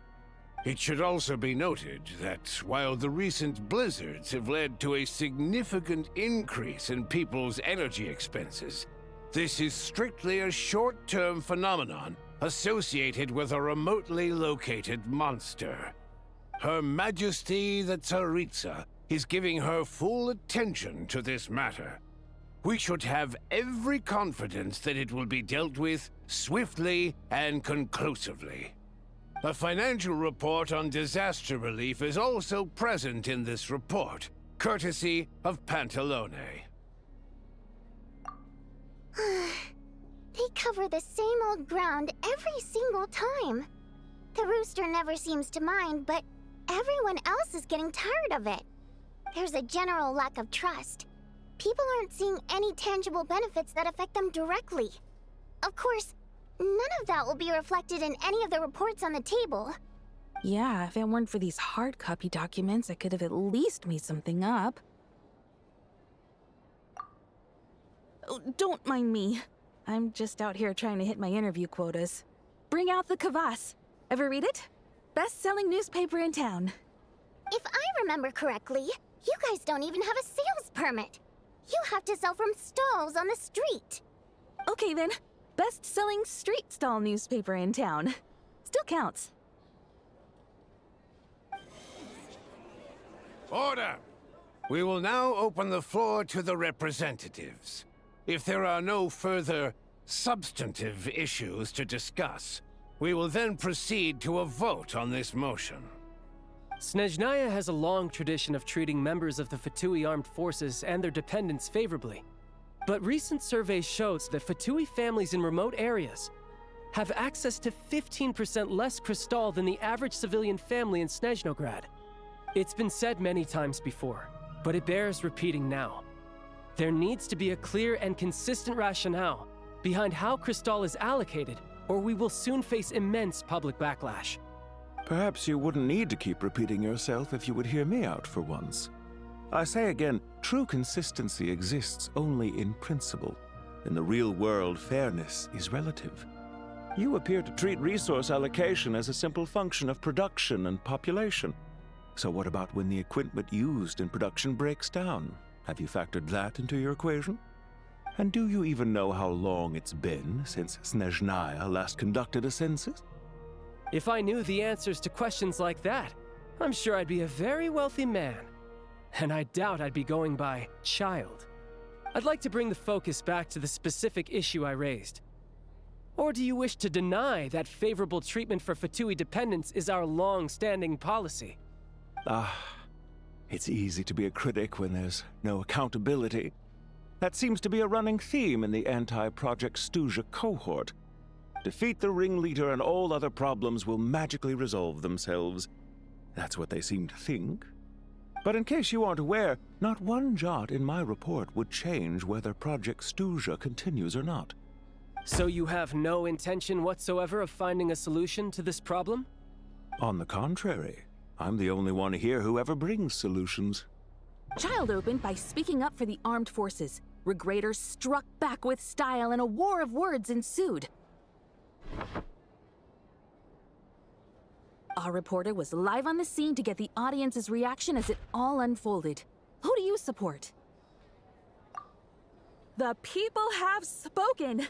Child received raucous applause from the crowd as he pushed Regrader onto his back foot with a relentless barrage of questions. It had to be seen to be believed. Okay. Pantalone's response feels out of character for him. Going on the attack, like, well, it makes sense that he would go on the attack, but not like that. He's such a smooth talker before, especially with the Traveler, so what happened here with Child? Now you see why they don't have a sales permit. And we really don't need her here. However, this reporter wants to spin things. I haven't forgotten that Tartaglia was representing the Northland Bank when we first met in Liyue. So surely, their relationship can't always have been this strained. You two are getting off topic. Let's focus on what the data is saying. Mr. Pantalone, may I speak on your behalf? Oh, please do. I'm more than happy to save my breath. Crystal distribution policy undergoes modifications with each new period. The ultimate goal being to find the most reasonable method of allocation, which I believe is what Mr. Tartaglia also seeks. But I fear many may have been misled on this topic by extremist activists. To clarify, Project Stuja is not the root cause of the problem. It is merely a framework for resource distribution. The most recent reports all point to Snezhnaya's resilience and adaptability during this period of fine-tuning, and give clear indications that a distribution framework is improving with each iteration. To make drastic adjustments without first considering the risks would likely do more harm than good. It would be a waste of the hard-won experience we've gained to date. Renowned scholar of finance, Arapov spoke up to clarify the fiscal logic, clearly alluding to social organizations like the Rokot in his words. With the notorious Lelek still active to this day, should the Rokot be held responsible? No, there is someone else to blame. She's just rephrasing what Mr. Pantalone said. The Rokot are the critics he accuses of taking no responsibility for their actions. As for Lilik, you won't have heard of him yet. He's currently the most famous member of the Rokot. Well, more like infamous. Ending Project Stuja has become an obsession for him. Unlike the more decent ones among us, he believes that votes in the Vetcha are all that matter. So whether it's threats, coercion, or bribery, he'll use whatever means necessary to get people to change their vote.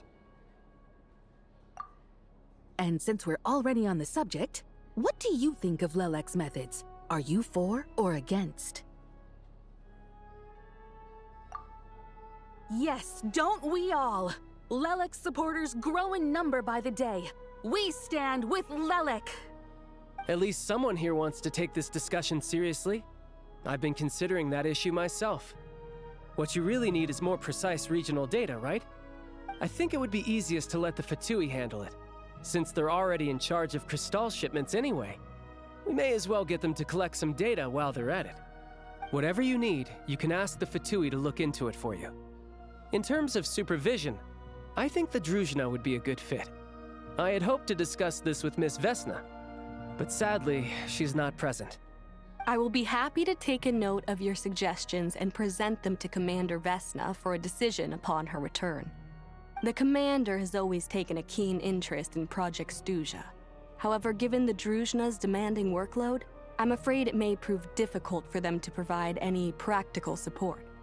Let us refrain from jumping to conclusions until a concrete and actionable plan is in place. My apologies, Lord Rooster. There are numerous issues to address here, including manpower, time sensitivity, and reporting lines. Nevertheless, I support drafting a proposal. follow the usual procedure, and it can be raised as a new motion for all parties to evaluate at the appropriate time. In that case, I'd like to share one thought before the proposal is drafted. The issue of time sensitivity was raised just now, which I presume relates to the official reports. In fact, the Energy Commission already collects regular statistics on each urban center and its surrounding area. Would these be of any use? That's a good idea. I read every issue of Sviet Lolaidovka's report, and although my focus is mostly on the section about equipment operation, the energy consumption statistics also yield a lot of insights. Be that as it may, does no one see an issue with using local data to determine crystal quotas? In the long term, it seems like a very risky solution. Not if they are used purely for reference. So long as we have the report from the Northland Bank's headquarters to corroborate it, no one will be able to fool me. Very well then. It appears that this arrangement is acceptable to all parties. Yeah, sounds good to me. The members reached a provisional consensus on the issue of improving treatment for Fatui soldiers.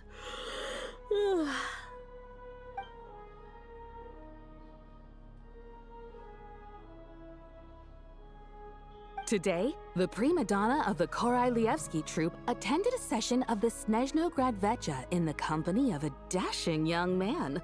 The question on all our minds is, what is the true nature of their relationship? Write anything like that again, and I'm revoking your permission to interview the troupe. Got it?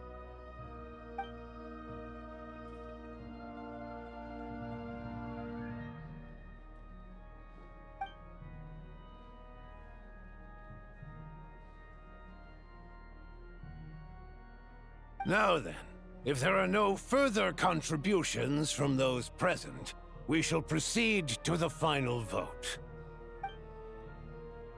Hey, check it out! What made him vote against? Why now?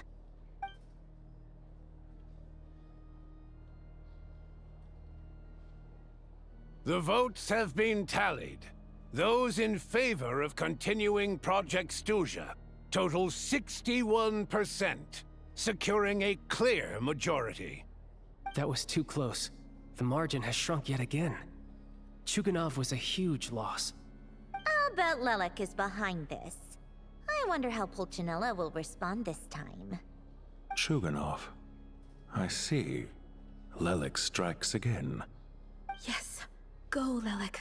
Once Project Stuja is defeated, our unwavering support at Bring Out the Kvass will finally pay off when we make our comeback. I can taste our victory already! In accordance with the result of this vote, Project Stuja will remain in effect until the next Vecha period. Finally, may I remind us all, we debate only for the greater glory and solidarity of our nation. May the aurora shine ever on, and the tundra always stand firm. The session is concluded. Oh, we're actually inside. The Traveler agreeing with the reporter about it being boring. I don't know about that. I was actually paying attention to the proposals, and they kind of made sense. A Lalak. Got to get an extreme guy to make sure that the rest of the resistance of the Traveler looks good. Well, only he looks bad. I have to say, I really wasn't expecting Chuganov to vote against Project Stuja. Well, in principle, Snezhnaya's business and political elites ought to be the ones least likely to oppose it. As we heard, Project Stuja is basically just a resource distribution framework that requires everyone to cut back during the winter. But even if the policy got cancelled, the Tsaritsa's energy needs wouldn't suddenly go down. The extra demand from the public would have to be filled from somewhere. So logically, the factories would have to take the hit. I got a letter from Mr. Mitya just before today's session. He said he's confirmed that there are issues around overtime and excessive energy consumption at the Iskra manufacturing plant. In a situation like this, once the Rooster receives the report, he'll order the factory to halt production and submit to an investigation before issuing a penalty. But that's a week-long process, and thus didn't make it onto the VII agenda this time. I don't think he suspects anything so far. Exactly. And as you know, he's a very selfish person. I was originally gonna try and flip him after he received notice of the official sanctions. My plan was to convince him that the whole thing was completely unfair. Rather than just sit back and take the hit while his factory stopped production, he'd be better off voting to end Project Stuja. At least that way, no one else would be able to make any money either, because all the factories would suddenly have more limited energy to work with. But now, he's already voted against it, which means someone must have used more forceful means to change his vote. Just like with everyone else who flipped. Yeah, no one knows why Lilac is so obsessed with ending Project Stuja, but by the looks of it, he's inching closer and closer to success. Lilac must have strong motivations, given how he'll stop at nothing to achieve his goal. Maybe he knows the full truth of Project Stuja. Maybe my next step should be to focus on him. Oh, right. What are your plans for the rest of the day? Shall we head out? Hey, comrade. I noticed you were here during the debate. I didn't take you for a political enthusiast. Greetings, Harbingers. I just happened to have some free time today, and my new friend here thought it might be fun to check out the VII. Ah, Odette must have introduced you. Looks like you two are getting along pretty well. I'll leave you to catch up. I should head back to the troop. Sure. Break a leg and all that.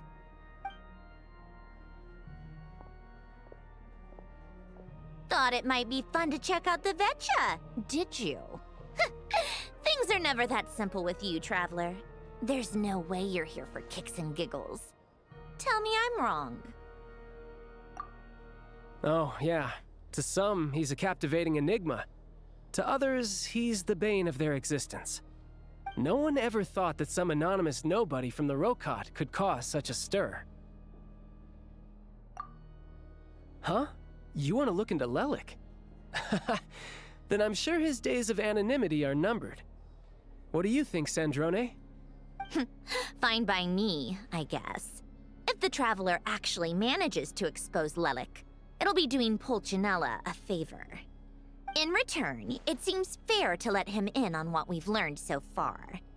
My thoughts exactly. Sharing is caring, after all. Head back to Glupov and grab the files on Lelik. It's easier to just pull the records than go through the rigmarole of getting the Traveler a visitor's permit. As you command, child, sir. In that case, since we're going to be waiting anyway, I'll have someone brew a pot of black tea.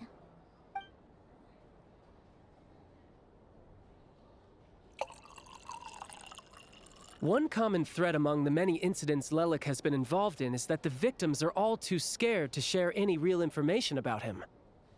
Clearly, he must have threatened them in some way.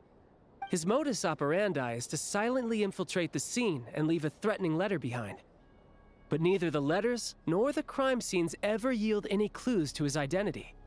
So all these files have to offer are short statements by the people affected. They don't give us a lot to go on. If nothing else, it shows we're dealing with a trained professional who's versed in counter-surveillance. Yes, and to that point, he often strikes in highly secure locations. The victims are high-ranking and influential people who take their personal security very seriously. Somehow, Lelik slips right into their rooms without making a sound. There's never any eyewitnesses, nor the slightest trace of a break-in. If he can get in and out undetected, it means he can strike without warning. Not that that's ever happened so far, but the thought is enough to scare these people sleepless. It's hard to believe that a human being could pull this off flawlessly every time, so they switched the focus of the investigation to Faye. Unfortunately, no one's found anything yet. Careful, don't underestimate me. Although, truth be told, I'd probably find it hard not to blow my cover. Direct confrontation is more my style. We haven't ruled out the possibility of Lelik being human. It's just, there can only be a handful of people in all of Teyvat who'd fit the profile. They, on the other hand, plenty would have the ability, but few would have the motive. No, not as strong as me. You'll never find the culprit with criteria like that. Let's go with a little weaker than me. There's no denying that Master is strong, but meticulous. We can only hope. He's just trying to find a reference point. Stop getting fixated on who's stronger than who. But that's the most important thing. In my opinion, anyway.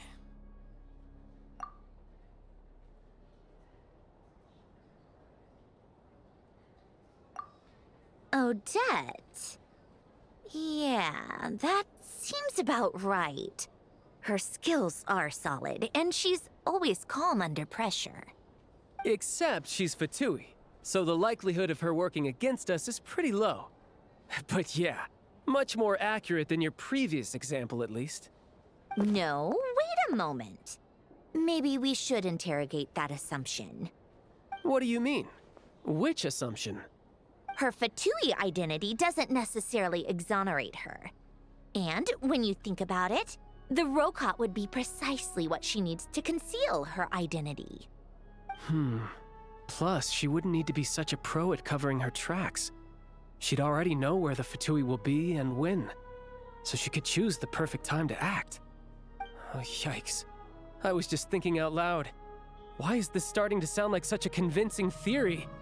Still, what reason could Odette possibly have for trying to call off Project Stuzha? Arlecchino would be the best person to ask. She knows Odette best. Unfortunately, she isn't back yet. Rosaline used to open up to her in private about her struggles with Odette. As I'm sure you can imagine, Arlecchino is quite a lot better with children than Rosaline was. She gave her some tips on how to handle the situation, and Rosaline managed to reach a settlement with Odette before leaving. So I suppose there were at least no lifelong regrets left behind. Beyond that, I don't know the details about that side of things.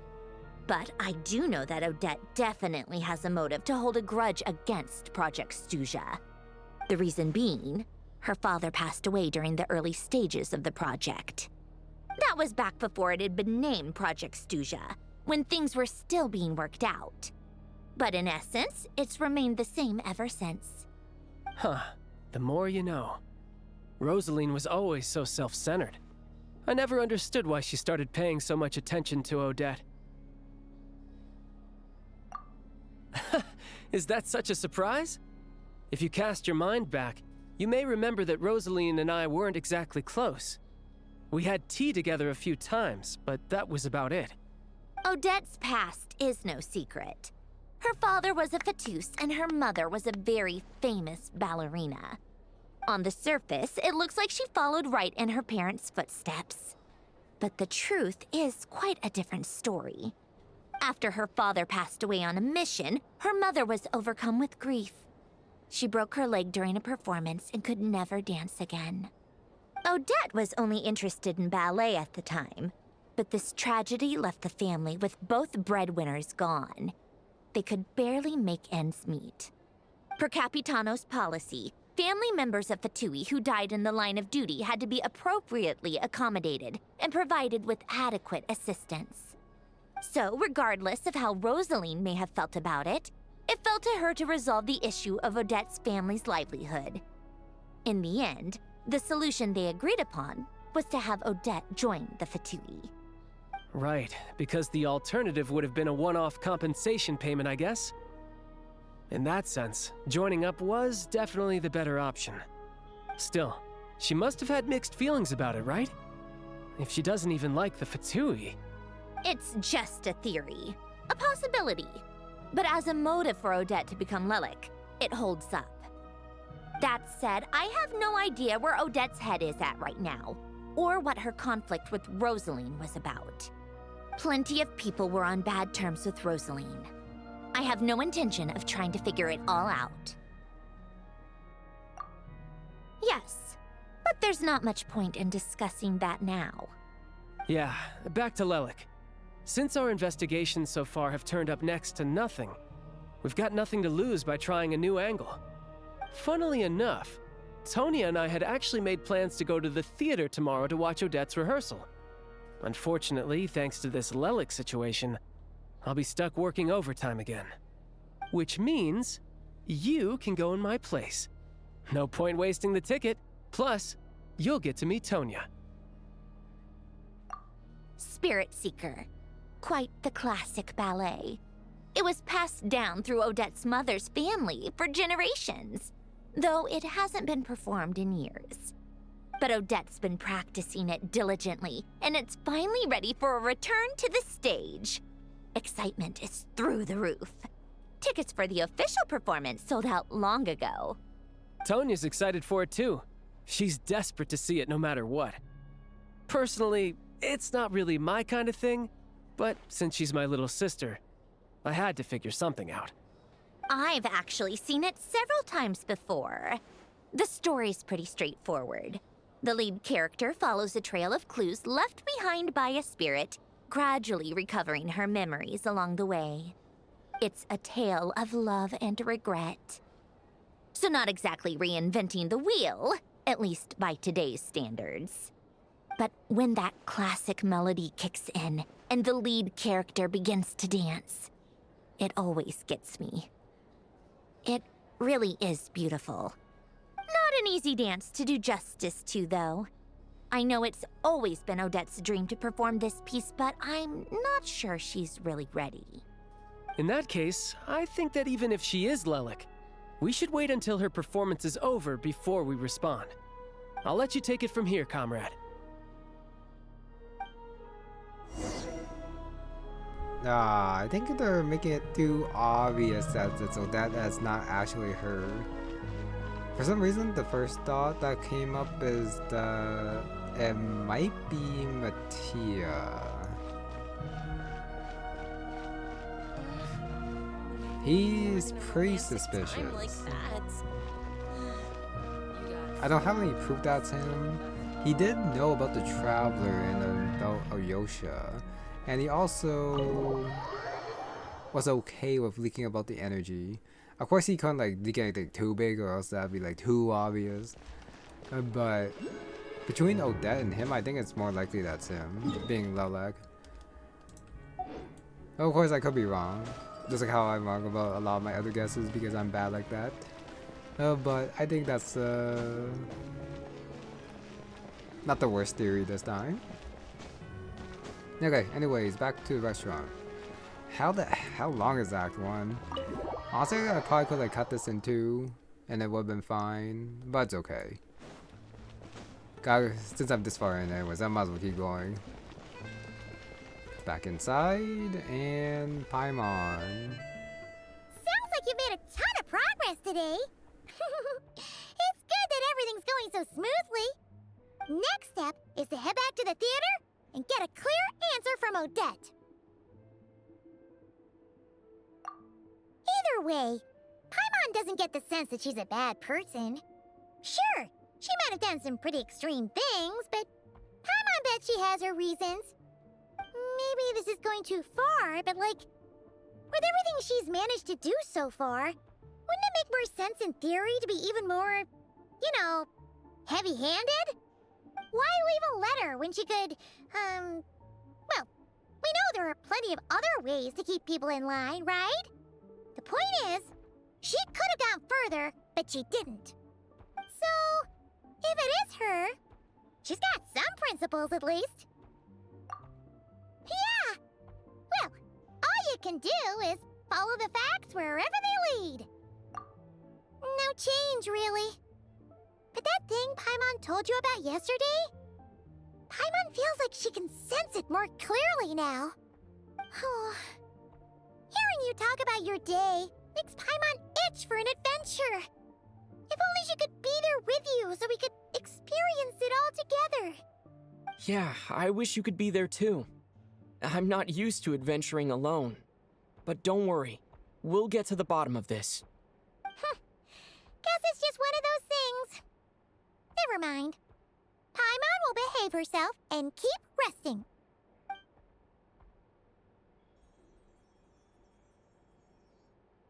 If Odette is Lelik, she may well have inside information on Project Stuja. Her father was involved with the project's early implementation and tragically died in the process. Now, she's dedicated herself to bringing it to an end. It's hard to imagine she could have gotten this far without knowing anything at all about the Tsaritsa's true intentions. When she spoke to us as a member of the Fatui, how much did she let on? And how much was she hiding? Only time will tell. Maybe tomorrow, everything will be answered. Hey look! It's snowing! Could be a tough day ahead. Make sure you wrap up warm tomorrow.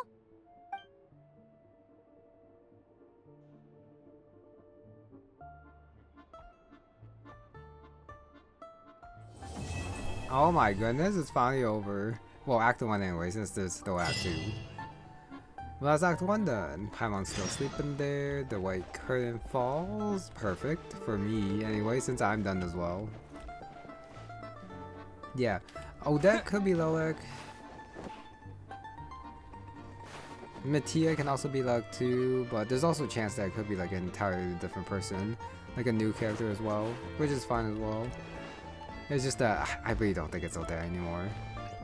Still could be. But I don't think she'll go the bribery, threatening note way. And I don't think I know Mattia enough to like say that he won. Though that seems pretty odd. Well, a little bit more open that she's not like that.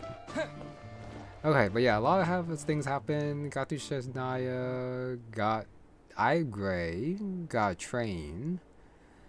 Did Alyosha story quest basically, and also kind of Odette as well, even though hers is continuing in Act 2. I'm still very... Okay, this act is probably like to set up the rest of the acts coming in Snezhnaya. Especially with Project Stuja. Maybe I just didn't like how they handle it. I do understand the purpose of all the side missions. But even what I do know, still a pain to go do. It still hurts to like go through them. Because they just don't scream Archon Quest to me. Is it because they're not as big in scale? Probably. Especially with going to the moon, and then you come back to this. It just doesn't feel right. I mean, overall the quality is probably fine. And like I said, it probably does make sense overall, but there's just like a feeling that it's just not enough.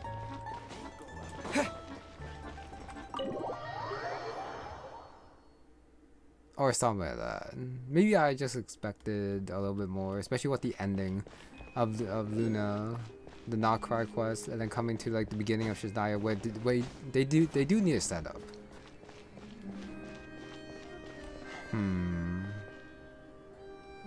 I might change my mind later, but all I can say right now is that I did not enjoy this Archon quest as much as I liked a lot of the other ones. Would I say it's bad? I wouldn't go that far. Since, like I said, I do understand where the plot points are coming from and where they connect, and where it's gonna go. I can see the vision, but there has to be a better way to like go about that, or like change up the storyline a little bit so that it doesn't, so it feels good to like play through. And that I'm not like asking so many questions. Maybe it's a me thing. Maybe everyone else enjoyed it. But yeah, those are my thoughts on the Archon Quest for now. I mean, there's still Act 2, so maybe I'll change my mind after Act 2 and it's like the best Archon Quest ever. And I'll forget about my misgivings about the Act 1. Okay, but for now, anyways, that's gonna be it for this one. So you actually watched it through to the end. That's crazy. I do not expect that to be happening, but thanks either way. So yep, thank you very much for watching, and I shall see you next time for Act 2. Bye.